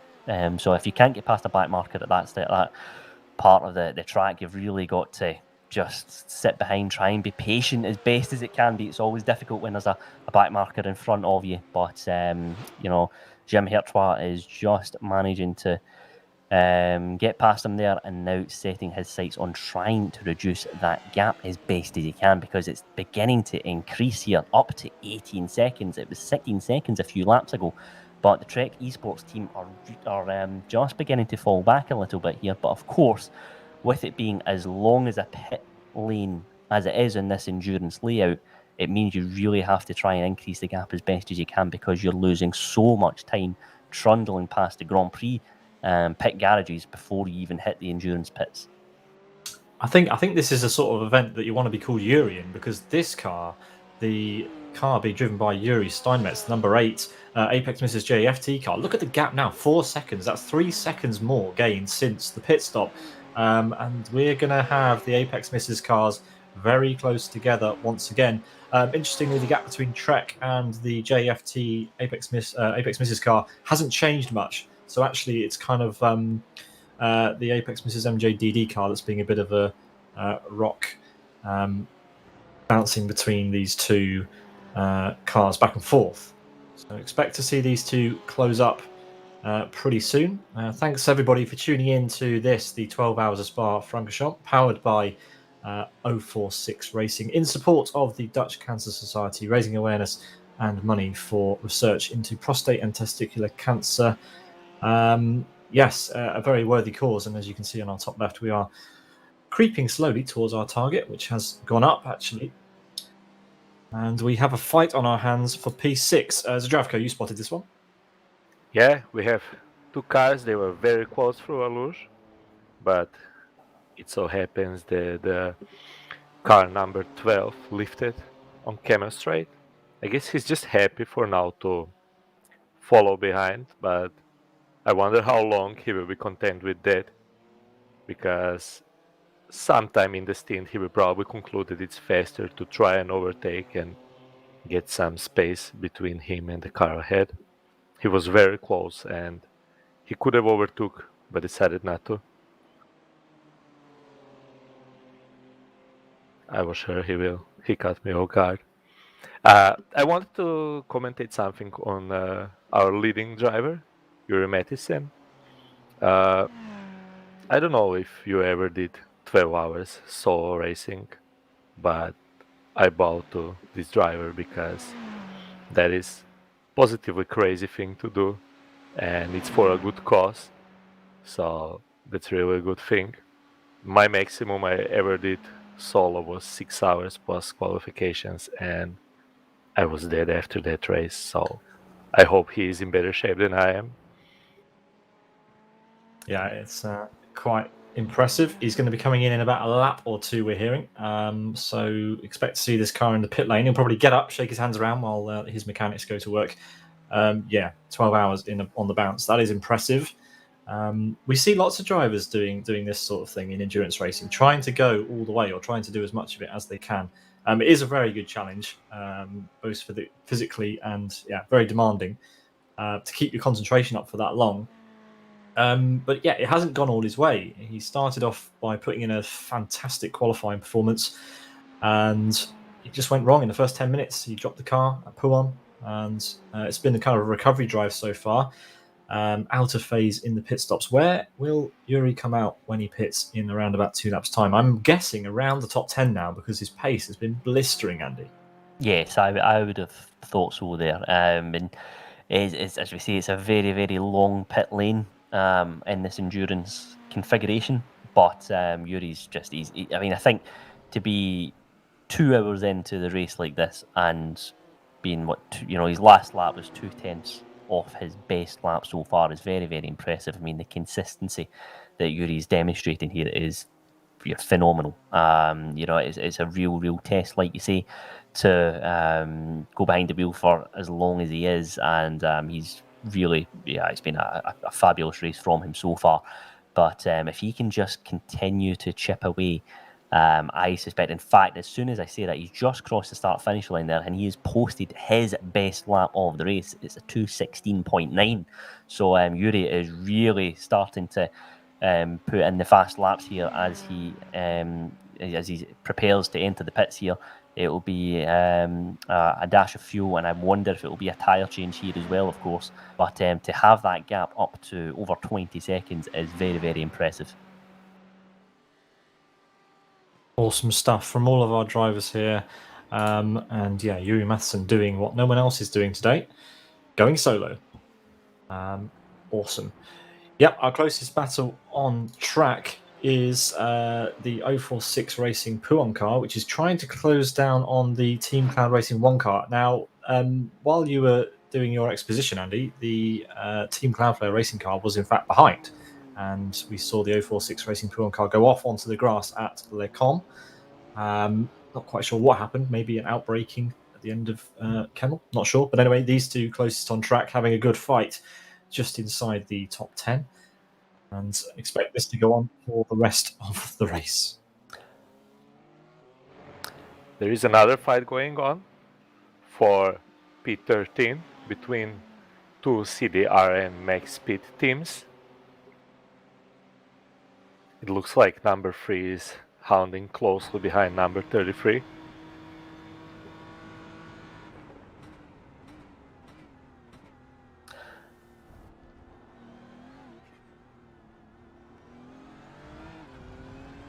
So let's see how he goes. Number 3 gets a better exit out of the chicane. He's got up for 2/10 over the straight. And it's all about La Source in Spa. Let's see how he goes up. He gets a better exit. So the thing with La Source is, if you get a good exit, you carry all that speed, all the through La Rouge, all through Radillion, and the Cam straight. And if he gets La Rouge okay, and he got it, well, car 33 went off. Yeah. That's what happens when you apply pressure. Things break. Yeah, I think they saved it without hitting the wall too hard. I mean, the front left of that car is looking a little bit worse for wear. Yeah, the front fender's been pushed in slightly, so that's going to be tricky. There's also some rear wing damage there too, so not ideal. We might be able to pull up a replay on that particular incident.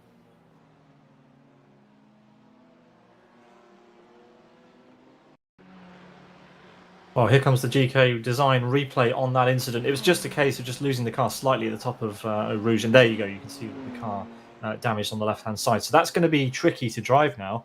And the leader has pitted. So Javko, you spotted that just now. He's come in just about when scheduled. And yeah, he's dropped down to 4th place so far, and we'll see where he rejoins. That means that Jim Hurtois for Trek Esports has taken over the lead again in that lovely blue and white Porsche GT3R.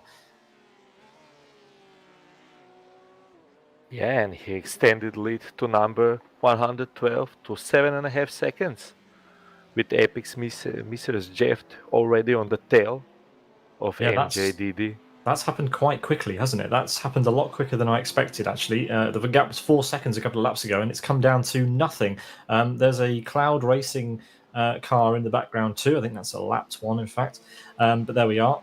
These two now, they're going to be battling within this lap, I'd say. Maybe the move will happen down into the bus stop. We'll have to keep an eye on it. But Yuri Steinmetz certainly has the pace in the JFT Apex Mrs. car, the number 8. And it is Daniel Valk who's driving the MJDD car. And potentially we're going to see a change of position here for the first time since the beginning between these two teams. Both, of course, sporting that moustache. And here we go. Is it going to happen before Blanchimon even? It is. There we go. The change of position happened quite easily. Not wanting to hold each other up, I guess. It's the best way to go around. Friendly pace, yeah. Absolutely. They were smart about it. Yep. So it looks like Yuri Steinmetz has pace to offer, and I guess they decided that that car should be the car that tries to chase down car 18, Trek Esports. Let's see how the gap goes now, because it's 8.8 seconds. That gap has actually come down. That was it's a little bit bigger than that. So yeah, Trek Esports doing a fantastic job of consistency, and JFT clearly on pace, overtaking the sister car and heading on their way towards the front. Let's keep an eye on that gap over the next few laps as we approach 2.5 hours gone. All these cars heavy on fuel. Also, keeping an eye on our solo entry, Yuri Mattison. He rejoined in 7th place. That's incredible. Yeah, he gained a lot. I think that if he manages to repeat stints like that all the way through the race, he might get back into it, but he has to increase his stint length by a lap or two. I don't know if that's possible for him, but if he manages to do that, he might be able to catch up to the pit window by the 12-hour race. There we are. We have a donation milestone on the screen. We have passed €4,000 raised. Thank you very much, everybody. And you can find out all the details on how to donate towards our charity, the Dutch Cancer Society, at 046racing.online/Movember. Thank you very much for that. So, as we see Yuri Matheson heading towards Les Combes in the next few Apex Mrs. solo entry, he has made it to P7 from near enough the back after his incident at the beginning of the race. Jim Hurtois currently leads by a gap of 9 seconds ahead of the Apex Mrs. JEFT entry. That gap has been hovering around 9 seconds, 8 and a bit, 9 seconds for a while. But the MJDD car of the Apex Mrs. team, that's the story, currently being unlapped by one of the Cloud Racing entries. That is the Cloud Racing 2 entry, if I'm not mistaken. Yes, it is. Number 15 makes its way past. So MJDD are struggling at the moment, whether that's with driver pace or some damage on that car. Daniel Valk not happy at the moment in that Ferrari. Then it's Jan van der Poel, currently in P4, the highest placed of the 046 racing cars, doing a great job here and trying to close down the gap to MJDD. I reckon that's going to happen. I think the pace is there. We'll get an update on the difference in pace between 3rd and 4th place shortly. But we have an unscheduled pit stop, do we? I think we've had a car in just 9 laps. It was CDRN Max Speed 1, the 33, came in for an unscheduled early pit stop. It looks like there's been a bit of a moment as well, because its last time out it was a 2:31.3.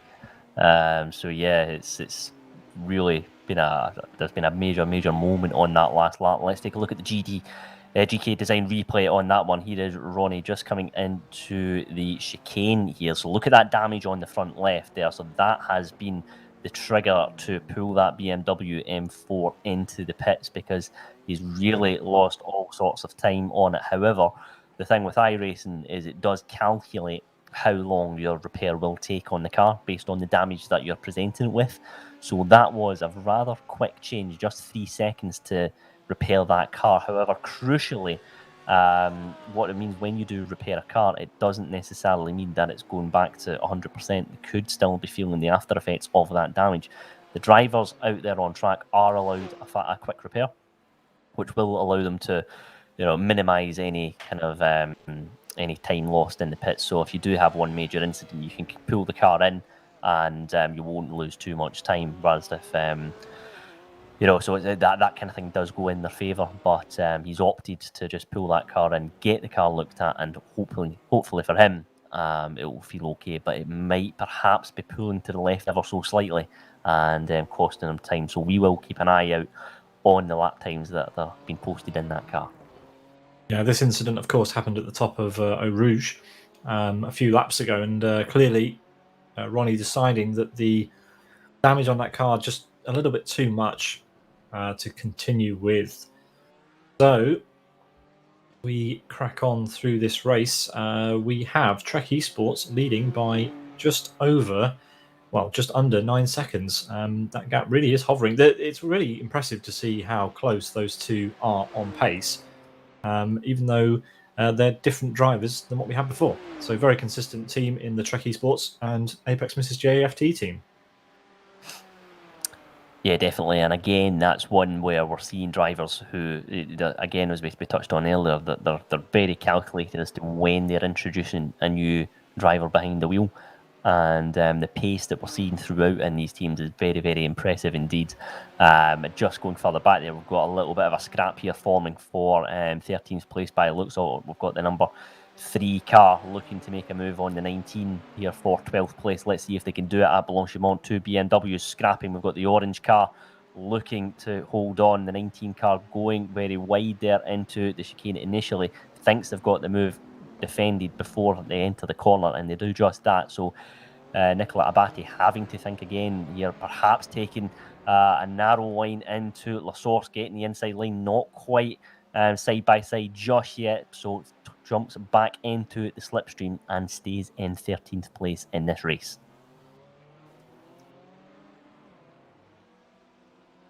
Oh, super defensive out of the source. That was unusual, but it seems to have worked initially.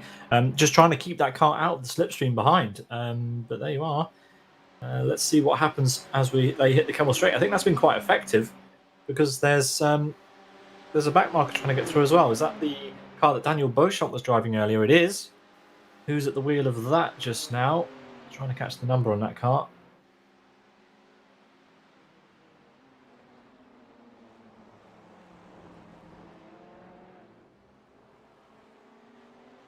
Seems to be making good progress, but remember that it is out of phase to everybody else. That car has been in the pit stop one more time than everybody else. It's car number 10, Gareth McAllister, currently driving that one for Team Goon Squad Endurance. Makes another place there. Actually due in the pits pretty soon, because that's how far off the pit schedule they currently are.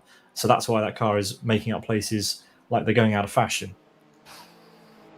Again, one of the things worth noting here, we've spoken earlier about that continental grid in there. Gareth McAllister there with the Australian flag by his name. The time zone difference could come into play here for some of the drivers as they make their way through this race. So you could see perhaps in that car there might be ones where they're having to contend with racing A very different phase of the day, and all these things can add up in sim racing, as we know. And so this is again another element to the mix in our 12-hour race here at Spa. So we could see a number of the drivers making some changes here due to perhaps just the nature of where they're racing from. But fifth place man Lawrence van Strijland is new to this race. He joined us at the last phase of pit stops. Fifth place at the moment. He's got Lars Devan in sixth place, just a few tenths of a second or so down the road in the 046 Racing Peugeot car. These two teams have been having a really good scrap throughout this race for fifth place, but it is Lawrence van Strijland who is holding on to that position at the moment. So Lars Devan in sixth, and then it's that man Yuri Matheson in seventh place at the minute. But he's just a good bit down the road, unfortunately for him. But perhaps by the end of this stint, I wonder if he may be just beginning to reel these two guys down, particularly if they continue to scrap the way they are. That being said, Lars Devan's just dropped off ever so slightly as they come around Peugeot, but two drivers very much worth keeping an eye on. So here is Yuri Matheson, seventh place man, driving this one on his own, full 12 hours on his own as he makes his way round Peugeot here, and last time out it was 2:18 flat, so just dropped a couple of tenths of a second here or there on the last lap, but the Ferrari is looking quick throughout, as indeed is this car, the Rogue Racing GT3 number 1 entry, driven by Brian Goathart here. He is currently in 8th place in this race, started in 14th, that car, so he's got Patrick Bennett hot on his heels though, and he's looking to try and make a move as well. Both cars just split by about 8 or 9 tenths of a second, so Patrick is very much within slipstream range here, so if he can get out of turns 13s and 14 nice and cleanly, take that momentum with him as they come into the right-hander here at Stavelot, he could begin to close in that Porsche in front of him into the chicane. So two drivers here scrapping for 8th place at the minute, but it is Brian who is in the 232 car who is currently holding on to 8th place in this race. I think we're going to see a move made pretty soon here. This gap's come down dramatically, 3 tenths more since the last sector. And as we head towards the bus stop, won't be quite within striking distance. We've seen drivers try and make the move from this far back, but that definitely would be taking it too far. As we head into the bus stop, look at that gap now, just 4 tenths. Ooh, a nice exit from both cars there. And I think, Zdravko, you're going to have another one of your famous overtakes down the Kemmel Straight. Again, it all depends on the source. Let's see how he goes. Go wide into it, take the tight line beyond the gas early. I think it's early enough, but the Porsche also has a nice exit. But I think he could be in the target zone. See, nice through the top of the Rouge. That will be enough for a slipstream. Let's see what part of the track he takes. Defending on the inside. Oh, this will be side by side. And the Rogue Racing car is later on the brakes. That's impressive. That's a good defense. Very good defense. But I have a feeling this isn't over yet, because Racing UK Ghost team looks to have enough pace in hand to hound the Porsche around the track. Yeah, Patrick Bennett doing a great job here. Great pace and catching up to Godard. Trying to have a look into Poulan. That's not going to work. Surely not. That would scare anybody going for a move into there. Well, let me tell you, if he made that move, we would play the replay 3 times. Probably. Yeah. That's a scary corner on your own, not too wide. But he looks to have pace to stay close to the car, and that's all he needs. Maybe try out of Boschemont into the less chicane.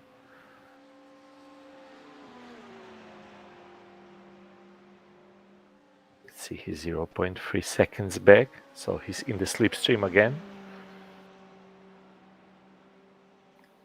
Closely following, tight line. He maybe will just show his car as he does, and the Porsche defends. It's always a good thing when you make the car ahead of you to defend the line that maybe he didn't even have to defend. Although the Rogue Racing car gets a very nice exit after the chicane. And it looks like they will be safe for this lap. Yeah, the Ferrari is all over the place. The last two exits were not fantastic for iRacing UK Ghost. And I think you're right. I think Brian Goddard will be safe this time around. 9.5 seconds, the gap between our Trek Esports car and JEFT. That's slowly going up. But look now at the gap between 046 Racing and Apex Misses. It's come down to... Actually, it's gone up again. So, yeah, my apologies. It had come down, but it looks like 046 Racing have made a little bit of a mistake somewhere, because that gap has now gone up to 12 seconds. It was down to 9. So 3 seconds adrift now. That gap. We can pick up the laps that this car has been doing over the last few laps, and there, well, it doesn't explain all of the gap. Actually, that's the gap behind. Let's take a look at the gap in front. Yes, so there we are. Paul has still been gaining. That's a lot of This is gaining. MJDD, yeah. So Okay, the error must have so happened before, yeah. if it continues like that, that could mean some fun at the end of the stint. Certainly. Let's check these two again. A fight for P8 is still lingering. Now iRacing Ghost had better exit of La Source and came very close. So it's all about staying close on the inside of the lap now and not lose time. This again go through Washimont. He's very close now. This would be definitely a try into the chicane or a fake. Yeah, he goes on the outside, brakes a bit later. Now, as a Porsche goes a bit happy on his tail. So this might be a good chance if Ferrari gets a good La Source. So it's all about the exit here.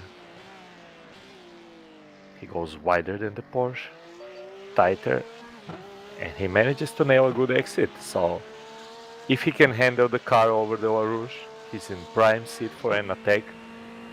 But good thing is it's not a granted overtake, just in an attack. He manages to go through cleanly, I think. Oh, gaining. He goes for the outside. Porsche was faster on the brakes last time around. Let's see what happens now. That Porsche brakes so good. Ferrari manages to get on the inside. It's still not over, but now it is. Awesome that was a good stuff. scrap. Yeah, fantastic. And up to P8 then for the iRacing UK Ghost team. And that basically puts them around about the same place they were before the last pit stop. Up 7 places now since the beginning for the number 17 Ferrari in this race. Excellent stuff. Yeah.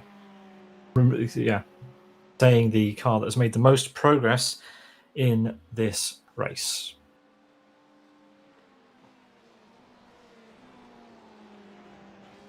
I'm just checking at the lead 2 at the moment. The gap is almost 10 seconds now. It looks like Jim Hertois has finally hit his stride after first few laps with being a bit more cautious. He's putting in really fast laps now. It is always a case in endurance racing. When you take over the car, you really have to take few laps to get to the grips with the car, with the track. Maybe the car has a bit of damage, so you have to see how it handles. Because the worst thing you can do is push flat out and crash on the first few laps of your stint.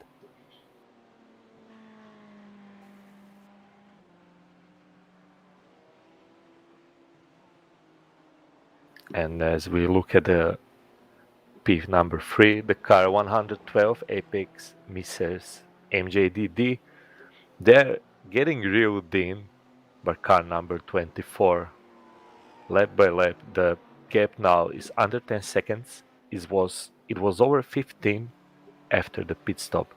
On the last lap, car number 24 had 1.5 seconds faster lap time than car number 112.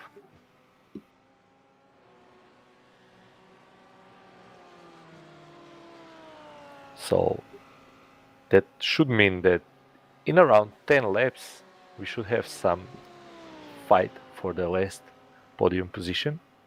Although we can't rule out P7 Yuri Mattison to fight with them also at the end of the race. It will all depend on the pit window and if he manages to save enough fuel to save a pit stop to the end. Yeah, his next car that he's battling with will be the 046 Racing Podium car, currently 11 seconds up the road. We just need to keep an eye on the gap. We know that Yuri Matheson has the one-lap pace to be at the front of this field, but that's a very different story when you've got an old car with a little bit of damage on it and some tyres that are in a slightly different bracket or a slightly different strategy window to the cars around him. So yeah, that gap is pretty good ahead. He's safe from behind. He just needs to settle into this rhythm now and try and keep his focus because he's still got 9 hours and 15 minutes to go. That's unbelievable. Yeah, such a great effort. Yeah, well, considering that he's 8 laps shorter into his stint, so he has more fuel, he's driving great because he's on the same pace as the leaders, as the two front cars, and P4 is also the same pace. So there are some very fast cars around here now at the moment. At the moment, P1, 2, P4, P5, P7 are all driving similar pace.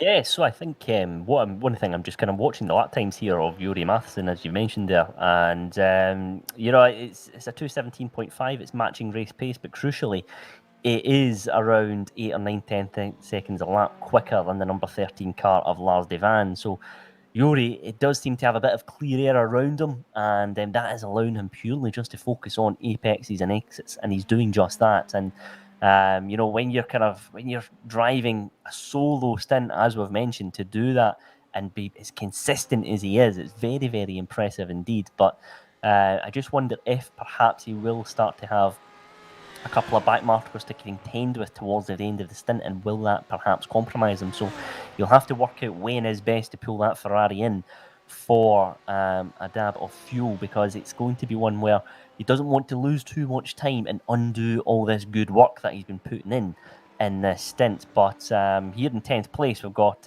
Martin Ovad in the Team Ground Effect EM car, currently in 10th place in this race, but he's kind of stuck there in kind of no man's land to an extent, because 11th place is 20 seconds behind, but the cars in front are a good bit away as well. So it's just, again, all about just trying to be nice and composed and just bring that car to the pits in as good a state as he found it, and he's doing just that. His times are decent, and he's just been nice and consistent, and that is the key to endurance racing. It's just being about putting in those laps time after again, and if you do that and you're there at the end of the race, you'll be in a good position. So Martin's had a good start to his stint here, and he'll be looking to build on that as the race develops. But we're at that stage of the race now where the cars are just all beginning to just spread out a little bit throughout the track here. We've got this battle still here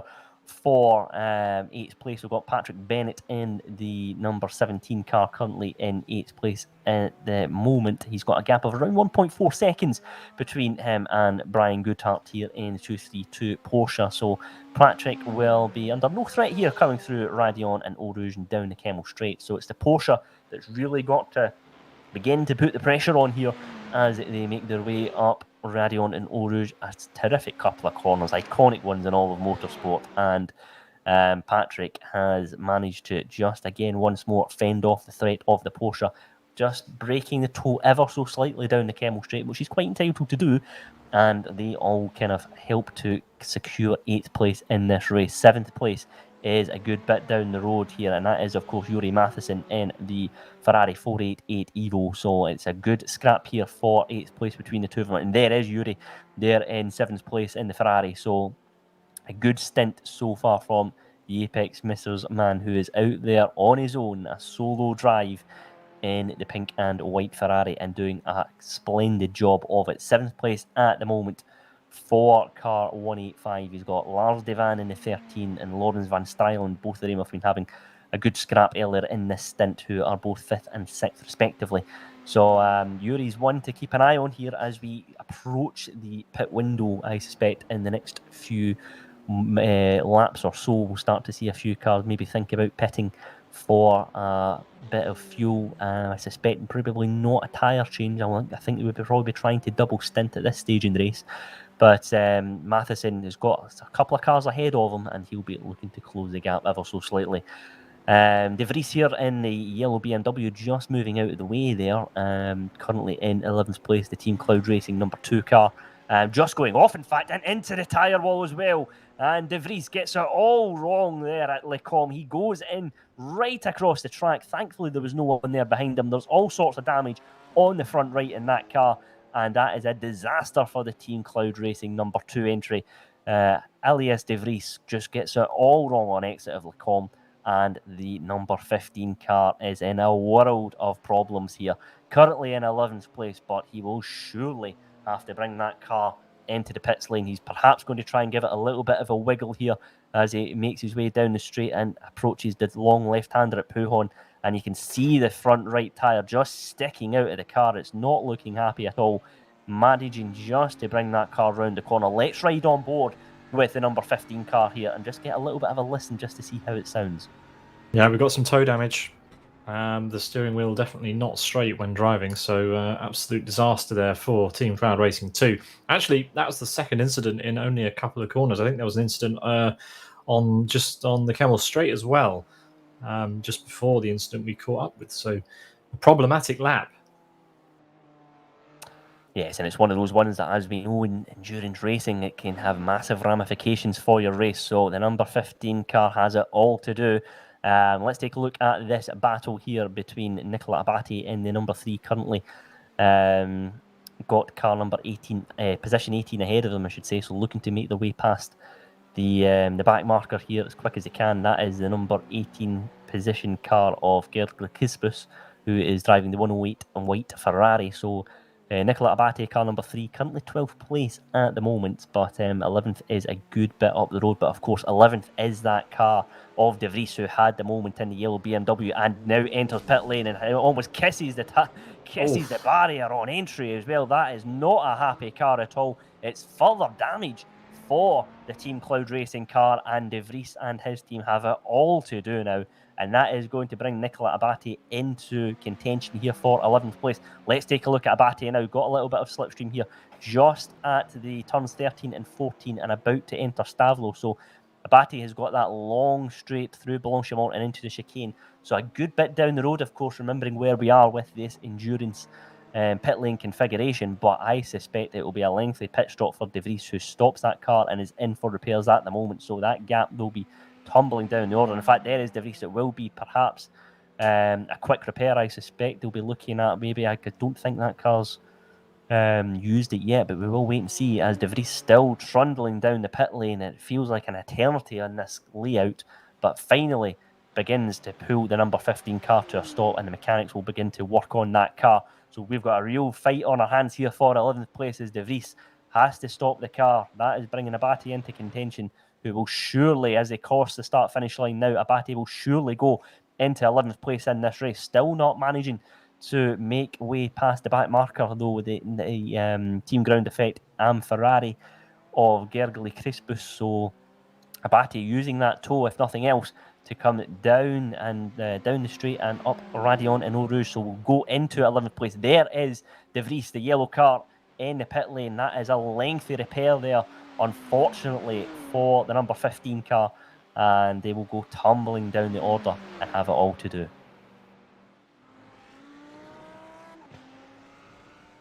A battle also going on behind between TRX Racing and CDRN Max Speed 1. Yeah, so more drama here. I think they were pretty much side by side on at Blanchimont. We saw the positions update, but as it stands, they are still in this order. P13 and 14 on the road, 2 laps off our leaders as well. So not going all their way. Again, we see the TRX Racing car going defensive out of La Source. This is a technique that we've seen before, trying to break the slipstream before they hit the bottom of Radion. And I don't know if it's going to be enough, you know. Let's see, the gap is pretty big. Oh, using all the road and sump, going onto the gravel a bit for TRX Racing. Number 19 is safe this time around. The number 33 did not gain enough breaking into La Source, so that stays like that. But yeah, these two in a frantic battle and have been for some time. Andy? Yes, it's looking that way. The number 33 car just again darting off the racing line, not quite close enough to throw the car up the inside on the orange number 19 machine. So it is Vandenberg just now side by side. Vandenberg, in fact, just slowing right down there and letting the 33 car past into No Name and down the straight before they go into Pujon. So Vandenberg perhaps maybe having a little bit of an issue around that long right-hander, and then the car looking very unsettled indeed into Pujon. They're just darting left and right under braking, so there's something not quite right, I suspect, with the number 19 car. Not looking too happy at all there under braking. And yeah, so the car is currently in 13th place, but that's releasing the 33 of Ronnie Nagtingal, who is now setting their sights firmly on the 12th place position car of Nicola Abate. However, it is some 50 seconds or so up the road, so you're looking at a couple of stints and then some if they want to make further moves up in this one. Just noticing the number 15 car, Alias De Vries, still in the pit lane. It is lengthy repairs for the Team Cloud Racing car. It's over 3 minutes so far for that car there, so that has suffered significant damage as the yellow BMW. It'll be interesting to know just how that car fares when it comes out of the pits. So the number 15 car has it all to do, and that incident has seriously compromised their race. Unfortunately, they've got plenty of time, of course, to bring their way up the order, but that will be a really frustrating incident for the Team Cloud Racing number 2 entry. So lots of drama to take us almost to the 3-hour mark in this race. If you're enjoying the stream, please do tap the like button and let us know where you're watching us from. It's great to have your company as we raise funds for KWF Dutch Cancer Society. If you'd like to donate, please visit the link at the top of the timesheet on your screen, or go to 046racing.online/Movember to get involved. So, we're following the 12th place man, Ronnie Nagtigal, who is the number 33 machine, who just managed to dispose of the number 19 car a few moments ago. So it's the 33 machine just looking to again run their own race and then let the rest of the cars come to them. So the BMW looking nice and stable as it makes its way around the track past the Lecombe section and about to approach the no-name corner, turn 11, before that tricky left-hander at Pujon. So it's been a rather eventful hour or so here at this event at Circuit de Spa Francorchamps.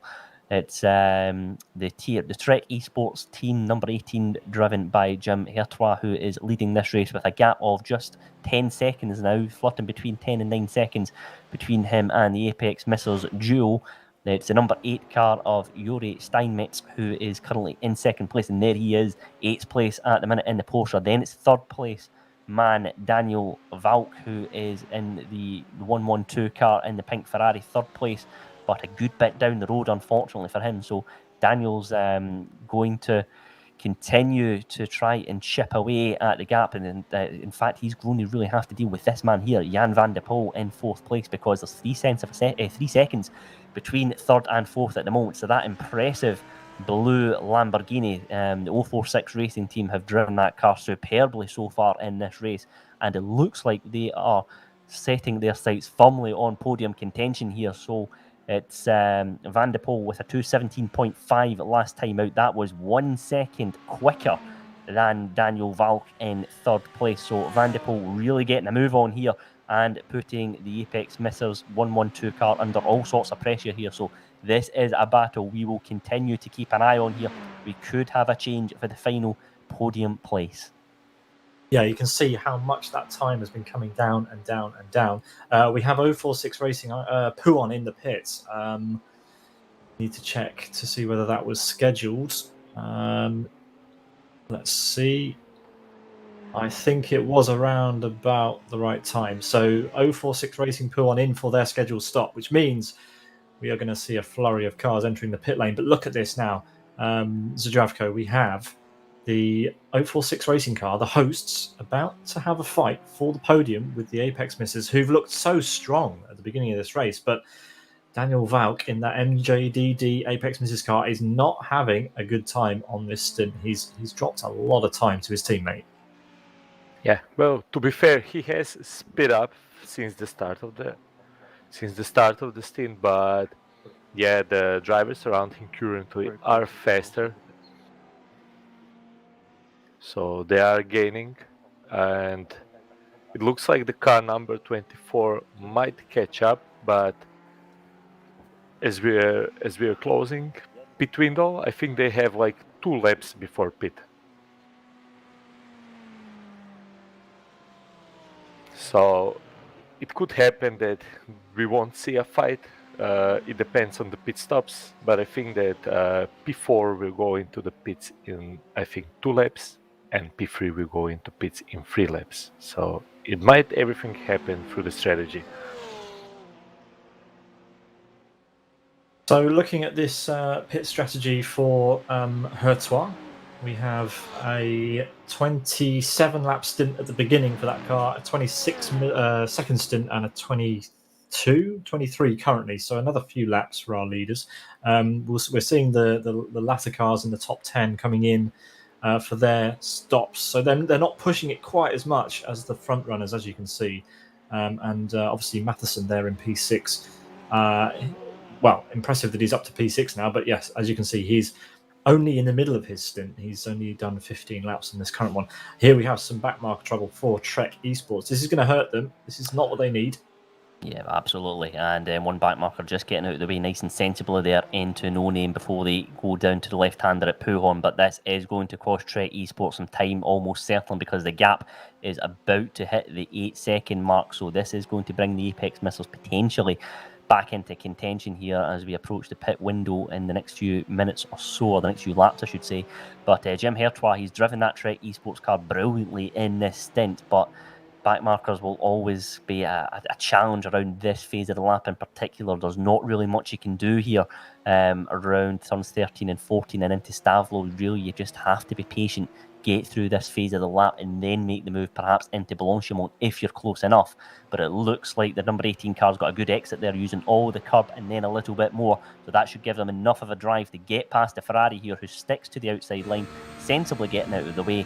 And if the white Ferrari can now continue its battle with the BMW. So good, sensible driving there from both cars.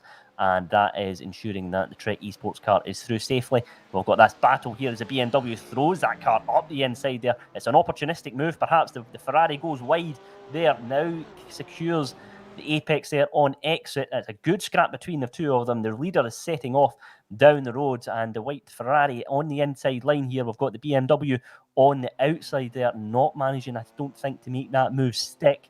So good scrapping between the two of them all the same. Crucially, managing to let the leader through safely as well.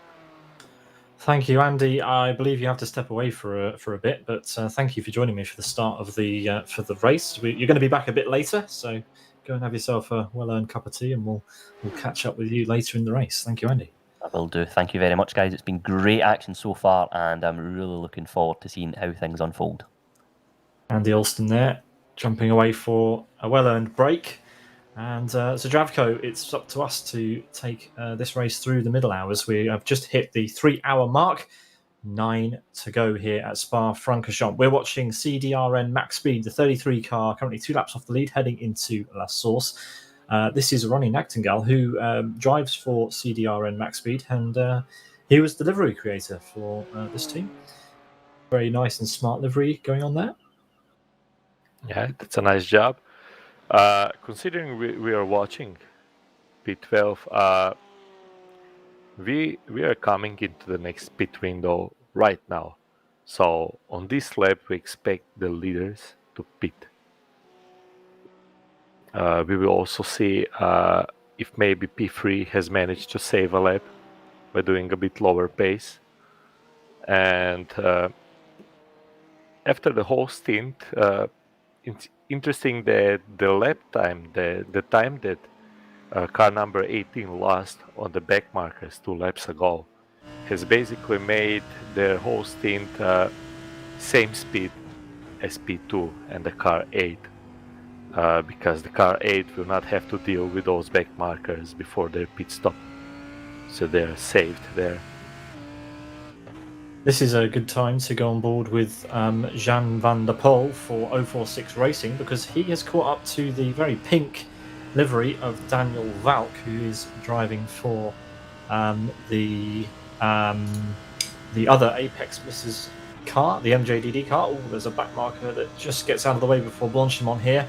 And this is his pit lap. So will he make the move, Zdravko, before he goes in the pit lane? Let's wait and see. Well, I think if he has to pit, and I think he has to, he will not do the move now because it makes no sense. And good call. Pits. Good call. There we go, into the pit lane. Wow, I mean, that was the perfect time to catch up to the back of the Apex Mrs. MJDD. He didn't want to battle with that car, so decides just to come into the pit lane to serve his stop. So absolutely perfect timing to catch up there. That was fortunate. I believe he will be pushing flat out on his outlap because this is the make or break time now. Car number 112 also knows that he has to give everything he has on this one lap because they will have to pit on the next lap or on the next 2 laps, and it's up to them to stretch the advantage if they can. They have lower fuel. They should have faster car. And we're about to see something we've seen a few times in this race already. Yuri Matheson climbing the order because his pit strategy is slightly off from everybody else. He had an incident 10 minutes into the race and has been climbing the order ever since. He will shoot up to the top of the board while everyone else makes their pit stops. There we are, P4. He will return into P6 there or thereabouts. He has a few seconds ahead to catch. In fact, almost a minute, judging by the timing tower. So a lot of work to do for Yuri Matheson if he wants to catch up. But that's the magic number, 1 minute 9 seconds. Zdravko is the gap between him and the leader, and he has to keep eating away at that gap for the next 9 hours if he wants any chance of finishing this race on his solo attempt near the front or on the podium. Really impressive so far. Yeah, I think that his last pit stop, if he has to do it, will be a bit shorter because it will be enough for only half of the stint. He's 8 laps younger in the stint than everybody else, so he will have to fuel less. Oh God! And it will be the leaders are also in the pits now. Yeah. So this will be interesting to see how far ahead is Yuri Matheson to the leaders, to our relative leaders in the race, because last time around, before he pitted, he was 19 seconds ahead, and after his first stint, he was 16 seconds ahead. Yeah, JEFT have stayed out again. They did this last time, so I reckon they can pull another lap or 2 over Trek Esport. Now, he's got a bit of traffic here. This is going to be difficult. Oh, goodness me, that was close. There's going to be a 3-wide situation potentially. Note the Ferrari uses its head and brakes a little bit earlier to avoid any incident here. That's a Cloud Racing car getting very close to the back of the JEFT car, which takes over the lead temporarily, probably for another lap or 2 before pitting. Here comes Yuri Matheson. He's coming round to finish the lap. He's going to shoot up to P2 because he hasn't pitted on this lap either. He won't pit for a while. P3's in the pits, and that means that the 046 racing car of Jan van der Poel is in a direct battle now with the MJDD car. What's going to happen? How quickly can that MJDD car get moving again? Yeah, this will be interesting. it depends also on the outlap of car 24, but it looks like he's pushing hard because he knows that this is important lap. Well, there we go. We have movement from the Trek Esports car, and it is a change of drivers. We have Lucas Gerrits in the car taking over, and that will be the third driver, I believe, that we've seen in that car so far in this race. Martin Gervelt takes over from the Apex Misses MJDD, and here comes Jan van der Poel coming across into La Source now. Now, MJDD still stationary in the pit lane. Still stationary in the pit lane. And this is the direct fight now that we are going to be keeping our eyes on. And there we go. The move has been made. So the MJDD car was still stationary in the pit lane and remains to be. So what's going on there? Maybe some damage repair? I think they changed their tires. Yeah, tire change. You're right.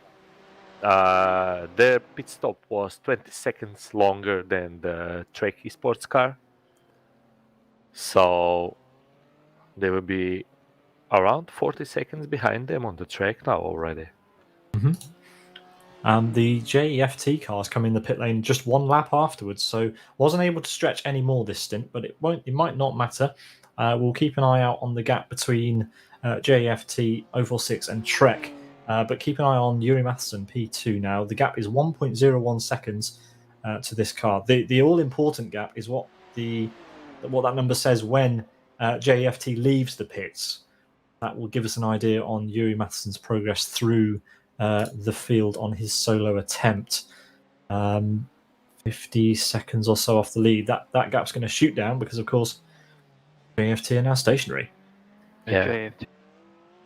Well, I think that the car to compare Yuri Matheson to is Trek Esports, because they were the leaders before, and they were the second car when he was the leader before his pit stop, and at the moment we don't see a clear picture because of the pit stop of P2, but soon enough at the half of this lap we will already see what did Yuri make in his last stint.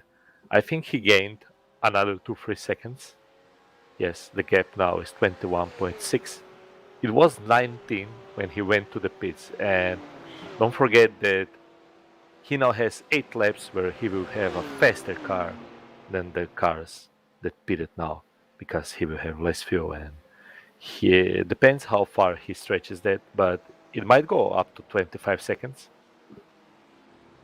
Well, let's wait and see. Let's see what he's got left in the tank as JFT rejoins in P3 and only 6 seconds now behind Trek Esports. We have a battle on for the overall lead with Yuri Matheson just out of sync still, trying to find his way into the podium positions from the out of sync position that he was in before. MJDD in a fight with Cloud Racing 1 as well. All hotting up here. And it's going to be... Oh, I thought there was going to be a move into Radion. I got excited there for a moment, but they used their heads instead. And we'll fight it out on the Camel Straight. Dravko, you love talking about this.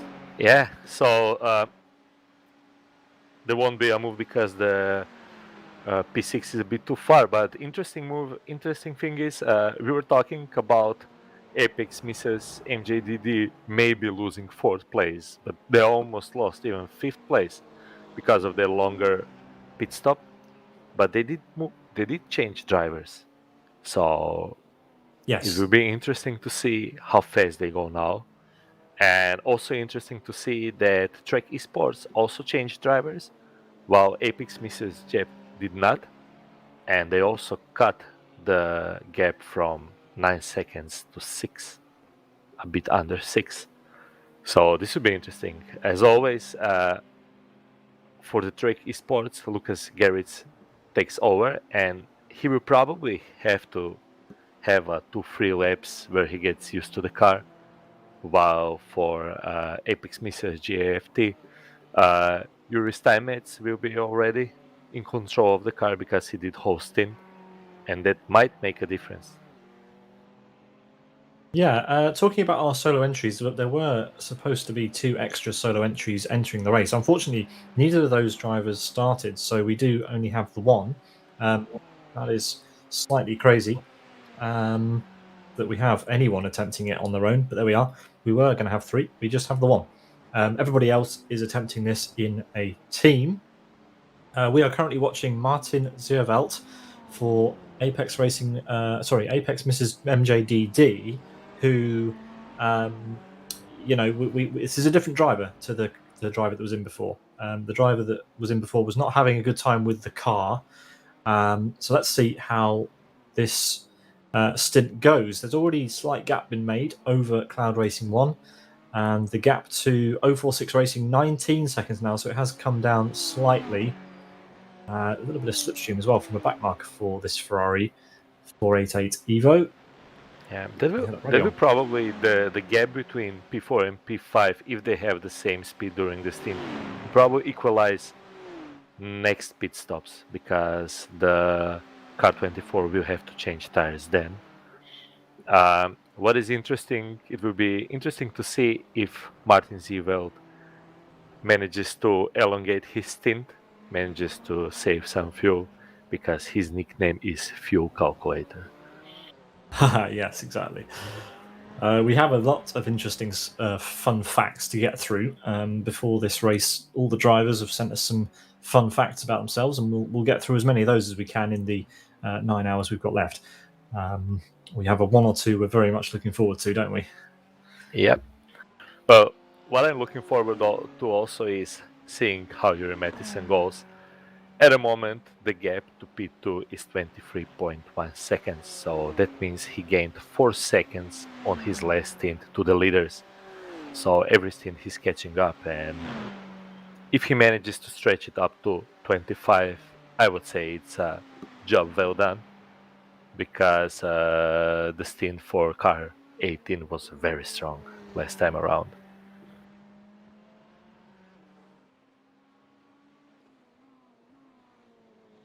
I'm just checking. Mattison should go into pits in next 4 laps. So the gap is now almost 24 seconds. I think he can make it to 25, and he should be happy with it. I think then he has to change tires on this pit stop, so he will probably fall back a bit more. But still, he will be in a fight with a P5 and P4 very soon. Yeah, the worst case he'll drop down to maybe P9 or 10. I don't think so. Doesn't look that way right now, but it might do. We don't know for sure, obviously. But we'll get a better picture of how the rest of his race will look after this stop. And there we can see he's 22 laps into his stint, 4 laps to go, including this one. Yeah, looking at his racing line, he's clearly pushing. He knows he's at the end of the stint. The car is at its lightest. He's probably confident that the tires have enough life, and he's just pushing flat out. Even showing off his lights to the left car. And he gets courtesy of having a racing line in clear track. That's a job well done. Yeah, good stuff. Clearly enjoying himself out there. Yeah, I would say he's doing the smart thing. If you're driving solo, the best thing for me would be to just push flat out. That's the best way to keep the concentration level high.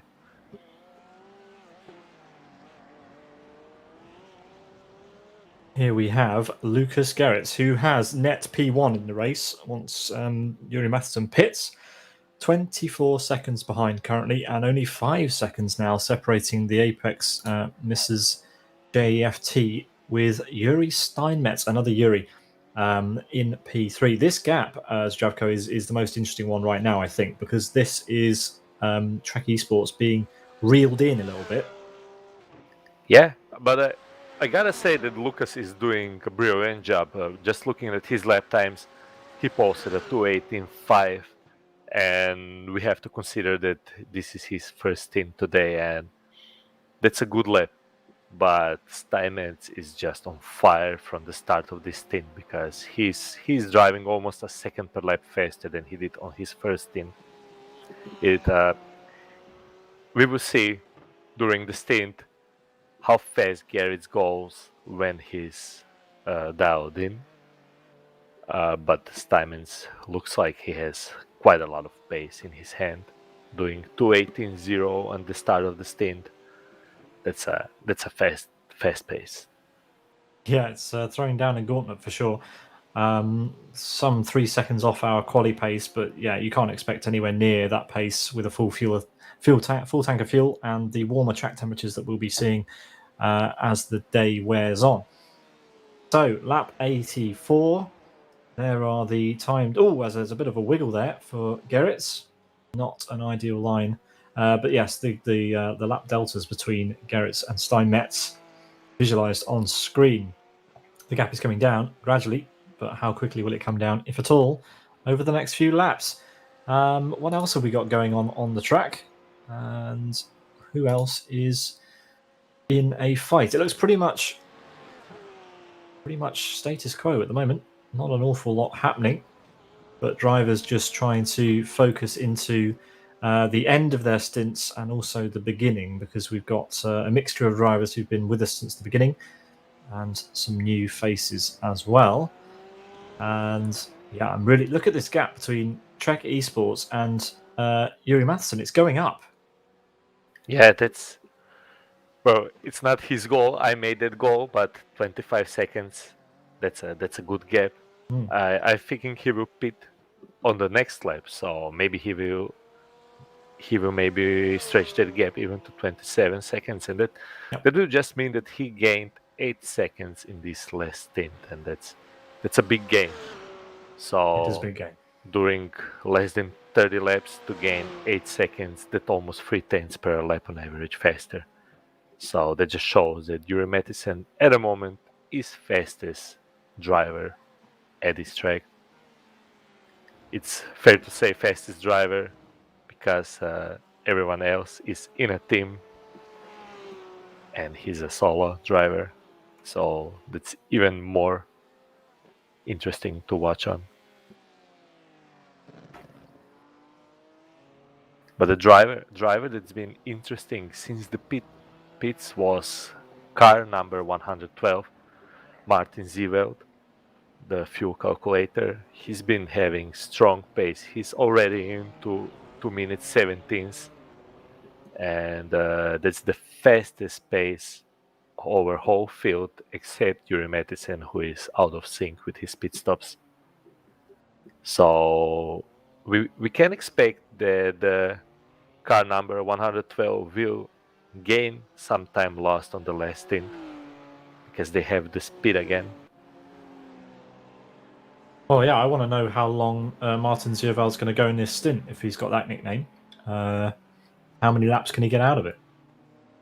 Yeah, I think that this car feels probably a bit different to his Toyota Prius. Yep.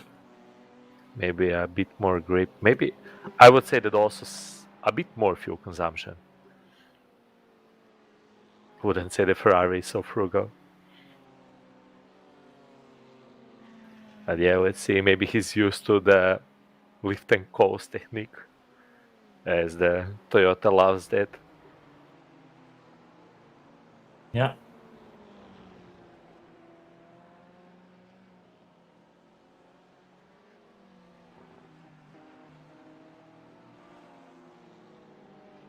So at the moment, the gap between P1 and P2 is hovering at the same lap, and that's because Lucas Garrett's posted a 2:17.88. That's a very fast lap for this part of the stint. So it just shows that he has dialed up. He's dialed in the car, he's dialed in the track, and that's another very fast driver for Trek Esports.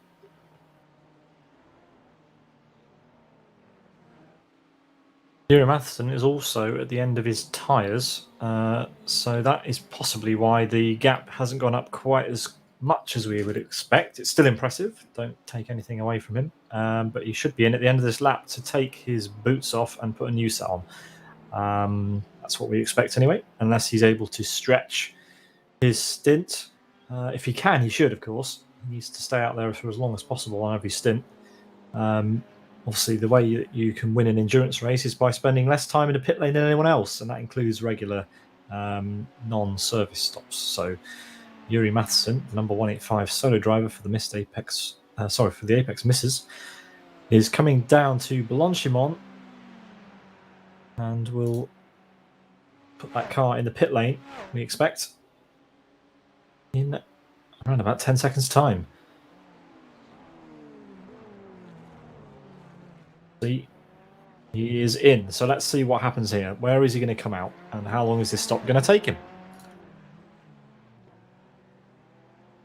More bad news for car 10, or actually, is this scheduled? This is scheduled. This is an on schedule pit stop for Gareth McAllister, the number 10. They are out of phase with everybody else. Daniel Beauchamp had a few issues during his stint, and that's put this car a little bit out of phase. But yes, Gareth McAllister, our Australian driver, he's only been sim racing for 7 months, but he has a lot of experience in Gran Turismo, apparently 30,000 hours. So he's converted himself to iRacing and has come in the pits. Yuri Matheson is also in the pits and has just been overtaken by Trek Esports. So Trek Esports takes over the lead again. And we have Daniel Beauchamp back in the car, back in the number 10, just taking over there. So expect a slightly longer stop there for the number 10 car. It will be interesting to see where Yuri Matheson comes out. Depending on the stint length and depending on his pit length, I would say around P7, P8. But I might be completely wrong.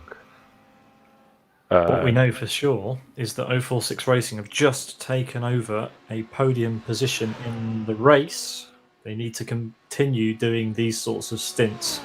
Jan van der Poel doing an excellent job for 046 Racing. He has absolutely dispatched MJDD, almost 20 seconds now clear in this stint. That is a mighty effort from the 046 team. The number 24 there. Good job.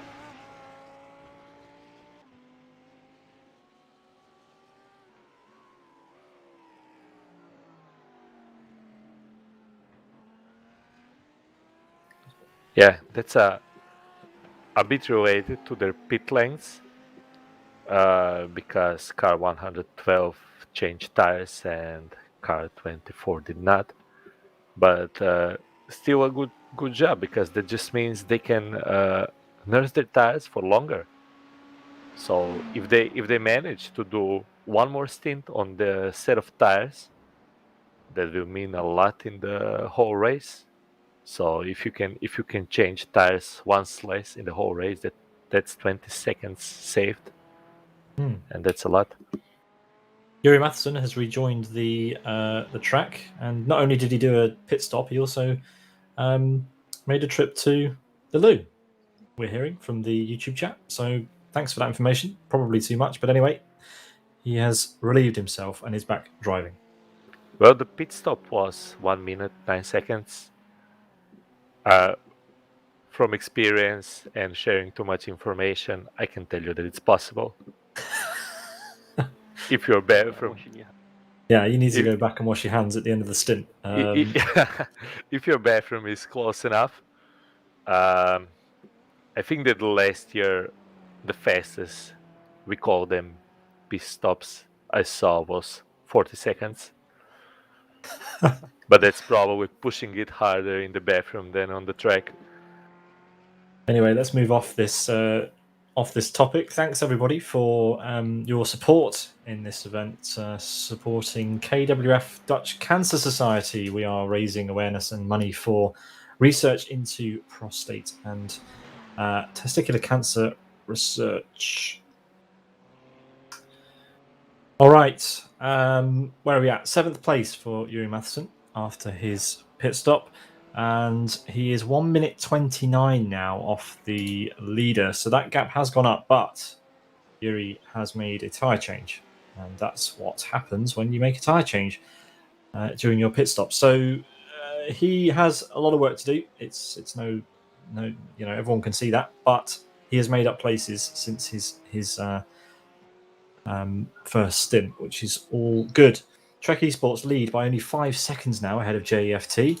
This gap has come down from 9 seconds over the pit stop phase to 5. And 046 Racing have got a big void to close, but they are gaining slowly but surely on the top two. So 046 Racing are turning that dial, and we will keep an eye on that 37-second gap as well to our leader.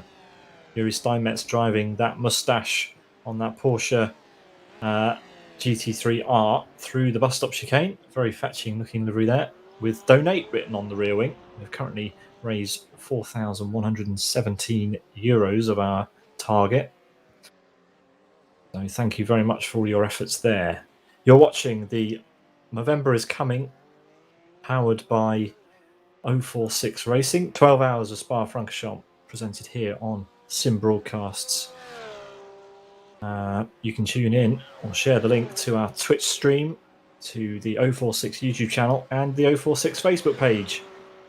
Please let us know in the comments where you're watching from, who you're supporting, and all that good stuff.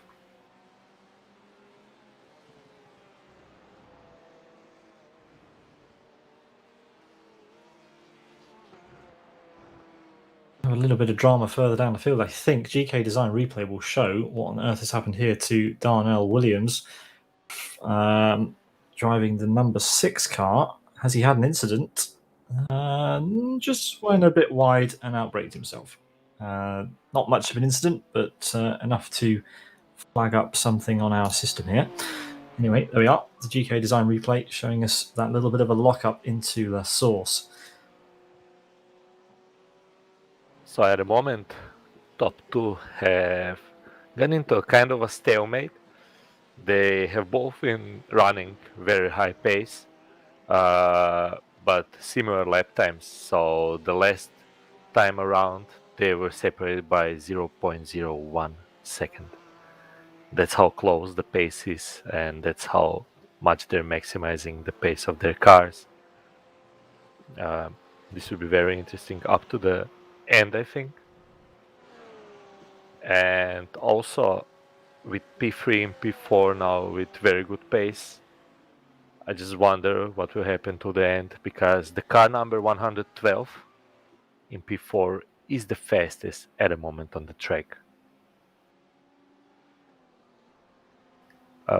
I have to correct myself. At the moment, the fastest on the track is Yuri Mattisen again.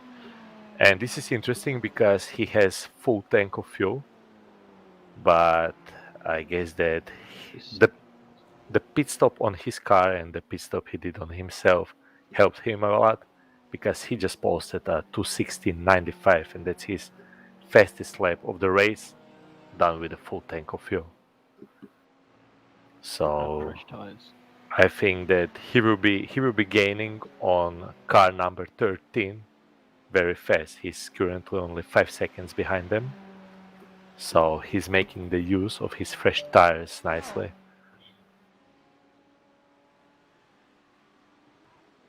Yeah, we saw those numbers on screen just there. Yeah, so 5 seconds still, the gap between Trek Esports and JEFT. That gap is holding steady. I'm really impressed by the pace of those two top teams. Super reliable among the different drivers they've got racing for them. It's Lucas Gerritz and Yuri Steinmetz still driving those two Porsches at the front of our field, the 18 and the number 8. 46 Racing holding steady on that podium position. MJDD, who are currently watching, entering Rally On with Martin Zuurveld for MJDD. Yeah, he's doing a good job too. Bringing that car back into contention is his goal, surely, by the end of this stint, or over the next couple of stints that he's going to drive in this race. Yeah, it will be interesting to see. I'm not sure why they changed the tires before, but maybe they are planning to do 3 stints on same set of tires, so maybe they will save the time afterwards. But the pace is really good for their car. At the moment they're really fast. So it will be interesting to see. They at the moment in this team they caught up 2 seconds up to P3. So that might not seem a lot, but you have to remember that after 3 hours of racing, those two cars were neck by neck. So getting 2 seconds in a stint might prove a winning strategy during the whole race.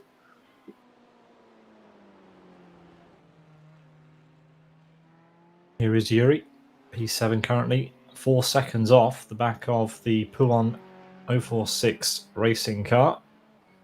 And can this be an on-track overtake? Yuri Matheson hasn't had many on-track overtakes in a while because he's been so out of phase with everybody. I'm sure he'd love to do one of the cars on the track. Let's see how it goes. He's only got probably a couple of laps before he'll be with the Podium 046 car.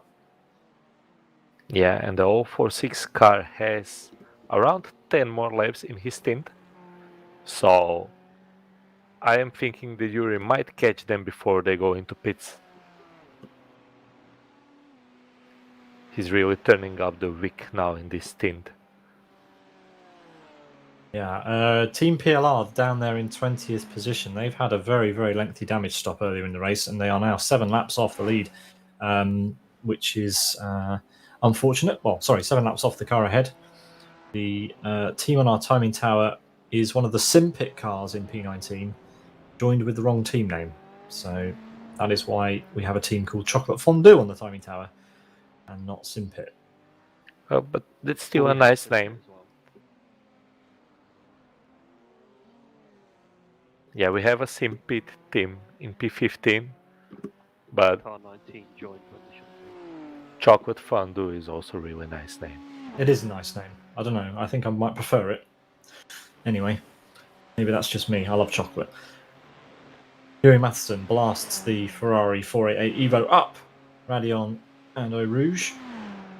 And that gap now, just 2 seconds. There you can see the 046 BMW M4 GT3 just disappearing into Lacombe.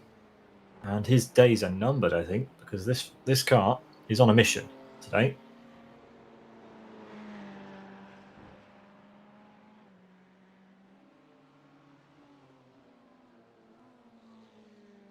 So it looks like the Chocolate Fondue might be our second solo for the day. At the moment, only one driver driving that car. It remains to be seen if he will get a teammate or not until the end of the race. Yeah, if you've ever done any sim racing, we've all been there where teammates sometimes don't show up. I'm not naming any names, save their embarrassment, but there we are.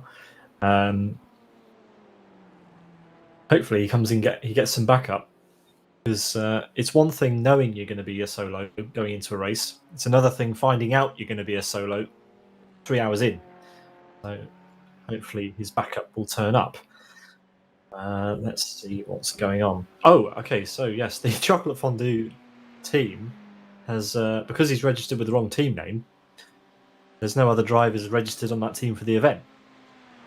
So unfortunately, he has forced himself to be a solo entry. Oh, that's interesting. We'll let you know. We'll keep an eye on it. But anyway. He's continuing still, so that's 3.5 hours in.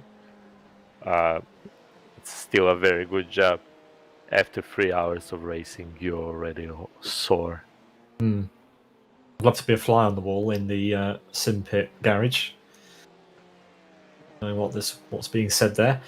Let's pay attention to what's happening up front. Trek Esports and JAFT from the Apex Misses still 5 seconds apart. There's nothing to split these two. They are lapping the exact same lap times, lap after lap. So impressive. The two Porsches. Yeah, I'm very impressed by Trek Esports. For now, they've displayed 3 drivers, and all 3 drivers were, well, just driving beautifully, without mistakes, smooth, fast. They're really impressive, so they're a very good candidate for the win here. Of course, it's a long race. I know it looks like we have been racing for a long time, but we are not even 30% into the whole length of the race.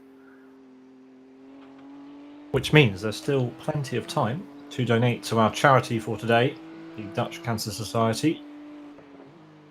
And we are currently looking on the rear view camera of Lars de Van for 046 Racing, Huon, who kicks up a little bit of dust through Huon, aptly named team.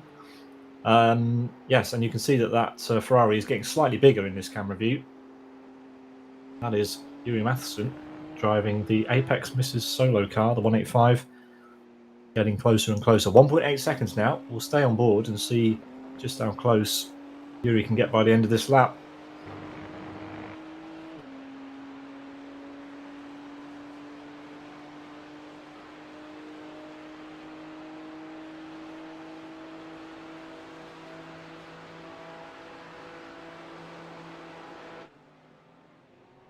I didn't want to talk, that's such a lovely sound. I gotta admit that this BMW sounds a lot better than it looks. The livery is great, but the kidneys, I can't get used to them. But Yuri is now visibly closer. The gap is only 1.4 seconds. And he cut 2/10 in a braking zone. That's a huge advantage. It's probably partly due to the new tires, but it also shows that he has the pace to be in reach in the next lap or two. But catching up is one thing, and as they always say, passing is wholly another. But of course, as the 046 car already goes to defend the toll. Yeah, a little bit strange. There's a slight slipstream from there, but not nearly enough. Not giving away any time at all. I would say that's not as much to break the toll as much as to show Yuri you will not get past easily. Oh, so the mind game's coming into it already. You can already show from the distance that you mean business, and Yuri now knows that when he gets closer, the defense will ramp up. And he's getting closer and closer, only 0.8, so he gained half a second on this lap already. On the other hand, it might also indicate to Yuri that, the 046 team are well aware he's there and catching, and that, maybe they're a bit quaking in their boots already. P6 on offer. As we have a car in pit lane, and that's from our P3. Is that on schedule? Is that a scheduled one for JFT? That is not. That looks too fast for me. Yeah, absolutely. Let's have a look at their pit strategy. That is... Wow. That's too fast. That is. What's happened here? For JFT, it was looking so good, and they've come in off strategy. But that's 12 laps too soon, and that will put them... It's missing right a bonnet. it's got damage. window. It's missing the bonnet. The hood's gone. That car has been in the wall. We will find out. Well, hang on.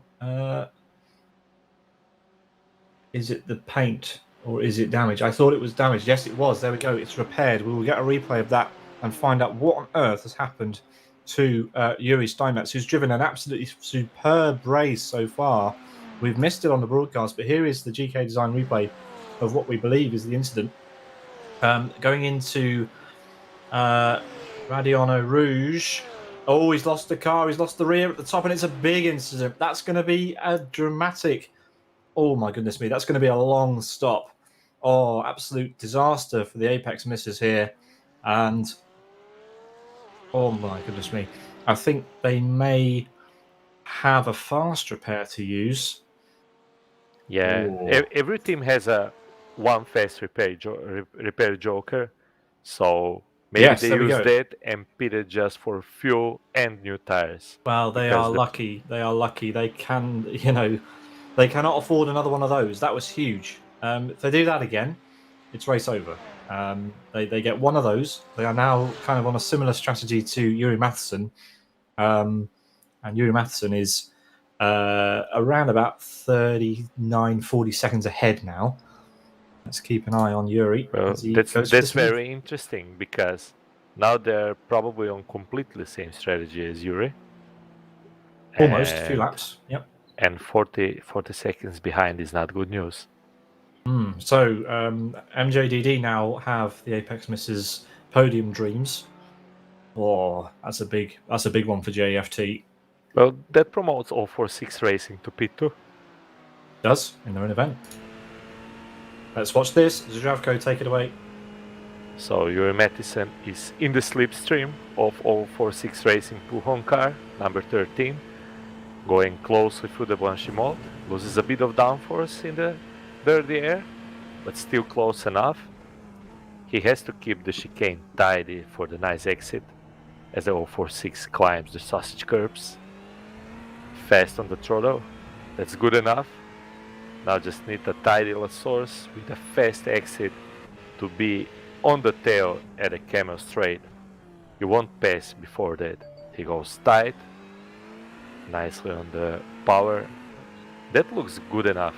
That looks good enough for an attack for me. And let's see, he's trialing close through the La Rouge. Don't lose it here.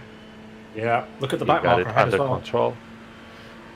Gonna get some slipstream. Maybe a Zonta scenario. Oh, this is going to be good. Is too far. Oh, depends what backmarker will do. Yeah. Oof, backmarker, he's not playing games. But Yuri takes the place.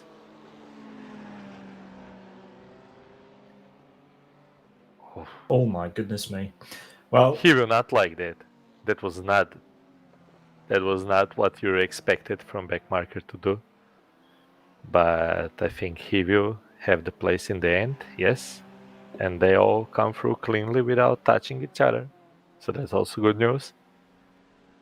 And combined with Apex Misses Jeff having problems of their own, that promotes Yuri Matheson to P5. He is 1 minute 25 behind the leaders, but on the different strategy.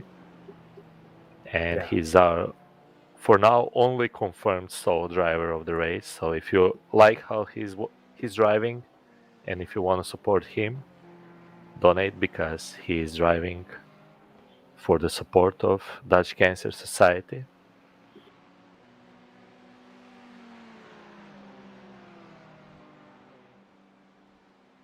Yeah, absolutely. I echo that. 046 racing.online/Movember, or the link at the top left of the stream to get involved with this event and show your support. The 046 car, rather cheekily, having a look on the inside. I don't think this is your battle, 046 Racing Pujon. I think Yuri Matheson is going to check out. He's on a different strategy, remember? So, you know, his car is in slightly better shape at this stage of the race than 046 is. But nonetheless, superb pace from the 185. What has happened to JFT? They're in P8 now after that big shunt that we missed and then caught on replay, the GK design replay at the top of Radion. Had a very slow in lap.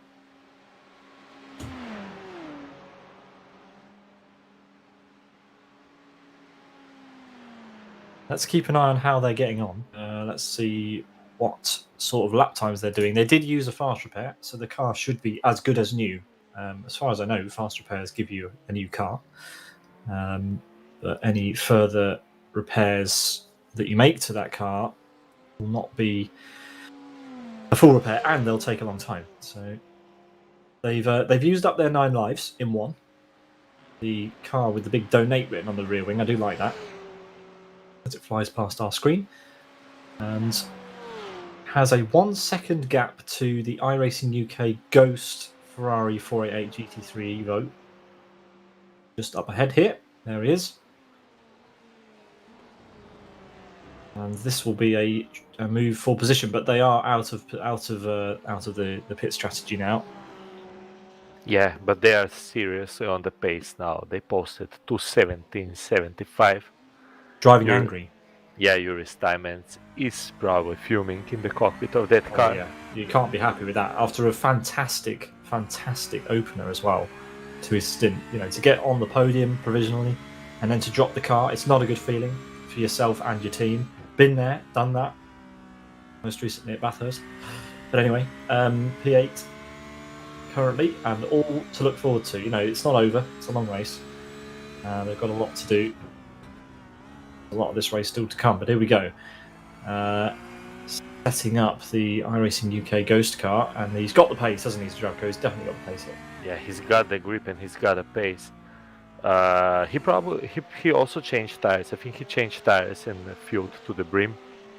So he will probably want to overtake into the bus stop chicane. Oh. Whoa. I'm just gonna be quiet. If he tries in the Bosch mode, he's not gonna try it. Okay, that's serious racing right there. He's taking the inside stronger on the braking, and that's job done. My palms got sweaty watching that one. Yeah, and props to Yuri Steinmetz. If he is angry, it would have been so easy to overshoot the braking zone, and he stopped the car on the marks. So that's a job well done. It's very easy to become frustrated in the car and make more mistakes by pushing hard. Yeah, the fresher tyres would have helped for sure. And look at the gap he's opened already. So yeah, being off strategies helped slightly there, but it's got a lot of time to make up now. Yeah, but push. Yeah, it looks like the difference that was made was also probably that Yuri Steinmetz is a really good driver, as evidenced by here. The mistakes can happen. LaRue is a hard turn, but yeah, he will make up for it during the race. There's long time to the end. So at the moment, Trek Esports is a bit lonely at the front now. After first few hours of the racing where they have been busy, now suddenly they have a 40 seconds gap. But we have to remember that Apex Missile MJDD are a bit off on the strategy because they changed tires last time around when the Trek didn't, and they're still having a good pace. Although it has to be said that Trek is a bit faster. All top 3 cars are in 2:17s.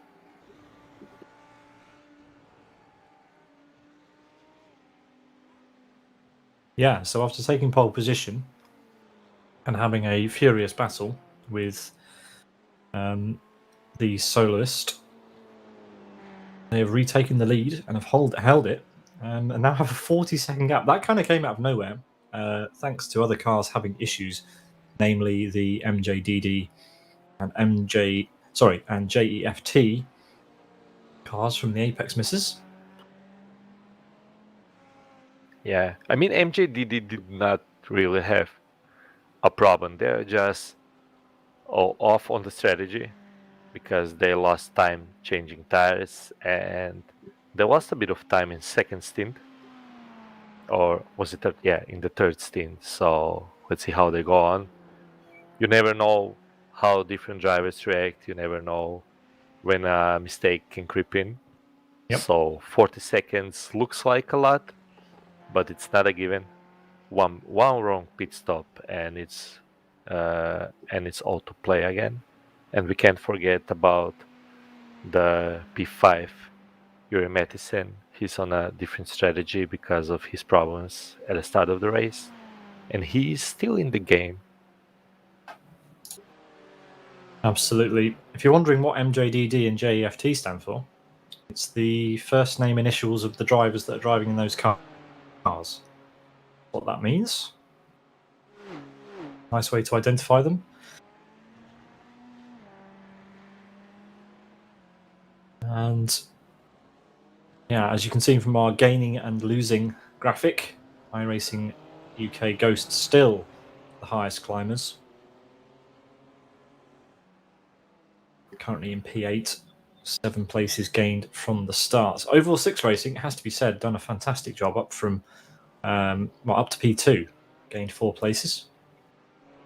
Yeah, it will be interesting to see in the next stint because I feel they are being reeled in a bit because they were 20 seconds ahead of Apex Misses MGDD at the start of the stint. Now the gap is 15 seconds, so they are closing in slowly. Martin Zewelt is driving an excellent stint, it has to be said.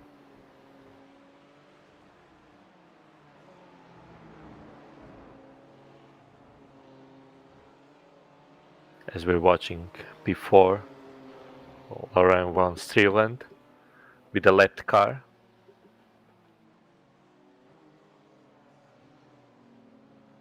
Not quite sure who that is in front of him.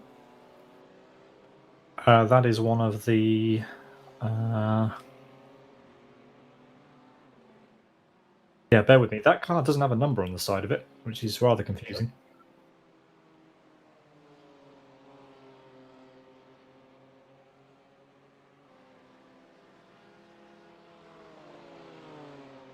So we'll get some idea of what that car, who that car is, in a moment.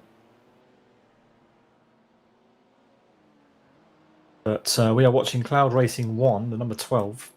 Well, I think it could be P16, Daniel Beauchamp in the number 10. Yes, it is. You're right.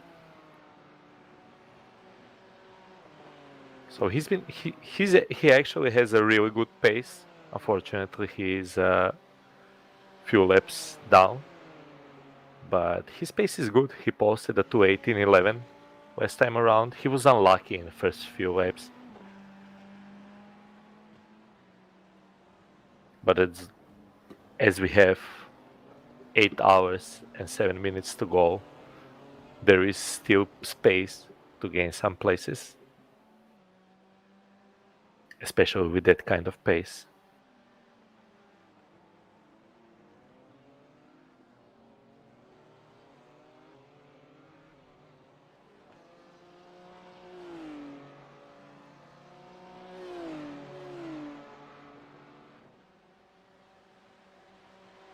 Looking at the intervals, we have Team Cloud Racing 1 are on a bit of a charge here. They seem to be making inroads on MJDD right now. The gap down to 12 seconds. Likewise, 046 Racing Puant are sticking with Yuri Matheson. Yeah, they're doing a great job. As we see Daniel Beauchamp losing the car slightly there. That's a good save. It was a good save. He didn't hit anything, but he has to reverse out at Lacombe. Yellow flags for the drivers ahead. And a bit of a flash of the lights in displeasure. Oh, goodness me, that was close. But Daniel Beauchamp down in P16. Just keeping us awake here in the commentary box. Yeah, so as you see it, here in this race, it's important not to crash into the wall. So if you go off and you manage to stop the car, it's still okay. You just lost the time stopping the car spinning, but you don't lose the time repairing the car. You don't lose the time driving to the pits slowly because you have damaged car. So even if that mistake happened, he did a very good job to save the car from crashing into the wall. And at the moment, we're slowly creeping up to our pit stop windows again. So for the leading car, Trek Esports, I think they have around 4 more laps until they have to pit. And for our pit 2, 046 Racing car number 24, they should pit in next 3 or 4 laps. This all depends how much fuel they saved and if they can elongate the stint. But around 103, 104, they should pit. Yeah, and they've only dropped back a little bit from Trek Esports on this stint, and We will see what these drivers can manage in these teams over the next 8 hours. We are approaching the top of the hour. We'll do a full rundown on the hour of the order to refresh ourselves with where everybody is standing in this race and what the shape of their cars look like. Obviously, we can't see everything, and any knocks and scratches that these cars have picked up will be affecting pace as we head into the later stages of the race. And as we ride on board with 046 Racing, the number 24 Lamborghini Huracan GT3. Very nice sound, I have to say.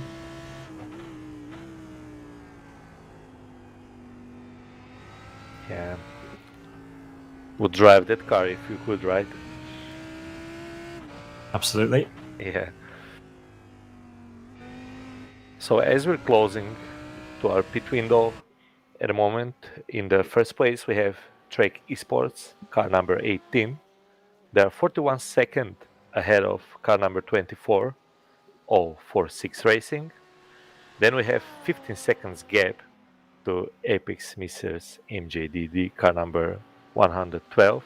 We're expecting them to elongate their stint on fuel as they have fuel calculator driving the car, and they are a bit off on strategy because they changed tires while 046 Racing did not. So if the reverse happens on these pit stops, they could overtake the P2 car. Then in P4 we have Team Cloud Racing 1, again 15 seconds back, driven currently by Lauren Van Streeland. So they will be the first car to come into pits, considering they were the first car to come into pits last time around. So we're expecting them in 2 or 3 laps. And behind them we have our only confirmed solo driver for the day, Gary Mattison. He's slowly gaining. He's gaining around a second per lap on P4, and I think he will again get into the lead once this current pit stop window rotates, because he is around 8 laps over everybody else on the pit window. So that means he will be able to drive alone on the track with low fueled car for 8 laps, while the rest will be on the high fuel. Good thing to remember is I think he had around 26 seconds gap to P2 when he pitted last time around. So when everybody ahead of him pits, it would be good to see the difference to P2. That way we can measure how much he gained or lost in this last stint. It's fair to say that for Trek Esports, Lucas Gerrits has been doing an awesome job this stint. So I'm not really sure if the gap will go up or down, but we will see. Then in P6, we have car number 8, Joris Steinmetz. They were in P2, but they had a problem in La Rouge, as we have first 2 car pitting. Out from P8 and P12, we have 046 Racing Pujon and CDRN Max Speed. Yeah, change of driver actually for the 046 Racing Puon. We have Robert Hermans in there now, taking over from Lars Devan. Let's see what number 13 can do in this next stint. Rogue Racing went in a while ago, slightly earlier than we expected for them, but anyway, they're in and they've been out again. They're currently running P10. I wonder if they'll make a jump on the 2 ahead. They shouldn't, actually, I don't think. So it's looking like they can do 26 laps on the fuel. Yeah, and saving, we saw teams in the first stint that were running nose to tail. One of them did 27, so they managed to squeeze out another one. But you have to be following another car under the rear wing to do that. There's no way. And you have to be very, very good at the whole lift and coast thing at the end of straights, which some of the teams are doing aggressively. But 26 is what we expect the top teams to be doing for the rest of the race. But here we go. Pooh are out. They're in P8. Ground Effect Am are still in the pit lane in P9.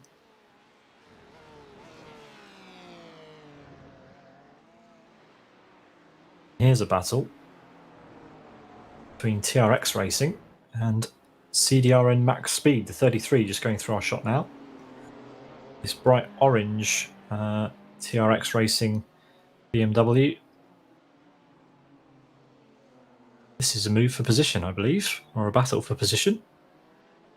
Yeah, so 33 lost 8 seconds last lap, so something happened. And now they're under attack.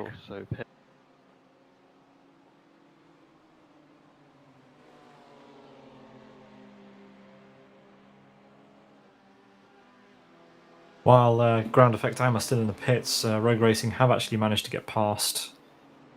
So they are up to P9 after their stop. iRacing UK Ghost are in the pit lane. They come. Team 33, the reason they're there is because they pit slightly early. And that's why they're now in the clutches of TRX Racing after all of that. And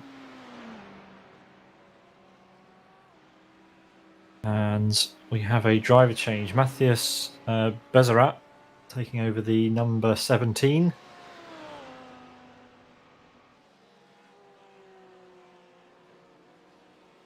So it looks like Ghost managed to do 27 laps, if my math is right.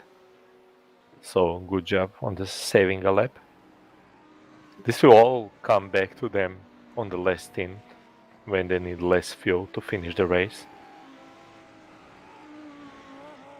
Yeah, and they're in a very tight group, so that could be really crucial for them.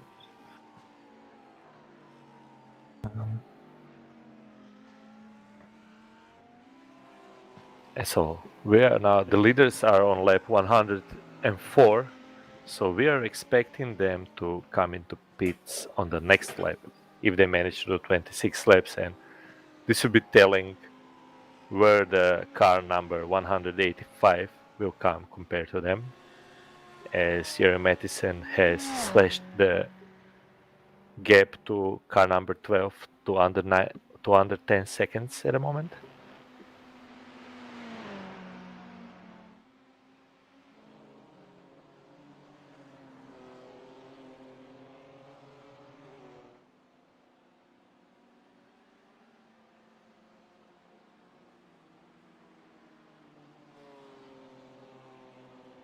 Yeah, so now we see how much faster is Mattison driving compared to Streeland. And that's that is significant, isn't it? Yeah, that is significantly faster. It could be that Streeland has trouble with his tires. Maybe they are at the end of the life.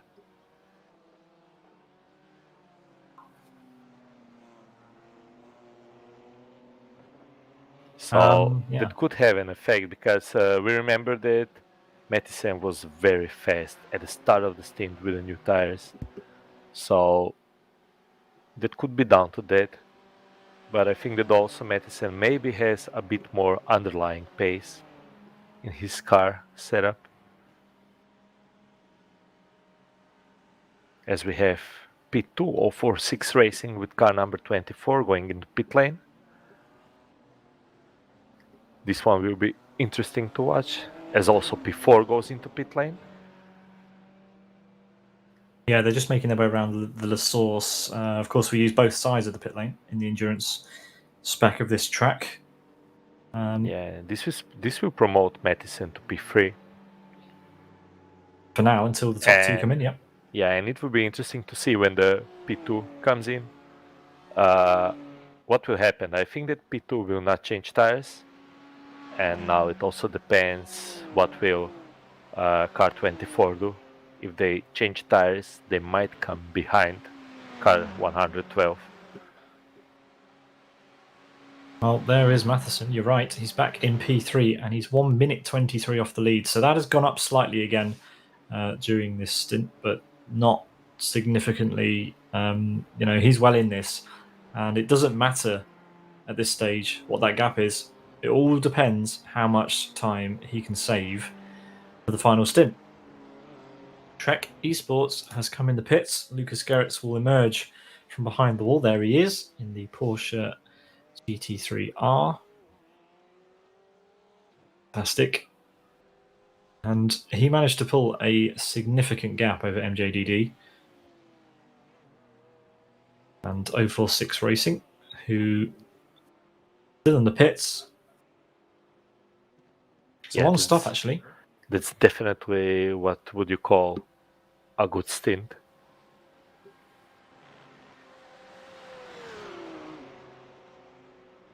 Well, 046 did a tire change. So it's a normal stop for a refuel and tire change. 1 minute 10. Well, there they go on the way. And a look to the timing tower as MJDD come in would suggest that all three of these teams are back together, but they're not. They're all on very different strategies. MJDD pits just behind Trek Esports. But we will see how this all stacks up when everybody does their stops and then another lap. See how good their stops were. Yeah, in iRacing, wherever you stop in your box can also affect the length of your pit stop. If you're not accurate on your marks, can increase the length of the stop. So there is driver error in play as well. As in the background, you see Yuri Mattison just going past car number 112. So he's again in first place. Yep. Passes the 18 and pit exit 2. This will be the moment of truth when the Trek Esports gets out. What is the gap? This is also remarkable. He's managed to gain a few laps on his stint plan as well over the leaders, and he's getting back on to strategy again, slowly but surely. Really nice driving. Yeah, I think with 26 laps are enough to get the drivers over the 1 hour mark. So endurance racing, you're still pitting on the time. Like if they can't do 1 hour and 10, then it doesn't matter. They can as well just do 1 hour.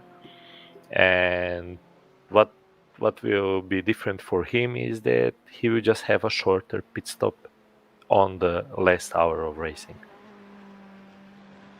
Martin Gervelt is back in the MJDD. So they car. overtook 046 Racing.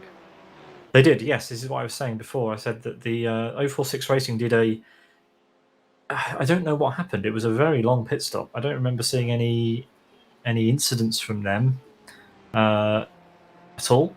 So not entirely sure why they're so far down the order, though. They changed tires. Yeah. While Martin did not. But Martin also fueled less. That's Right. interesting. He was in the pits for only 42 seconds, while, for example, Yuri Steinman's last time around was for 48 seconds. So I think they saved some time in the pits.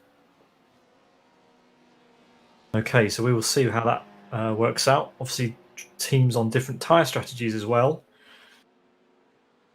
So the difference between Yuri Mattison and Trek Esports at the moment is 33.8 seconds.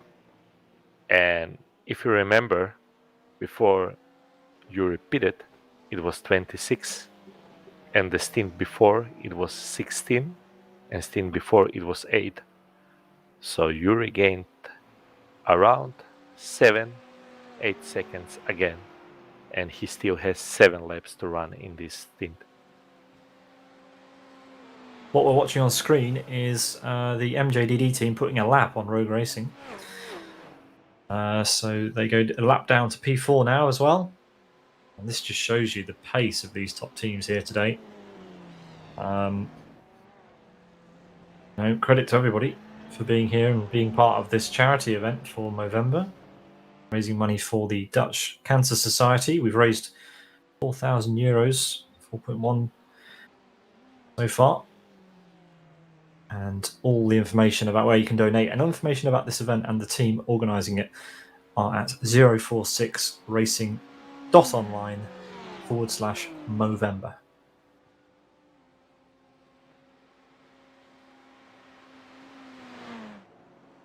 Yuri Matheson, our solo driver, leads the way in the 185, 32 seconds now as Zdravko ahead of Trek Esports. So yes, that last stint was good. We shouldn't really be surprised. But will it be good enough? We'll only have to wait and find out for another couple of hours. Trek Esports lead the Apex misses by 28 seconds.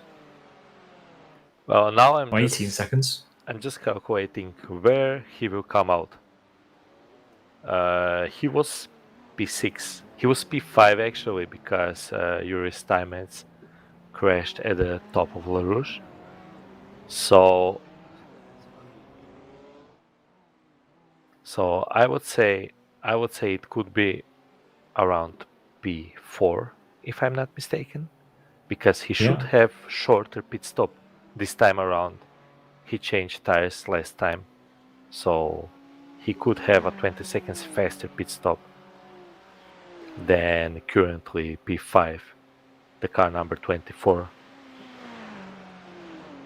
That would be impressive. It might be a bit too much. We're on over a 2-minute lap here, so probably come out around P7 again, I'd expect. We'll have to wait and see. 046 Racing are a minute 20 behind. Yeah, and P6 is minute 50, so yeah, possibly. He will probably come P6 then. Yeah, might not be enough time to get ahead of 046.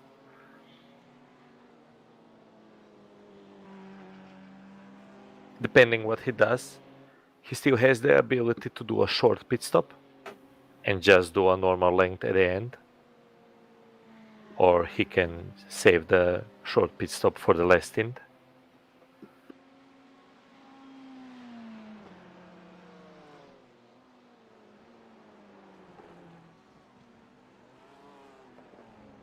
Ola Sarkvist. This is the Simpit Racing Team Orange car. Our Norwegian driver. Currently in a big bubble, 1.5 minutes to the CDRN Max Speed 1 team. Doing at the end of this lap that they've just gone on to, so expect this team in the pit lane too. And they should be in a fight with the Team Goon cars, which are very close together as well, actually, behind. So CDRN close together and Team Goon also close together.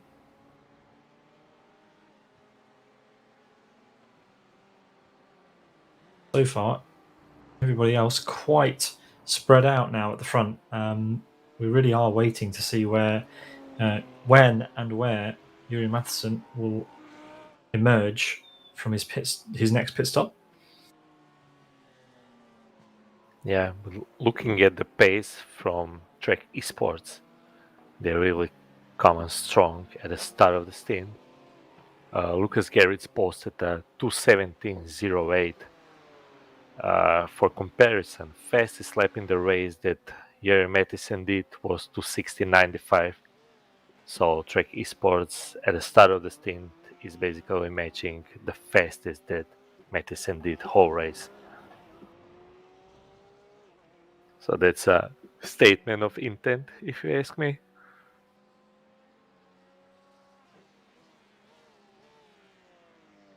Yeah.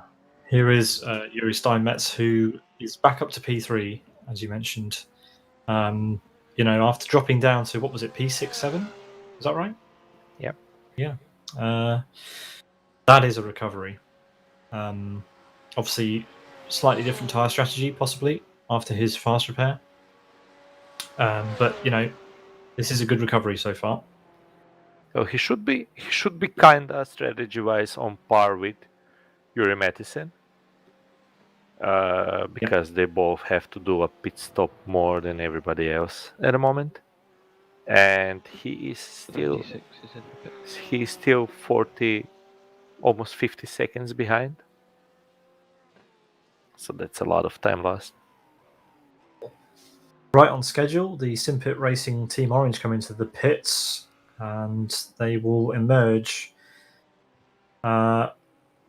just behind probably the Team Goon cars, somewhere near TRX Racing,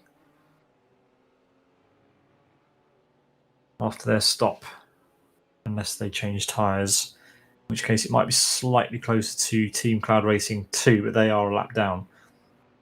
So keep an eye on that. How long does Yuri Matheson have left in those tyres? Let's see. Or in that car. He should be in around 3 laps. That's still depending if he manages to save a lap or not, but I think he didn't. So as he was doing 26 laps 3 times before, so probably he will again pit on lap 112.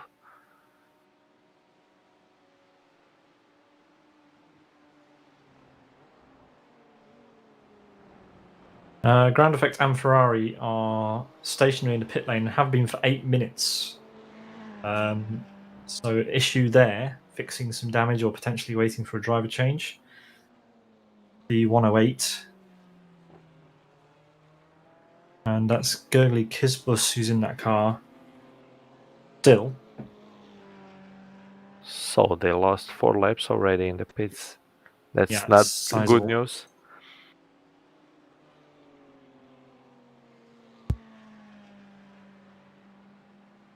So as we're watching, Yuri Matheson, he's still pushing in fast laps. Last lap was 2:17.13, so he still has enough concentration to be able to find all the apexes and all the braking points. Here's what happened to Gurley Kisbus before, I believe. It's coming into the bus stop. That is the number 5 Ferrari.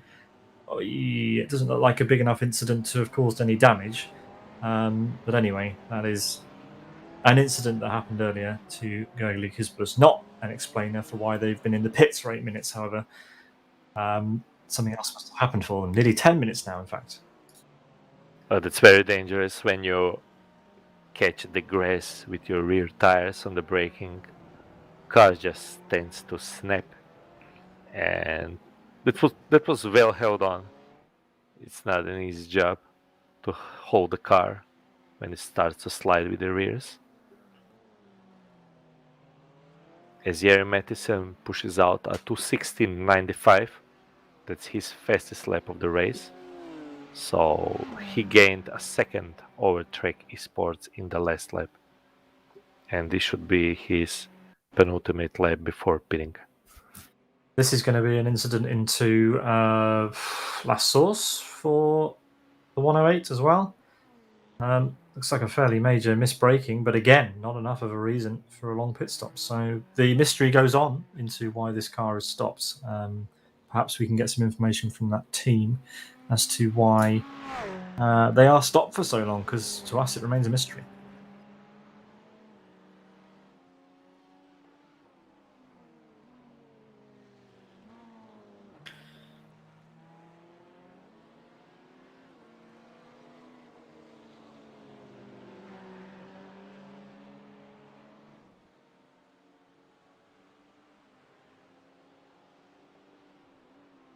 We're watching Yuri Matheson. He is still running around, and he will be in the pits next lap, we believe, or the lap after. And for his stop, he's currently trying to get past a back marker. That is one of the CDRN cars, if I'm not mistaken. And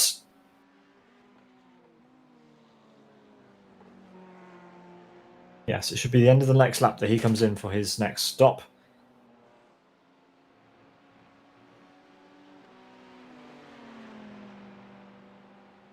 And he hasn't actually opened up the gap to Trek Esports at the end of this stint, as he goes for a very big move just before Blanchimont on the straight leading up to it. Good move. Well, Trek Sports had great pace from the start of the stint, so it's hard to gain time on drivers doing low 17s. But now they lost pace a bit. Their last lap was 18.6, so maybe they just took a bit out of the tires at the start of the stint, just to make sure to have something covered.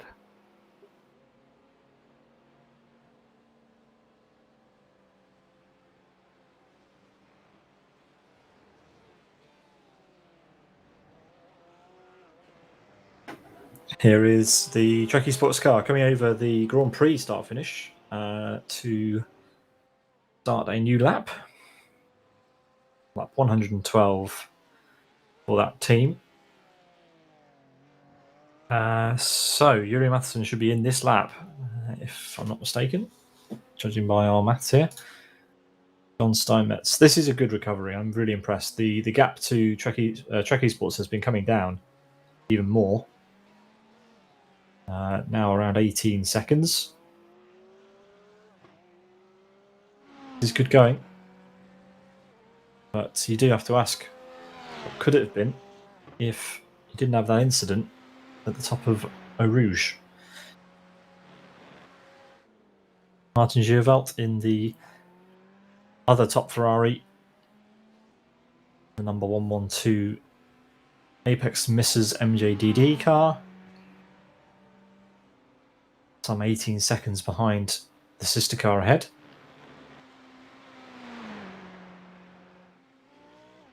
And Rudy Versteeg here now driving for 046 Racing.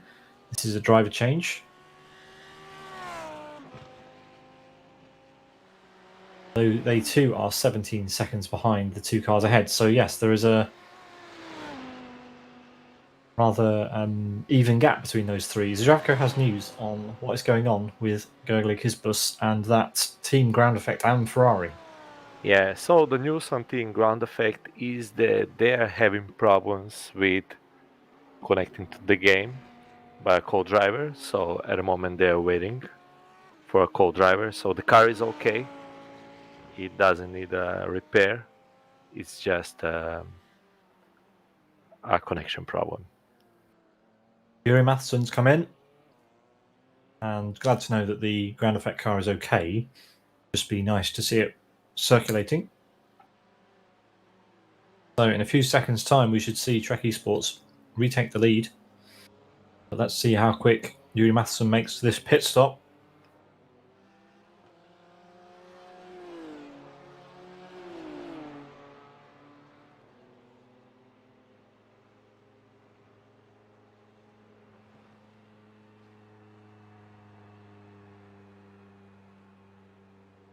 So this will be interesting now to see how far behind he is.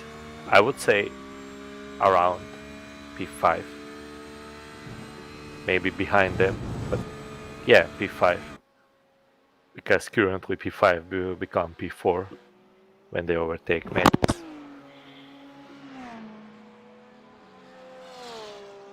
But the question is how far behind he will be. Well, P1 and 2 have gone through. Here comes to be P3, Apex Mrs. MJDD.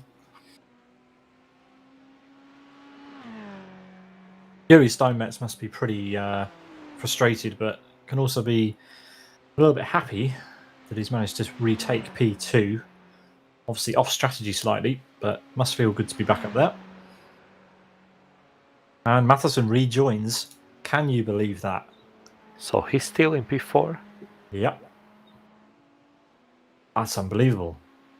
Yeah, he did not change tires this time around. And that's it. So he is 4 seconds ahead of all 4-6 Racing. Yep.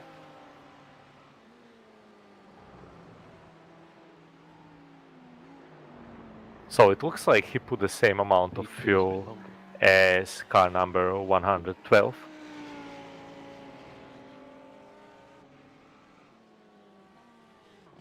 We need to see what the pace of Rudy Versteeg is. It's it all comes down to what happened in the previous stop. This car was in P3, comfortably in P3. The previous stop didn't go their way, or they've added, they've just spent longer in the pit lane or something. Really wondering what's going to happen now. We need to compare the pace of the 24 to the 185 over this next stint because they're glued together now.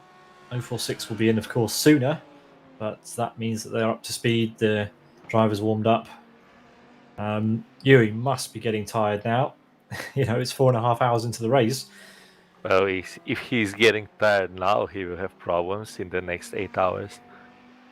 But this state of the race now shows the real positions, except car number 8, Yuri Steinmetz, because they still have to pit. We expect them to pit in next 6 laps. So my guess is after they pit, they will join around P6. And that will promote Yuri Mattisen to P3 and a podium position for our sole driver. And that's impressive. He was, I think, P12 after half an hour of racing.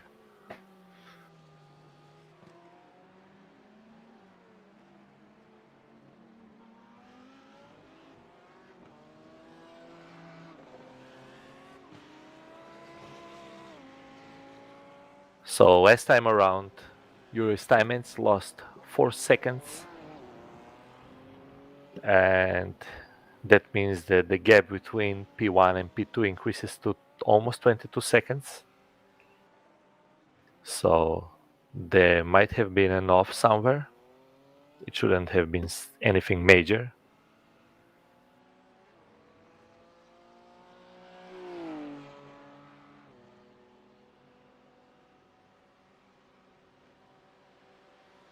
We're watching Stefan Westra, for Team Cloud Racing 1.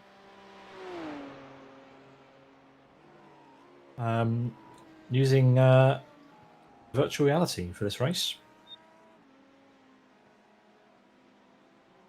Oh, that's an interesting experience. You're the one with a lot of experience in driving with VR. Can you tell us what's different? Oh, sorry. 1 second, Javko. I want to correct myself. It's not Stefan that's using VR. It is, in fact, his teammate that was using it. Eldin Zenderink was using VR.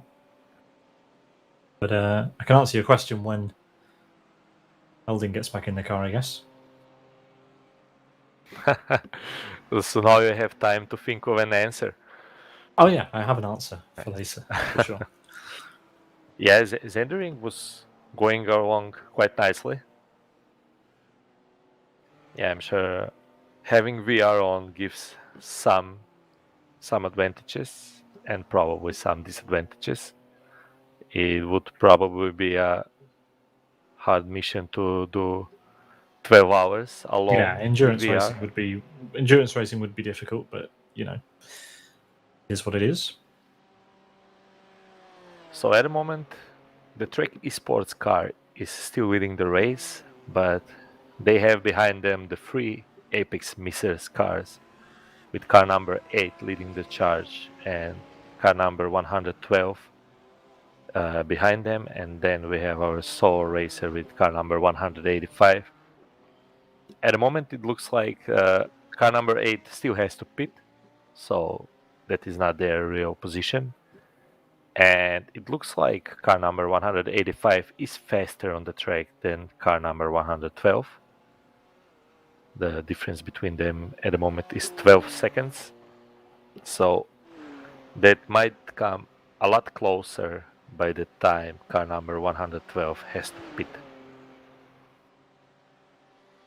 Yeah, so we are racing in support of the Dutch Cancer Society, raising awareness and raising money for research into treatments for prostate cancer and testicular cancer. And speaking of, 4 years ago, Stefan Westra beat testicular cancer at 27 years old. So he's here raising money for the KWF and racing with some of his friends. So he's out there having a good time and raising money for a good cause. And you can find out all the information at 046racing.online/Movember to donate to a charity that no doubt had something to do with Stefan's beating of cancer 4 years ago.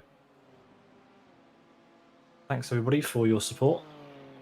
And we have already raised €4,000 for KWF.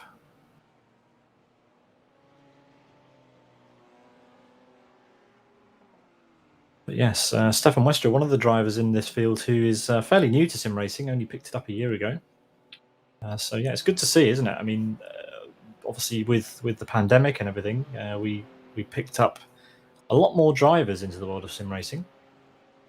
Yeah, and time in our hands, and it's great to see a lot of these drivers, enjoying themselves and getting involved in big events like this, doing the training and the hard work.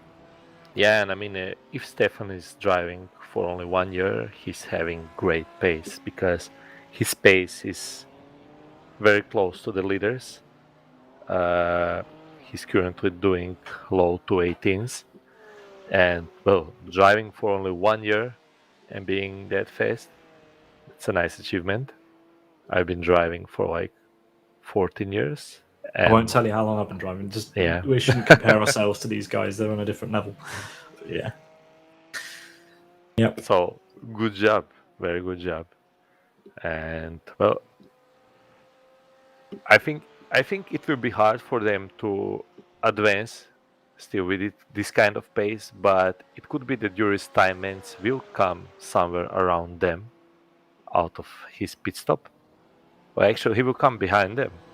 So they could have a fight on their hands later in the race if car number 8 manages to keep up with the pace they have been driving all the time. Because at the moment, last lap, they were a second faster than car number 12. So that will mean that they might catch up later on. Yuri Matheson at this stage in his stint is catching MJDD quite rapidly. In fact, 11 seconds now, the gap. So we need to continue to monitor that. And don't forget that 046 Racing in the background, they are only 5 seconds off of Yuri as well. They're going to get motivated and pulled along a little bit by him. Try and overtake at least one of these Apex Misses cars. Well, Rudy Westig has been doing a great job since the pit stop. His lap times have been consistent, and they're on par with strategy with car 18, the leaders, but the cars between Yuri with car number 8 and Yuri with car number 185 and Martin currently with car number 112 are a bit off on strategy because they had shorter pit stops last time around. So it's not really clear if 046 is really behind when it all gets calculated together. They are currently behind for 6 seconds, but it could come back to them. Yeah, it's around about 17 seconds the gap actually to MJDD, because I guess you can't really count Yuri in this because he's in his own race at the moment still. He's getting close. He's getting close to being in a race again with these guys, but there's still a few more stints to go before that will be a thing. Yeah, I guess it was easier for Yuri to jump over some of the a bit slower cars down there, but now as he came up to top 5, it's not as easy because the pace difference is almost nil. It's not really easy to pass when you're like 2/10 per lap faster. You really have to work hard for it, and a driver that knows how to defend good still has a chance, even if he is a bit slower.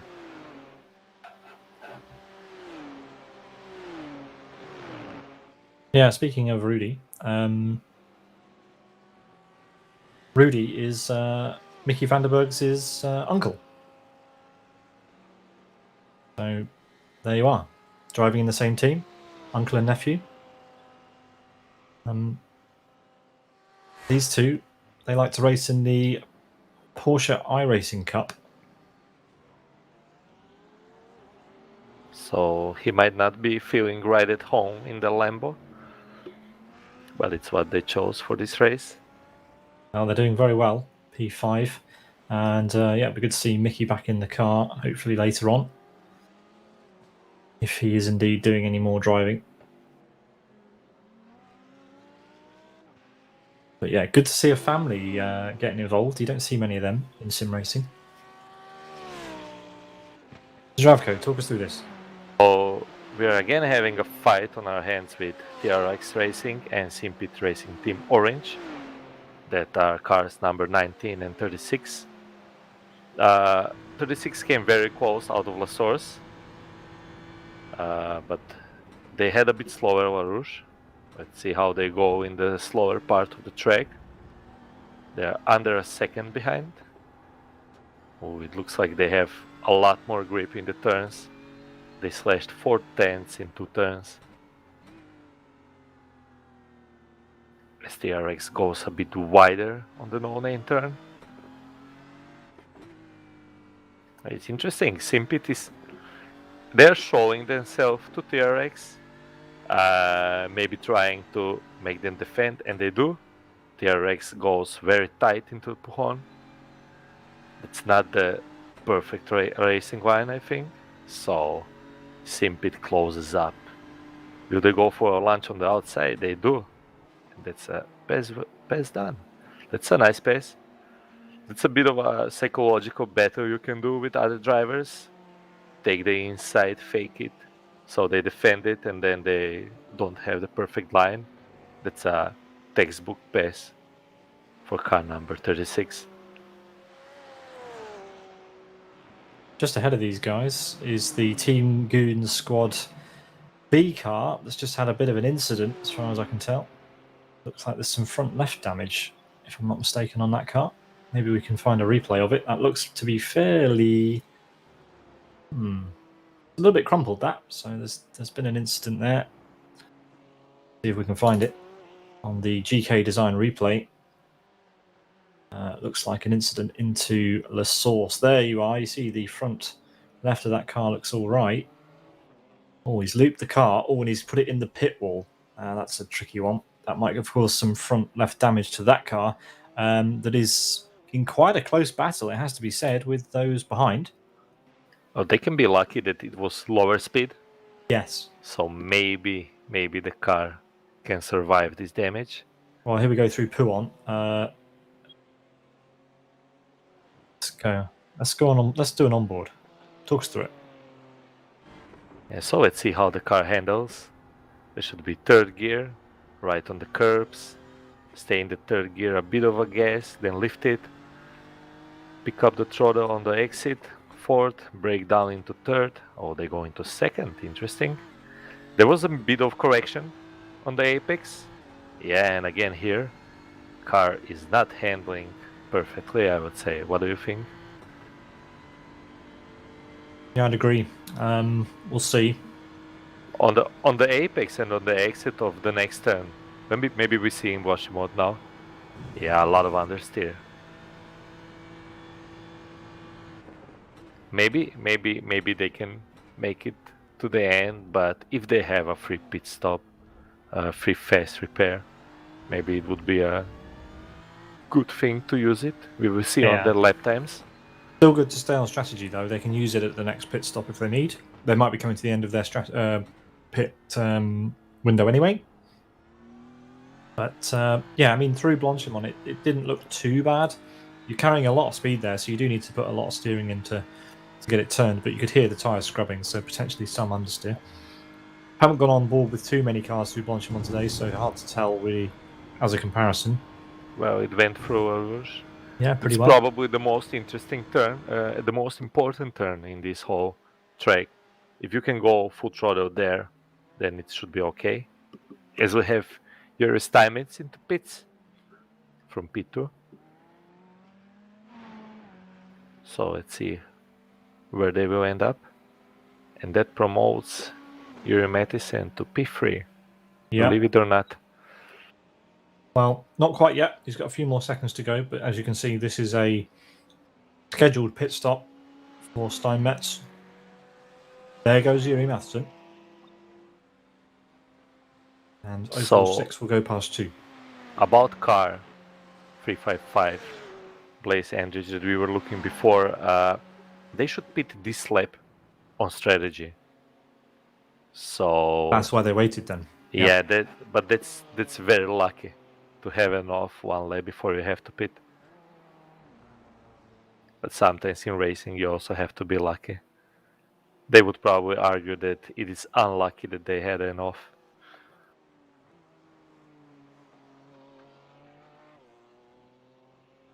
So we have a driver change on car number 8 as Tobias Wessels takes over.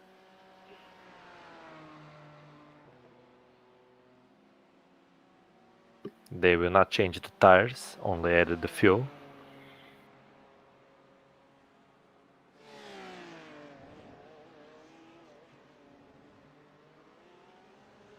So let's see if Blaze pits now. No. And he doesn't. Okay. So maybe he saved a bit fuel. So they should be on lap 118 now, as they are 3 laps down to the leader.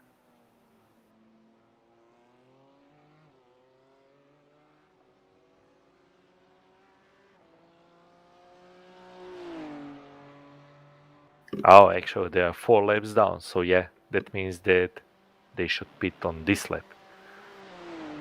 Alright, yeah, so I they're just one apologize lap for out the of mistake. sync. It's okay. So Tobias Wessels has gone into the Apex Mrs. Jeff car, which he says here he believes is the best looking Apex Mrs. squad, without a doubt, in fact, that's what he says. Let's show it a bit then. I want to alright. know how the car looks now. Well, let's see if it's got any damage, because if it does, then I mean, it's a good looking car. It's a Porsche, so it's got that going for it. It's got a nice moustache. Yeah, it's quite a good mo. I wish I could grow one like that. Unfortunately, I'm not gifted in that department, Zdravko. You should grow one this month. I mean, I have been growing one, but I don't think it's fit to be shown to anybody. Frankly, it's a nice looking car. What else do we know about Tobias Wessels? Are those their faces? His nickname here on my sheet that I have in front of me is Tobias. Please, not the Porsche Wessels. That's a good nickname. It's a great nickname. Unfortunately, he's driving a Porsche. So it will be very interesting to see how fast he goes in a car that he maybe does not like. Yeah, I mean, it says here also that he was recently promoted to dad, so he's leveled up. Congratulations. That should make you slower in real life and faster in sim racing.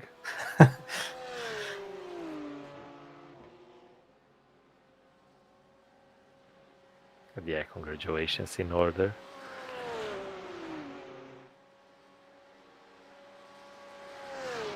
Tobias is unstoppable in the skip barber, but unfortunately his teammates have forced him to drive the 911 GT3R. Well, how would Skip Barber compare to GT3s today? I can't remember what the skip barber lap time is around here, but it would be very scary to drive a skip barber around here with some GT3s. Not the fastest car. It's good fun around Spa. If you have iRacing and want to try it out, recommend some skip barber racing. Anyway, back to the racing. Here we are. We're looking at Tobias Wessels, who, by the sounds of it, does not enjoy driving Porsches. So, like Zdravko said a moment ago, we'll be interested to see how he handles his stint. And he has about a minute 50 to P5. Sorry, no, he doesn't. He has a minute 50 to the lead. And about 23 seconds. 23 seconds to Stefan Westra. Yeah. Yeah, so that's a fight Stefan Vestra will have if Tobias is fast enough. That's a nice thing in endurance racing. You see a car being fast and you think that you will lose out to them, but then they change drivers, you change drivers, and all of a sudden your team is driving faster. Not every driver is equally fast, so it's up to every team to organize how they move around. Some prefer to start with fastest drivers to probably get some clean space, and some prefer to start with slower drivers and allow their faster drivers to drive in the clean space. Team Goon Squad B are in, and they've changed drivers. It is Jacob Feskinen who has jumped in that car.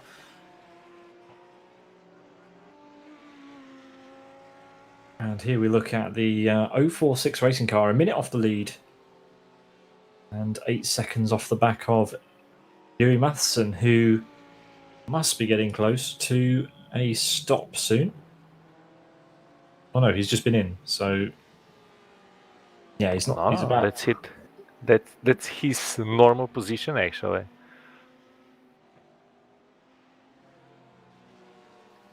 Yeah, but it looks like 046 has been gaining a bit on Apex Missile's MJDD. So while Yuri has been moving towards MJDD and away from 046, 046 has been steadily moving a bit closer to P2. So there is it's a small gap.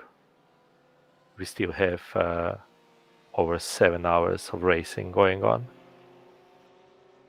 Here's a situation that I find interesting when I'm doing endurance racing in any form of motorsport. When you get overtaken by one of the cars ahead of you, which happens a lot to me, and then you try to follow them, as we see there, car behind getting a little bit wobbly, but yeah, nonetheless, trying to follow a faster car is often quite fun. It's fun if you can manage it, because it means you're doing all right in that session. But sometimes it's not possible and they just disappear. But this M4 GT3 is in a privileged position, having the best looking car on the grid, in air quotes, according to Mr. Vessels. Well, and it's a great learning experience, especially if somebody ahead of you is a lot faster than you. You can pick up their braking points, their lines through the turns, and generally it makes you faster if you can follow closely. Here we see Cloud Racing 1 trying to get back past the back marker.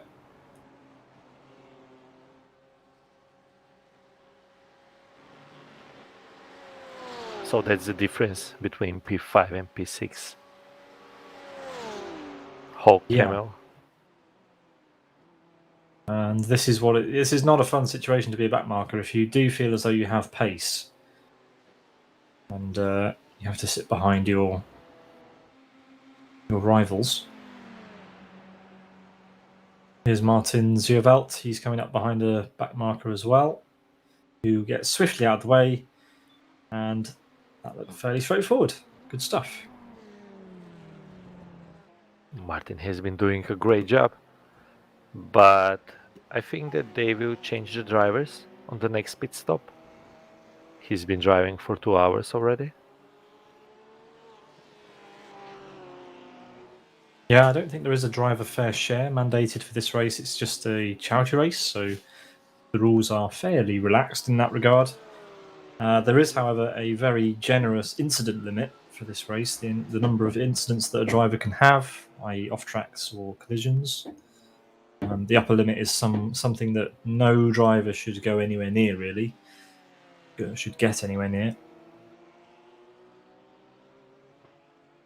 What is it? 420 incidents. Okay, that's a lot. Quite a lot of incident points, yeah.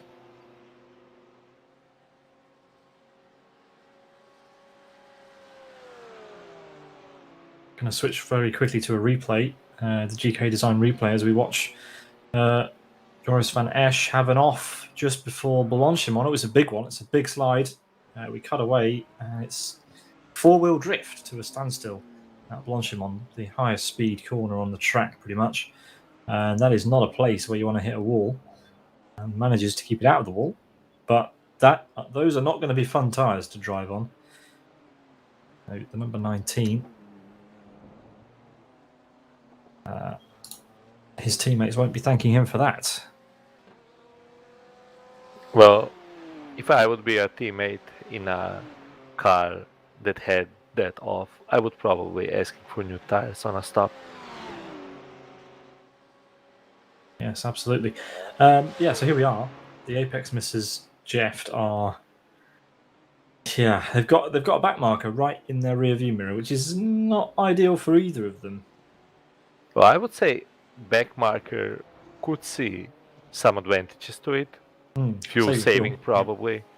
But being in the draft, they could lift sooner.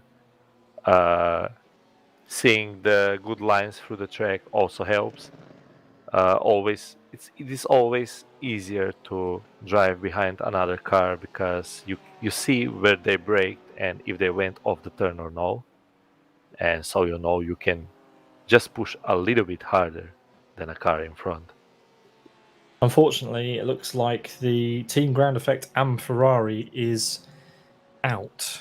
They have not been able to get hold of a driver, and for now, that car is out of the race. 23 laps down currently. So yeah, that's a shame.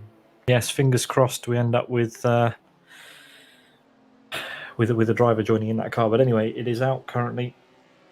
Couldn't get hold of their other driver, and Gergely Kispus has parked it.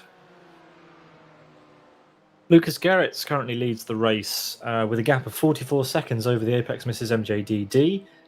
Then it's our soloist, Yuri Matheson, doing a stellar job, 54 seconds off the lead in P3 on the podium. Then Rudy Versteeg, the 046 racing car, making his way past Rogue Racing 1. They are a lap down, and they have gone past here.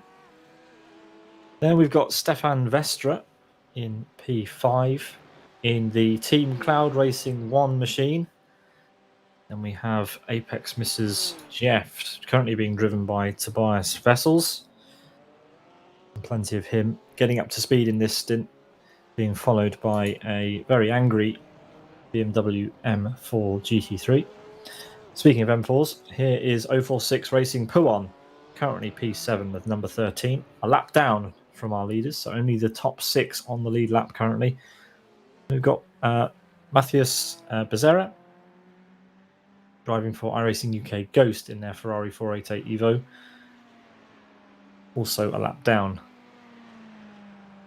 Next, we've got Peter Abraham Yonkers driving for Rogue Racing GT3 1, 232 Porsche GT3R. Then we have the only remaining Team Ground Effect car in the race. The other one has unfortunately had to retire due to a lack of drivers by the sounds of it. But here we are, Team Ground Effect AM, the number 5 Lamborghini Huracan GT3. Very nice livery on that. I do like it. The chrome is very nice. With what I can only assume are either the German or Belgian colours on there. And they are currently P10, rounding out our top 10. Rick Willemsen, driving for CDRN Max Speed 2.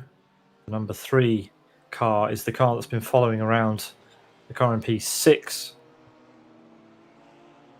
Unfortunately, 2 laps down now, and probably difficult to get those places back unless they are significantly faster than the cars ahead. Colin Hull, he is in P12 in the other CDRN max speed car.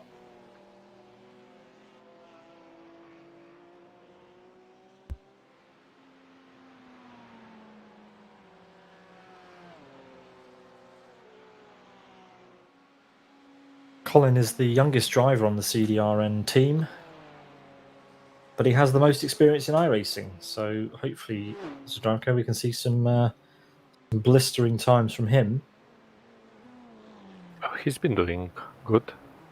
Yep. He's been having faster pace than, for example, P6 Tobias vessels.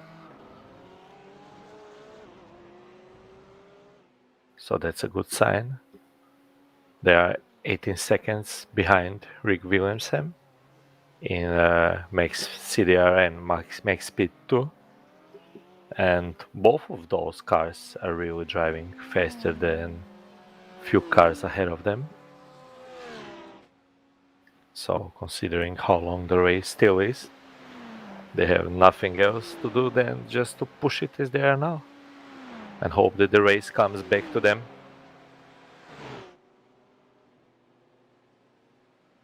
Remember, there are no safety cars in this race, so they cannot rely on that benefit, but they can still gain places with showing the good pace that they are showing at the moment.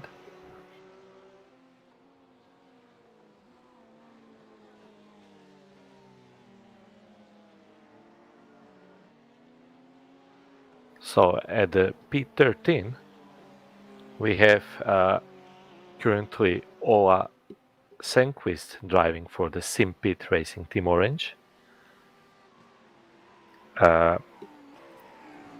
He's going along nicely. He's currently closing up to his pit window. Then back in P14, we have Garrett McAllister driving for Team Goon Squad Endurance. He's driving a bit faster than car 36 in front of him, and with only 18 seconds behind. That looks like a gap that could be bridged in the next 20-30 laps. In P15, we have Joris van Ur for TRX Racing, as he has a bit of a slide on the exit from the bus stop chicane. On P16, we have car 355 Jacob Feskanen for Team Goon Squad B. They were lucky with the last off they had, and that it fell right into their pit window, but it looks like they did not repair the car, so they are probably happy with the way it handles. Or it looks like they had an off on the last lap.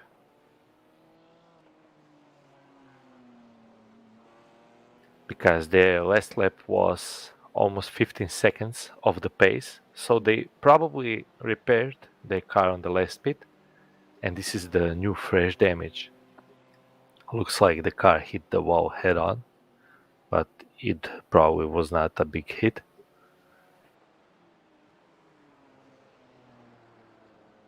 So on P17, we have car number 15, Team Cloud Racing 2, driven by Hero Gooden. He's 20 seconds off car 355, so it remains to be seen if the 355 has to repair. He could gain a place there. Then in P18, we have Darnell Williams in Chocolate Fondue. He's actually one of the Simbic guys, isn't it? One of the misjoiners. Yeah. But I still like the name. Me too. It's good. That's he's driving quite a lot faster than few cars ahead of him. He's in 220s, while cars ahead of him are in 222s. So that's a nice steady 2 seconds per lap. And he's currently a lap down, but with 2 seconds per lap being faster, a lot can change to the end of the race. In P19, we have Team PLR with a car number 78, Gregory Ellis. They're also the last of the... Oh no, I'm wrong. Or am I? No, I'm wrong. I'm right. They're the last currently driving car. They are 6 laps down, probably had some problems, but they are gaining. The cars ahead, but not sure that they can gain 6 laps. And from the teams that are out of the race, we have car number 108, Team Ground Effect AM Ferrari, and car number 16, Rogue Racing GT3. Thanks for that, Their Jacko. second team. Yep. I think You know, PLR could gain some of those places back. Of course, we're only 5 hours in. 7 to go now. Yeah, I'm just watching at the car number 16. They were in few accidents at the first stint, right? But it's sad that they are out because they had good pace. They would probably be fighting in top 5 had they stayed in the race. But these things happen in the endurance racing. On the screen, that was very close between Trek Esports. That was very close. It looked quite interesting through Podium. Lucas Gerrits went for a move and there was a back marker on his outside. But they're through, just about. And 046 Racing Podium has chosen now to come into the pit lane. Is that on schedule? Yes, it is. So this is a scheduled pit stop from Robert Hermans. So he did 26 laps on his led pit. Last stint. So we are on lap 129. We are expecting leaders to come in on 131, so in 2 laps. That would also mean that some of the teams will start going into the pits right now. For example, car number 33, see they ran max speed. They are in the pit lane at the moment.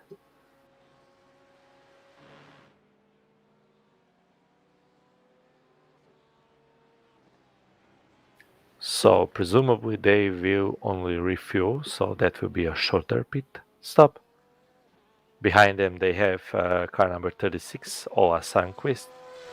So he will gain a bit on them, but he will also have to pit in a few laps. So he has a bit extended stint over them.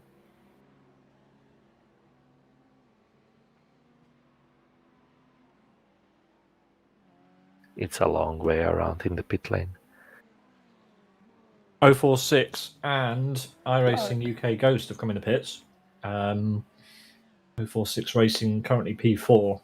So C, we'll probably see them drop down behind Team Cloud Racing 1 and the Apex Misses Jeft, at least temporarily, depending on what they do. So 046 is on the schedule, and Team Racing Ghost managed to bring up 1 lap in the stint. So they did 27 laps. That's a good job. Yeah, that's important for the end for sure, for the final stint.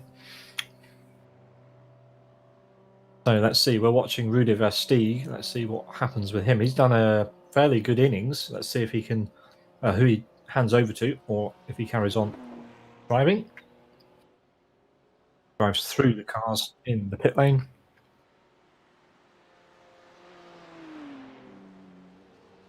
But as we return to the leader, who goes around again, as we know, the leaders have been able to eke out 26 to 27 laps each, mainly 26. So this will mean that car number 8, Apex Misses Jeft, will gain some places because they are still out of sync. Last time they pitted was on 119.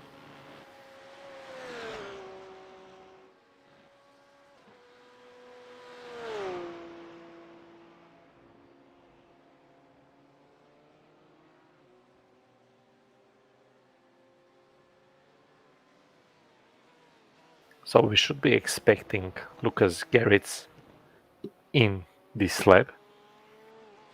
He's been driving a steady stint, no problems, no mistakes, very fast pace. So let's see who does he hand the car over to, and if he does hand the car. They should be having a faster pit stop now, because they changed tires last time around.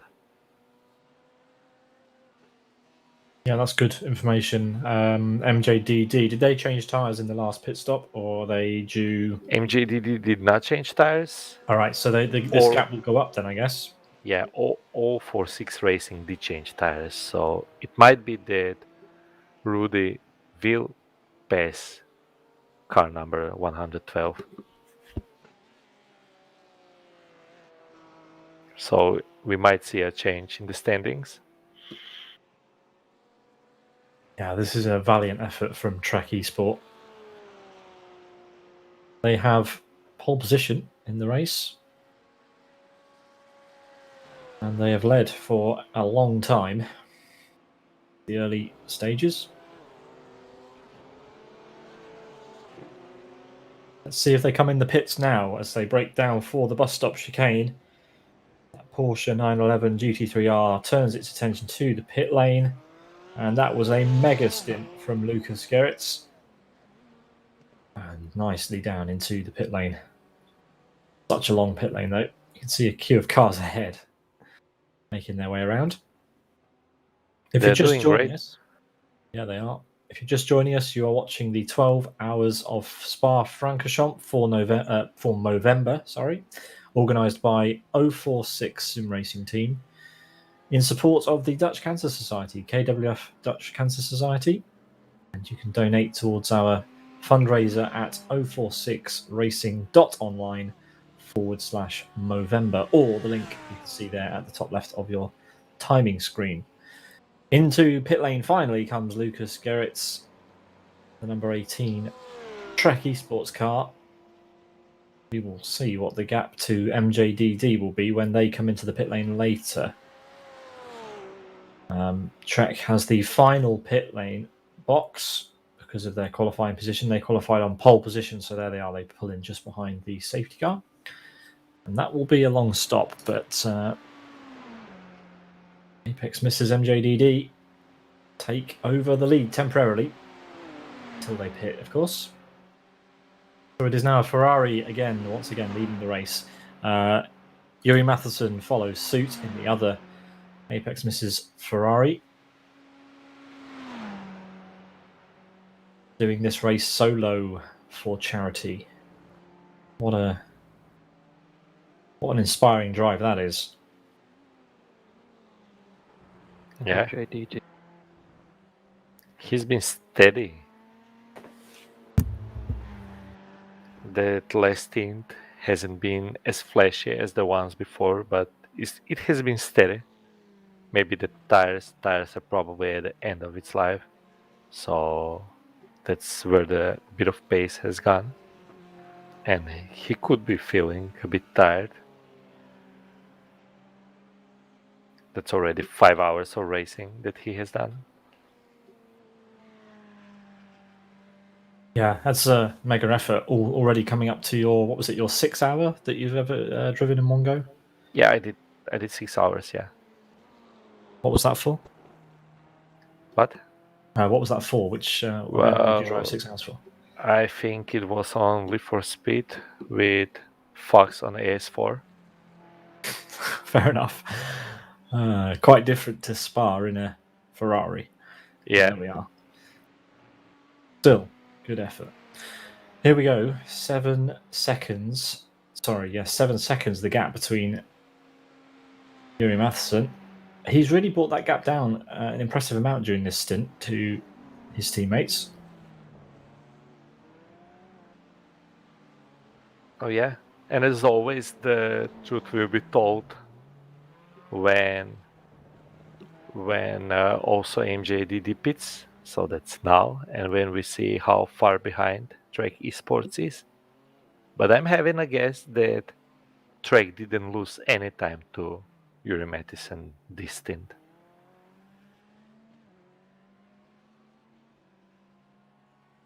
because they've been having a great stint.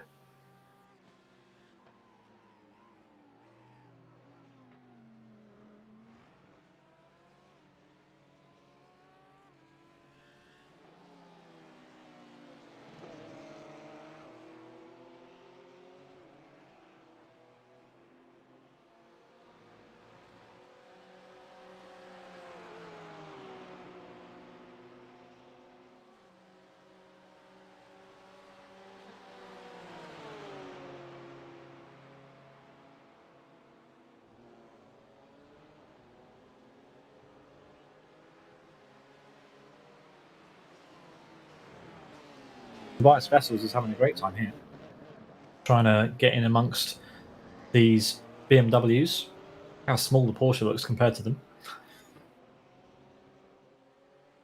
Well, it has to be smaller because BMW has to be big because the car has to have space for those air intakes.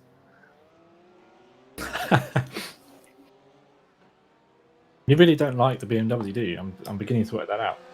Well, I think that my problem with this BMW is that I actually like BMWs. If I'd hate them, I'd love the new ones because they would be so ugly that it would make me happy. But All right, let's move on quickly.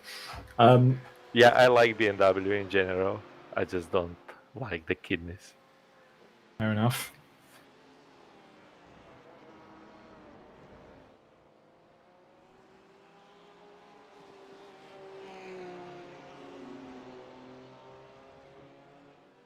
So Tobias is currently in P3. That's helping him with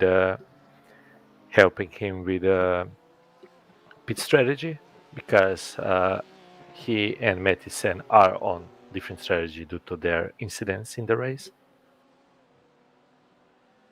But he's still behind car number 18, so they lost a lot of time due to the incident and repairs.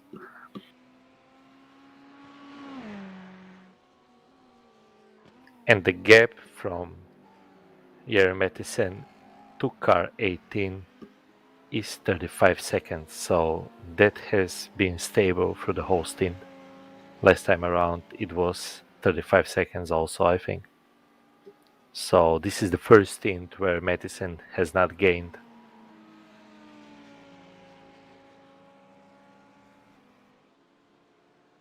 Yeah, I mean, Trek Esports have been on an absolute charge. And welcoming back to the commentary box, it's Andy Alston who's going to be joining us for a little while longer. Welcome back, Andy. Yeah, great to be back, and just goes to show it's the ups and downs of endurance racing. You know, you go away for an hour or two and come back, and the order is completely different. Yeah, we've had a bit of shuffling up. The Apex Misses have had their fair share of drama. 046 have been on the podium, off the podium. Currently, they're squeaking around in fourth. Yuri Matheson is still slightly off strategy, but he has one hand on first place. Currently 5 hours 15 minutes into his 12-hour challenge. And we've raised more money for charity, so that's good since you were last here. Yeah, it's fantastic to go over the €4,000 mark. That is a fantastic contribution, I have to say. Really, really great stuff. And if you'd like to donate, of course, you can visit the link at the top of the timesheet on your screen, or go to 046racing.online/Movember to get involved.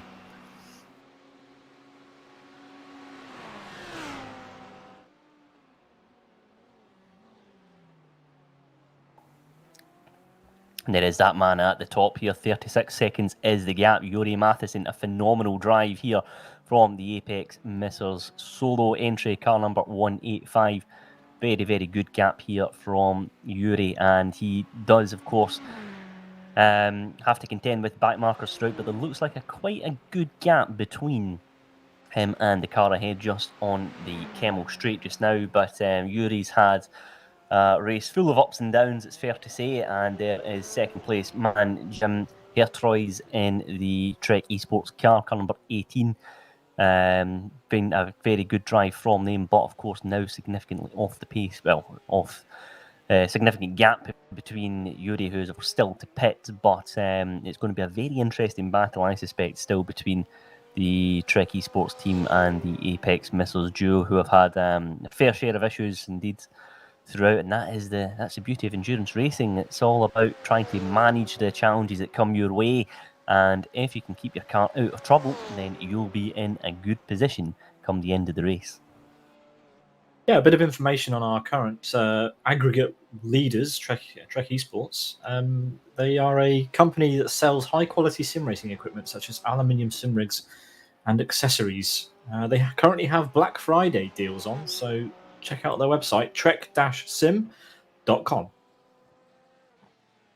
I can't overstate enough, the importance of good quality sim racing equipment. You know, having a strong aluminium profile rig really does make all the difference. And the guys at Trek have got some good offers out there for Black Friday. You know, a strong rig, good comfortable seat, particularly when you're racing for 12 hours straight. There's a lot to be said for it. So it's good to see the guys out there at Trek putting a good show out there for everyone for this event. And Jim here, Troy's, it's been a good stint for him as well, I have to say, all in, as we go over the 5-hour mark, and he's got a good gap between him and third place at the moment. But it's that man there, Yuri Matheson, still leading the way now in the Ferrari 488, couple of back markers just ahead of him now. So he's just gradually beginning to reel the cars in front in. It was a 2:18.1 last time out, which was 0.6 of a second quicker than Jim Hertois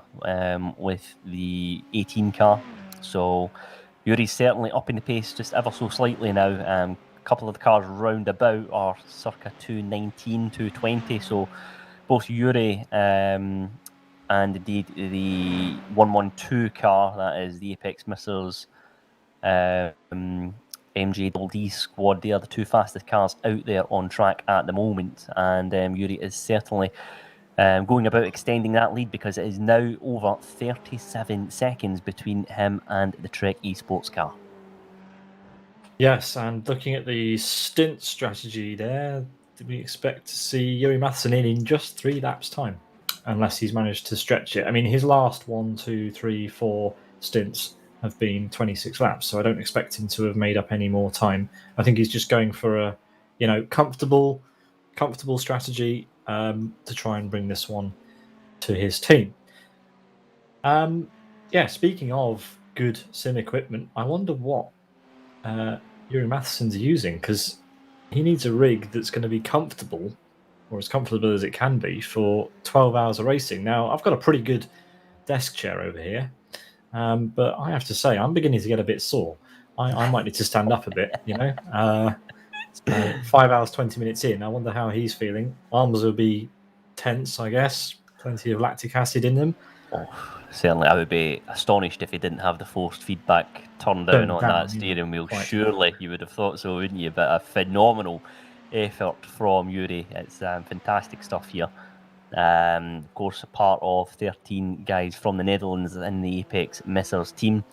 Again, first started beginning sim racing at the end of 2019. He started on Project Cars on the Xbox, switched to iRacing in the middle of last year, and he's never looked back from then. He's been doing some great stuff on sim, and it's a great way to raise funds in this challenge, and he's really putting in the good lap times to suit as well. I mean, last time out against 2:17.8, it's significantly quicker than the cars round about him, so he's certainly putting the fast laps in before he makes a trip to the pits.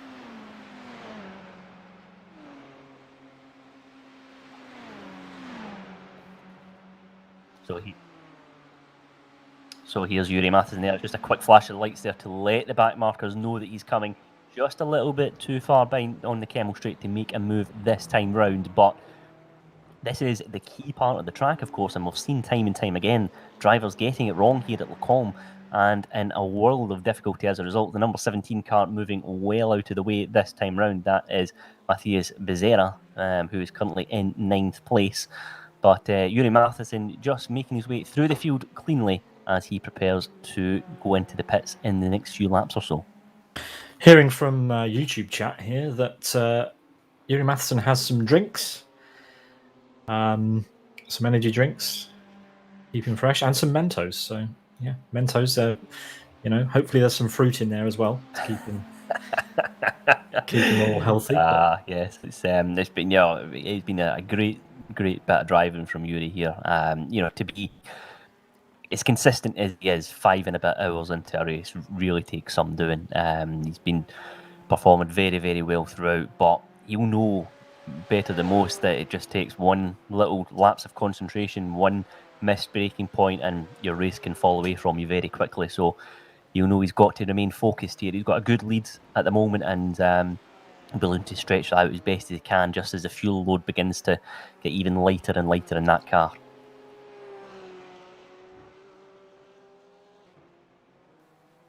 So as we approach the bottom of the 5th hour here, we still have 19 cars running of our 21 starters.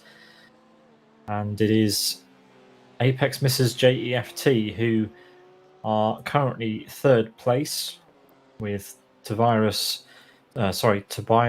please not the Porsche Vessels, driving a Porsche. And our current race leader is due in at the end of this lap. So that will, of course, bring the Trek Esports car right back into contention, and it's a car that's been performing very well throughout here, and there it is, it's Jim Ertois leading the number 18 car round the chicane here and across the Grand Prix start-finish line. And it's always a tricky braking point here into La Source as well. You've got to kind of hook the car in pretty late and as close to that apex and curb as you dare get away with, and then you've got the beauty of all that runoff there as he prepares to tackle Radion and Eau Rouge.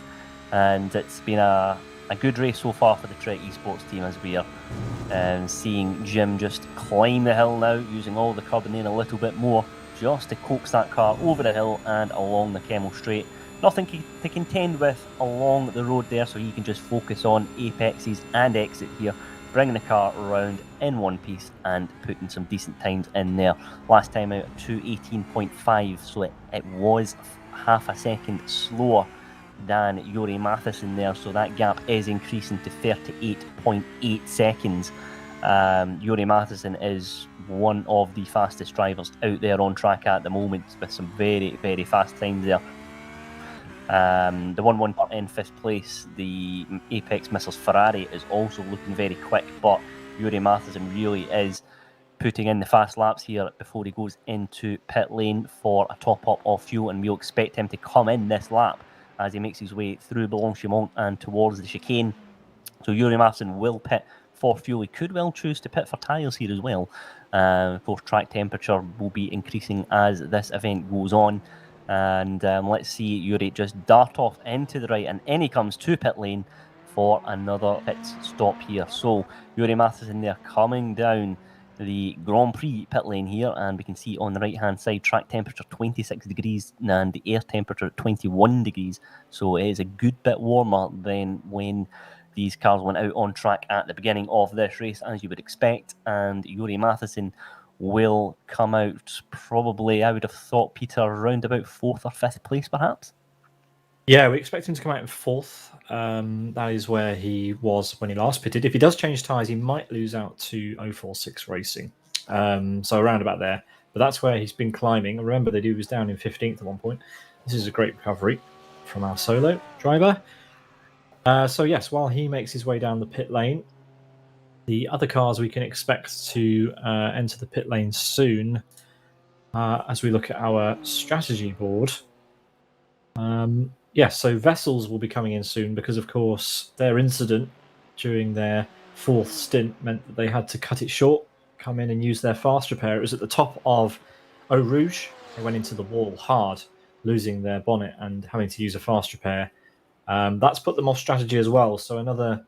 how many laps? 8 or so laps to go, 7 or so laps to go for Vessels before he brings his Porsche in. So there we are. Matheson's pulled up. He's been overtaken once again by Trek Esports, who retake the lead in the race. And there is our race leader, Jim Hertois there, number 18. He's made his way through Lecombe safely, and it's round this difficult right-hander. It's a difficult one to get your braking zone right because you're braking downhill. Car's slightly off camber as well as it makes his way round the middle part of that corner. Getting No Name out and just through that nice and clean. It's a little bit of a dab of a brake, perhaps, and then get that hook in nicely. But this is the one, Buchon. It's a real test of bravery and the skill of the drivers here. And it's all about getting it nice and clean on exit as well. Jump does just that as he makes his way now into turns 13 and 14. The right and left hander, again, another good test of the setup of the car. And that Porsche 911 looks hooked up very, very nicely indeed. Let's take a look at fourth place man, though. It is the 112 car because he came out ahead of the 185 of Yuri Matheson. So it is Danny Hugendorn is in fourth place in this race. The 112 car does leapfrog Yuri Matheson, so it is the 112 from the 185. It's a Ferrari and a Ferrari, but Danny Hugendorn has just managed to pip Yuri Matheson to fourth place, so that would suggest to us that Matheson has taken a tyre change there. So he will be out there on fresh rubber, and it'll take a couple of laps or so just to get the tyres up to the operating temperature, and then Yuri can firmly turn his sights towards reeling in that fourth place car. There he is, just in the distance there. Yuri Matheson just about to approach Buchon for the first time on cold tyres, and he does that nice and cautiously, doesn't want to risk unsettling that car, and then he can begin to get the car working nicely. Just further back there, we've got a good scrap here for 15th place, and that is Jacob Feskinen in the 355 car, and it's the Team Goon Squad B team. They're setting his sights on the orange car ahead in 15th place, Matthias Direct, who is out there. Last time out, he was 2 seconds or so quicker than the 355, but it looks like he's had perhaps a little bit of a moment here this time round because Jacob is just beginning to reel in the orange car in front of him. So it will be an interesting battle here. He's very much within slipstream range, and he'll have a very, very good tow coming out of Stavlo, I suspect, later on in this lap. So let's see if this is one that we can perhaps get an overtaking manoeuvre into. So Jacob's looking to gradually reel him down there, and there he is in that BMW. He's got the orange car in front of him, a yellow one just further back there as well to contend with, but Jacob is looking to make moves here in the 355 car. A little bit of damage, of course, on the right-hand side of that car by the looks of it as well. You can just see the front right wheel just peeking out of the bodywork, so he's got that to contend with for good measure too. But yeah, that could be a nice scrap just bubbling away nicely there for 15th place.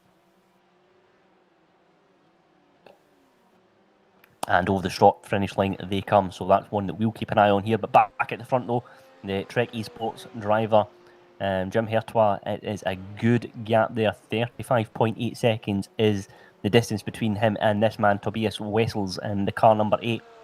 And it's been an eventful hour or so for that Apex Missiles car, with a big incident at the top of Radion, which caused serious damage to that car. Of course, they got the fast repair, but it was the time difference that really hurt that car. But it's gradually just on a good recovery drive now and looking to close that gap down if possible. So it's Tobias Wessels there in the number 8 car, and he's just got a back marker just ahead of him, but you'll have to contend with, I suspect, in the next lap or so.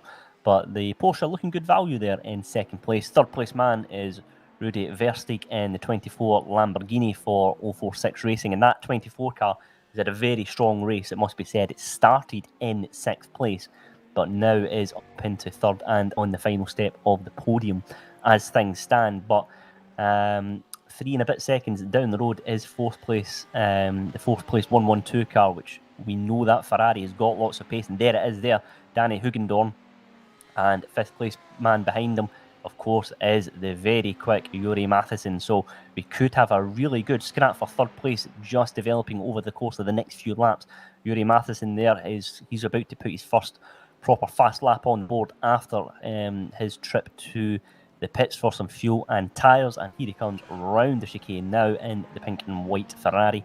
And let's see if what he is like in terms of his pace. The cars around him, it's a 2:18.8 for Rudi Verstegen third. It's a 2:18.2 for the 112 Ferrari, but it's a 2:17.1 for Juri Matheson. He is really hammering out the fast laps now, and I suspect, Peter, it's only going to be a matter of time before these three cars bunch together and fight it out for the final podium place.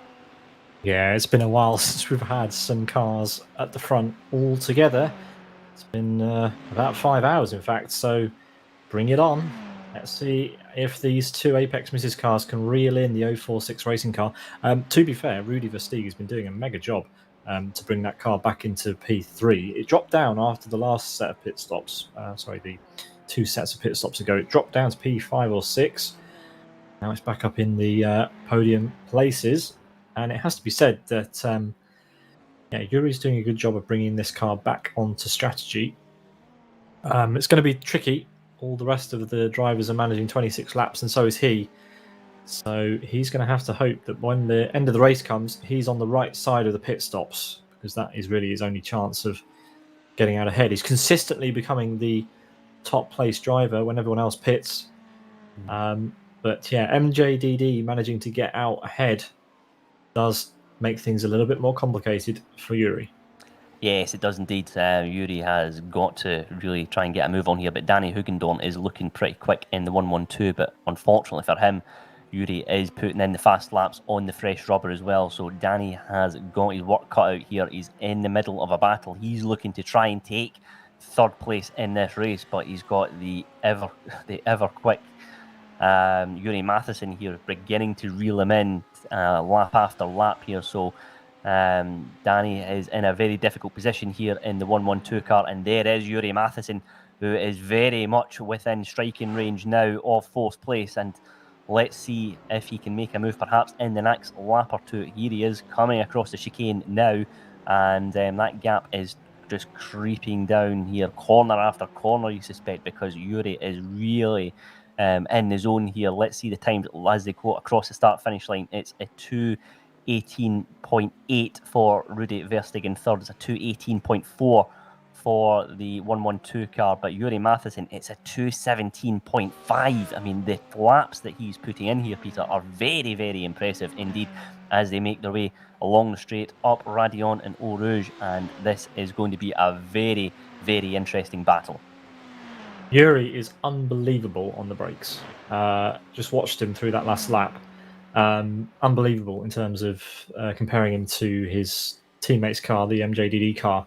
0.3 of a second at the bus stop, there or thereabouts, just on the brakes. Mega. Yeah, it is. It's incredible just how much of a difference being confident on the brakes does make in these GT3 cars on iRacing. You've got to be very, very delicate with them. You don't want to risk locking them up, and then you're scrubbing the grip on the front tyres. The car's overcooked on the entrance to the corner, and before you know it, things have all gone horribly wrong. You have to be very, very cautious on the brakes in these cars, and lots of drivers find it difficult to drive the GT3 cars on iRacing when they get behind the wheel of them for the first time, because they do feel quite different to GT3 cars on other platforms. But Yuri is very, very strong on the brakes and beginning to reel in the two cars ahead of him. But this man here, Peter Jonkers, in 8th place at the moment in the 232.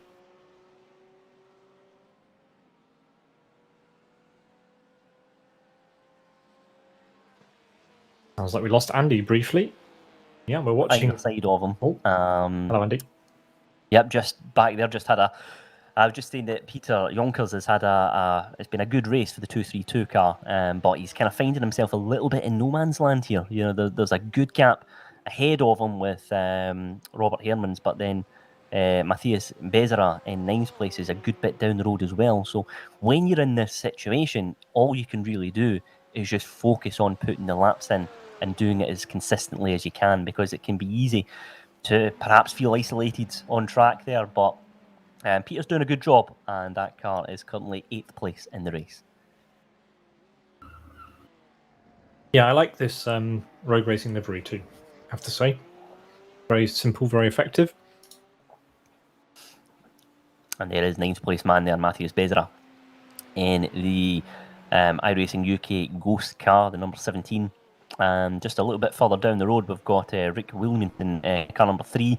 And there he is there in the BMW, and he's got the white Porsche just ahead of him as well.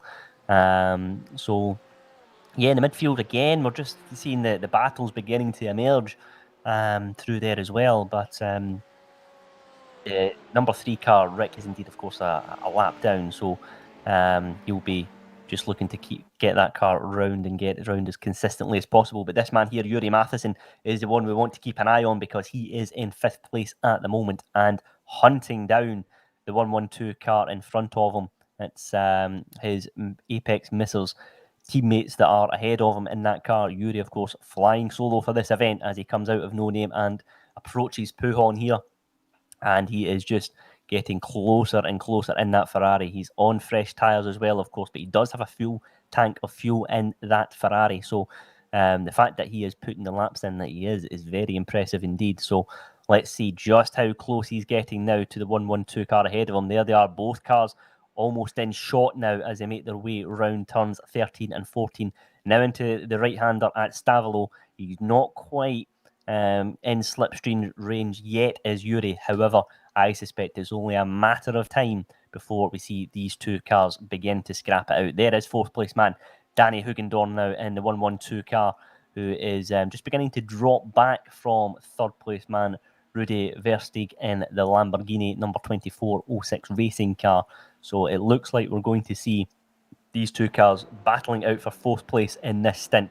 Here is Danny coming into the chicane now, looking to just fend off that threat of Yuri Matheson. He gets that car a little bit loose there on the exit of the chicane. That will be music to the ears of Yuri Matheson, who is hunting him down. We're riding on board now with 3rd place man Rudy Versteeg in the Lamborghini Huracan as he comes out of La Source. 2 cars behind him that are looking lively.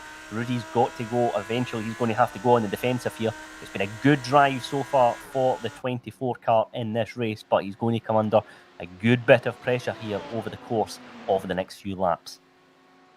Yeah, we've had some drama further back while this group of 3 close up together. I believe we've had an incident with Chris van Strieland and Mathis de Recht. We've had some incidents further down. And there is 3rd place man Rudy Versteeg now coming under pressure from the 112 because that gap is under 1 second. So the 112 car is very much within striking range now, but as of course is Yuri Matheson, because there he is now at the top of your picture, just coming into shot now. So these 3 cars are now beginning to bunch together. Rudy Versteeg has to go on the defensive here. He's got not just 1 but 2 Ferraris to contend with as well. But Rudy Versteeg doing a great job in the 24 car.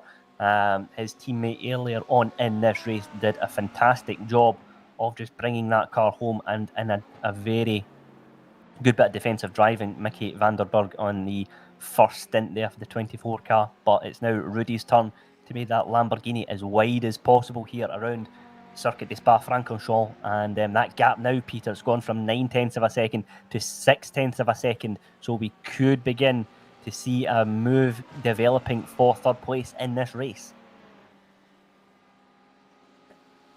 Yeah, I cannot wait. These guys have provided us with 6 hours of entertainment, and it's all going to come to a front here as we enter hour 7. Look how close it is now as they head into the bus stop. Half a second registered on the timing tower briefly. This is it, and of course, the Yuri Matheson has been just brought along here into this battle as well. He's getting the benefit of that slipstream as well, so it's going to be an interesting approach to this battle for 3rd place. Rudy Versteeg has got to defend from not just 1 but 2 drivers as well. Yuri Matheson quite wide there on the exit of La Source, trying to maximise speed down this short straight before they go up Radion and Eau Rouge here as well. Let's see how they take this. It's very nice and neat and tidy from both cars here. Rudy Versteeg just a little bit slower, however, at the top of the hill. That is bringing the 112 car into contention here, which dives up into the inside. They go side by side here down the Kemmel Straight. We could have a change for third place in this race. The 046 racing car does concede, and the 24 of Rudy Verstig drops into fourth place in this race.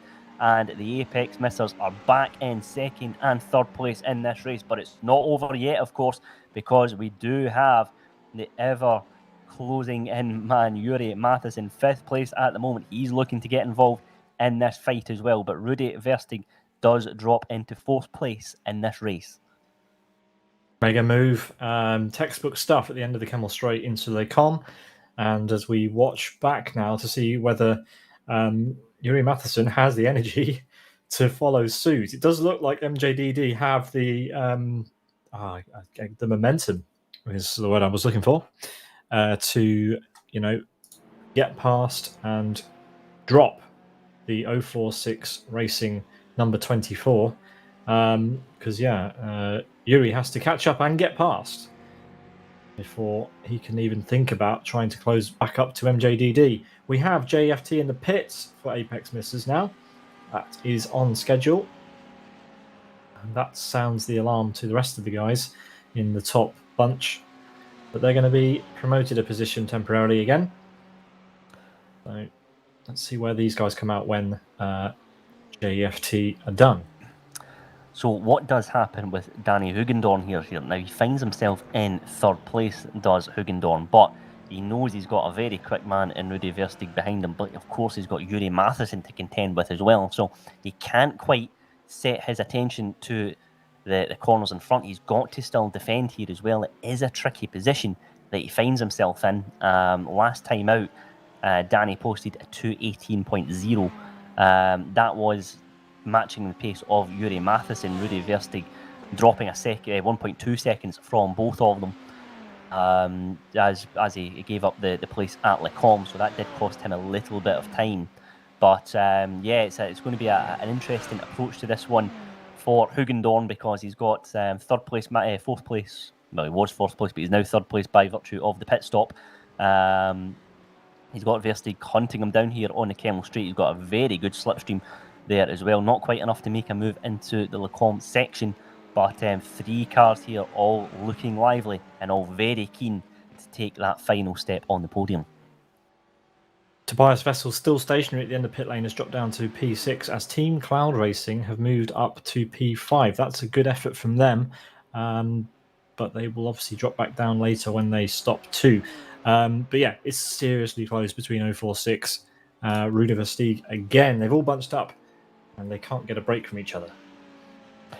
And that is the thing, we're not even, there's a good few hours and then some left to go in this race, and we've got three cars scrapping it out for third place, so it's so hard to call. Do you risk going wheel to wheel with a car at this stage in the race?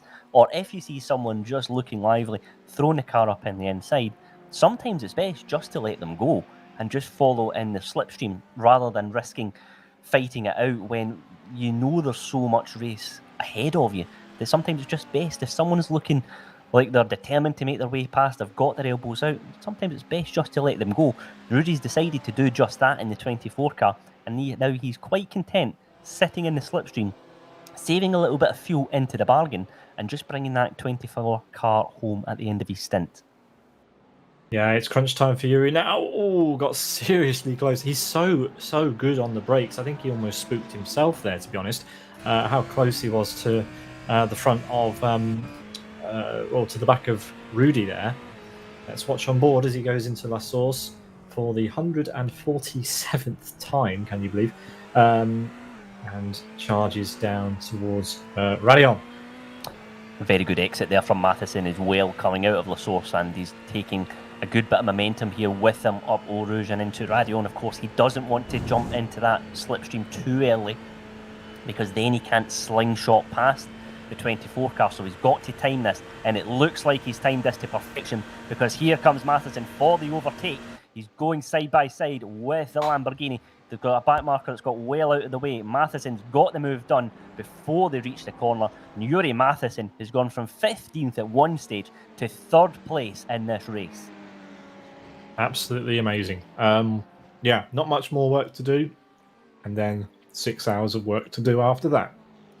just one of his teammates to get past, and then he can maybe begin to dial it back, dial the full speed back, and let his arms relax for 3 laps before something else happens to him. It's a pretty amazing challenge to set yourself, and he's doing great so far, coming up to halfway. Just one major error to report home, and 5 hours of fantastic driving to make up for it. Yes, very much so. I mean, you'll be really disappointed that you lost the car on the entrance to Pujon around 10-15 minutes or so into this race. It was the worst time for it to happen to him, and it really compromised his overall event, but it has been a stunning recovery drive from the 185 car, and he is not done yet because he is very much looking to turn his attention to the cars in front, and it's that man in second place that he is set his sights on. So will Danny Hugendorn be able to defend from Yuri Matheson here? Will he indeed want to defend here? Will he just want to let Yuri past? He's on a different strategy, and he can just perhaps benefit from the slipstream. But all the meanwhile, it's that man at the front, Jim Hertroy, in the Trek Esports car, the Porsche 911, looking very, very comfortable in the lead of this race. And that team will be delighted with how their event has gone overall. That car's always been there or thereabouts, and that is the trick to endurance racing. Just keep the car on the road and bring it home, and you'll be there or thereabouts come the end of this race. But here is Danny Hugendorn now making his way up Eau Rouge and Radion in second place at the moment in the 112 car. But look at that, 2 lively cars behind him. Although I suspect Yuri Matheson could come under a little bit of pressure here, because the Lamborghini's got a good toe, just a little bit too far back to make a move this time round, but still very much hot on the heels and not keen to give this one up just yet is Rudy Versteeg in the 24 Lamborghini. Been a good drive for that team, and Rudy will be keen to ensure that car at least stays with those around him. 5th place man Stefan Westra in the yellow number 12 BMW. Again, that team have had quite a good event so far, and just a little bit further down the road, but still in a strong position so far in this race. Yeah, this is a nice recovery. Dropped down a bit and now up 2 places to P5 for Cloud Racing 1. The BMW M4 GT3 edition. And as we move our way further down, Apex misses JFT. After that issue, Tobias Vessels is on a bit of a recovery drive himself. As you can see, he's normalised to P6 after stopping a few laps ago. And we have a battle on further down between Patrick Svasi and Matthias Becerra. In fact, I think this move just happened at the end of the Kemmel Straight, and that is Team Ground Effect AM moving up to P9. Let's get a replay, a GK Design replay. And here's how it happened. The Lamborghini moves to the inside, and in the end it is a textbook's pass into Les Combes. Yeah, and we're seeing lots of drivers do that. They're pulling up side by side along the Kemmel Straight, and if there's a driver about to be overtaken, they are just conceding the position into Les Combes. They don't want to risk fighting wheel to wheel at that part of the track. They know the move's been done. It's a long race, so just like that car passed, and that's just what we've seen happen there. But the number 5 car, again, the Ground Effect team have had a strong race overall, started in 12th up into 9th place, so they'll be quite happy with that, and it's a lovely looking livery on that car. And that's wonderful, one of the things I really like in iRacing, Pete, is just how creative the drivers are. Absolutely. With their liveries. It's really, really nice to see it. It's a very striking design, and it's an added an added little element to iRacing that I think adds a lot of value.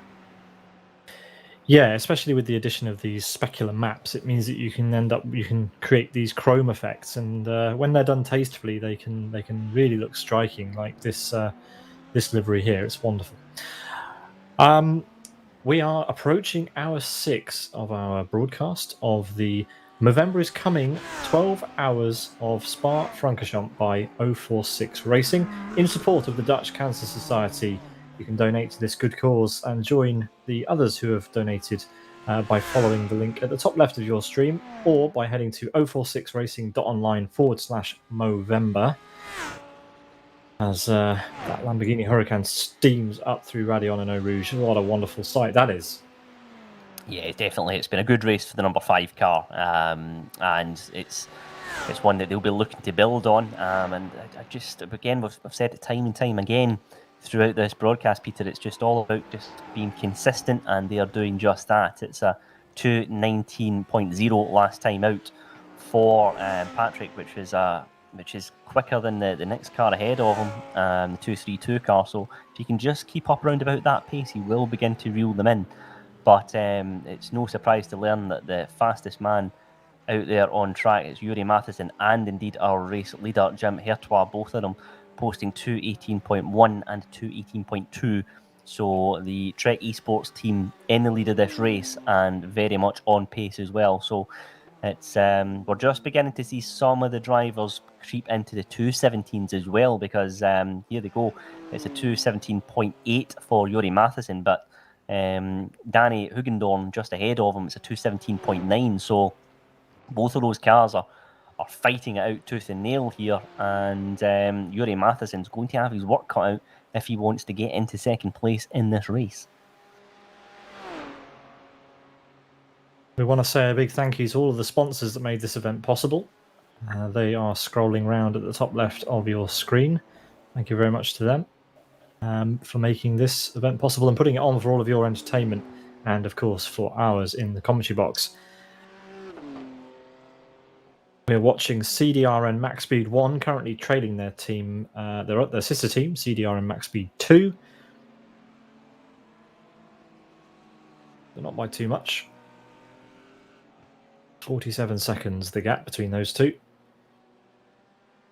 And then they have a lap to the Simpit Racing Team Orange. The 36 BMW M4 GT3 car. That's a car, of course, that started this race in 20th place. So it's been a good halfway point or so for this the Simpit Racing Team Orange drivers. They'll be quite happy with how their event's going overall. And there's a number of stories like that we're seeing beginning to emerge through the field. Unfortunately, there's a couple of cars that we have lost and that have gone tumbling down the order somewhat, but the Rogue Racing GT3 number 1, the 232 car, started this race in 14th and up in 8th as well, as another one worth giving a shout out to. So these drivers will be taking that confidence with them into the second half of this race. And of course, as we know, anything can happen in motorsport. So these guys have had a good start to their event, and they'll be looking to build on that in the latter stages of the event. So we are approaching the 6-hour mark on the event, lap 151, and of course we will be just switching over on YouTube shortly as well. So if you are watching us live on there, we will be switching over to a new stream very, very shortly. Yeah, the link for the next part, if you're watching on YouTube, is available in the description right at the top. That stream is ready to go in around about 6 minutes' time.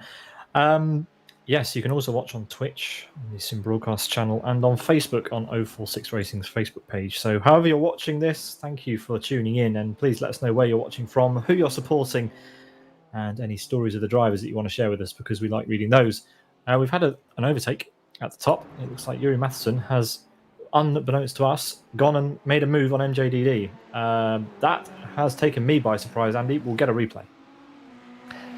Yes, good move there for Yuri to go into second place in this race. Let's take a look at the GK design replay. So it is along the Kemmel Straight. There's a back marker getting out of the way. I wonder if Yuri has perhaps used a little bit of that slipstream to pull side by side and then make the move stick into Le Combe. And that is just that recurring theme of drivers going alongside and then essentially getting the move done before we even reach Le Combe section of the track. So Danny Hugendorn does drop down into third place at the moment, but yes, what a drive from Yuri Matheson. He is now in second place in this race, but a little bit of a gap between him and the race leaders, to say the least. So 6 hours, of course, to go in this race, so anything can happen, but a great drive from the solo man for Apex Missers.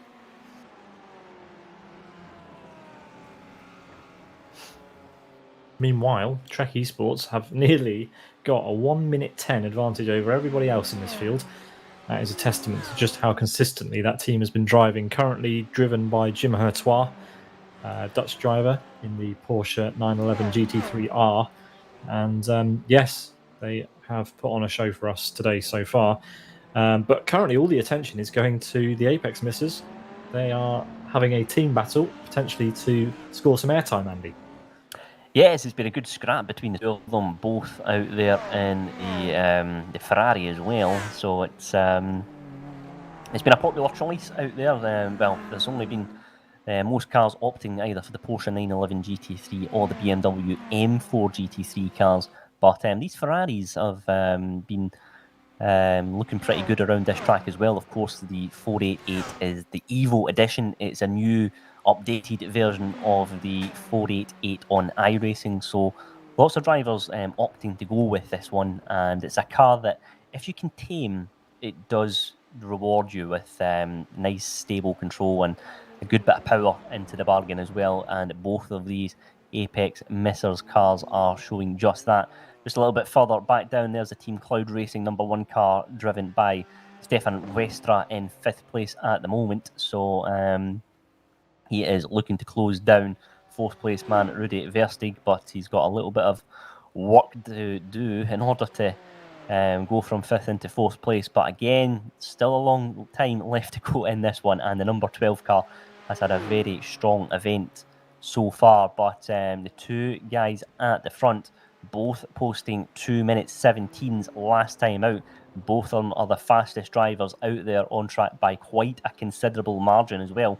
So Yuri Matheson, yes, he's got a gap of around half a lap or so to close down on the Trek Esports man driven by Jim Hertois, but he is very much capable of doing it. But yes, let's see how things unfold in the next hour or so in this race.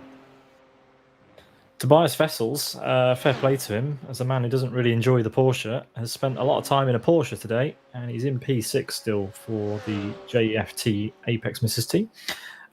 Doing a good job, putting in consistent laps, and hopefully in the next 6 hours they're going to be able to climb up the order and get back to where they were at the beginning. Because, yes, this is a car that is slightly out of position, out of strategy at the moment, off strategy, and kind of sort of in a race with no one right now. There's large gaps ahead and large gaps behind. 046 Racing Pouon has been slightly off in the last few laps. Now a minute behind Apex Missers JFT. They need to get their head down and start to close that gap back up to the teams ahead. Rogue Racing GT3 one behind, 22 seconds and closing, Andy. That might be one to watch very soon. Yes, I suspect so. And that's the thing, you can look at these timesheets and say, oh, the car in front is 20 seconds up the road, but, you can just really, that time can just be chipped away at lap after lap. Yuri Matheson is a fantastic example of that. So don't be disheartened by some of the gaps that you may see on the timesheets, that they can change very, very quickly, especially in the pit window phase, because of just how long that pit lane is as well, of course, in the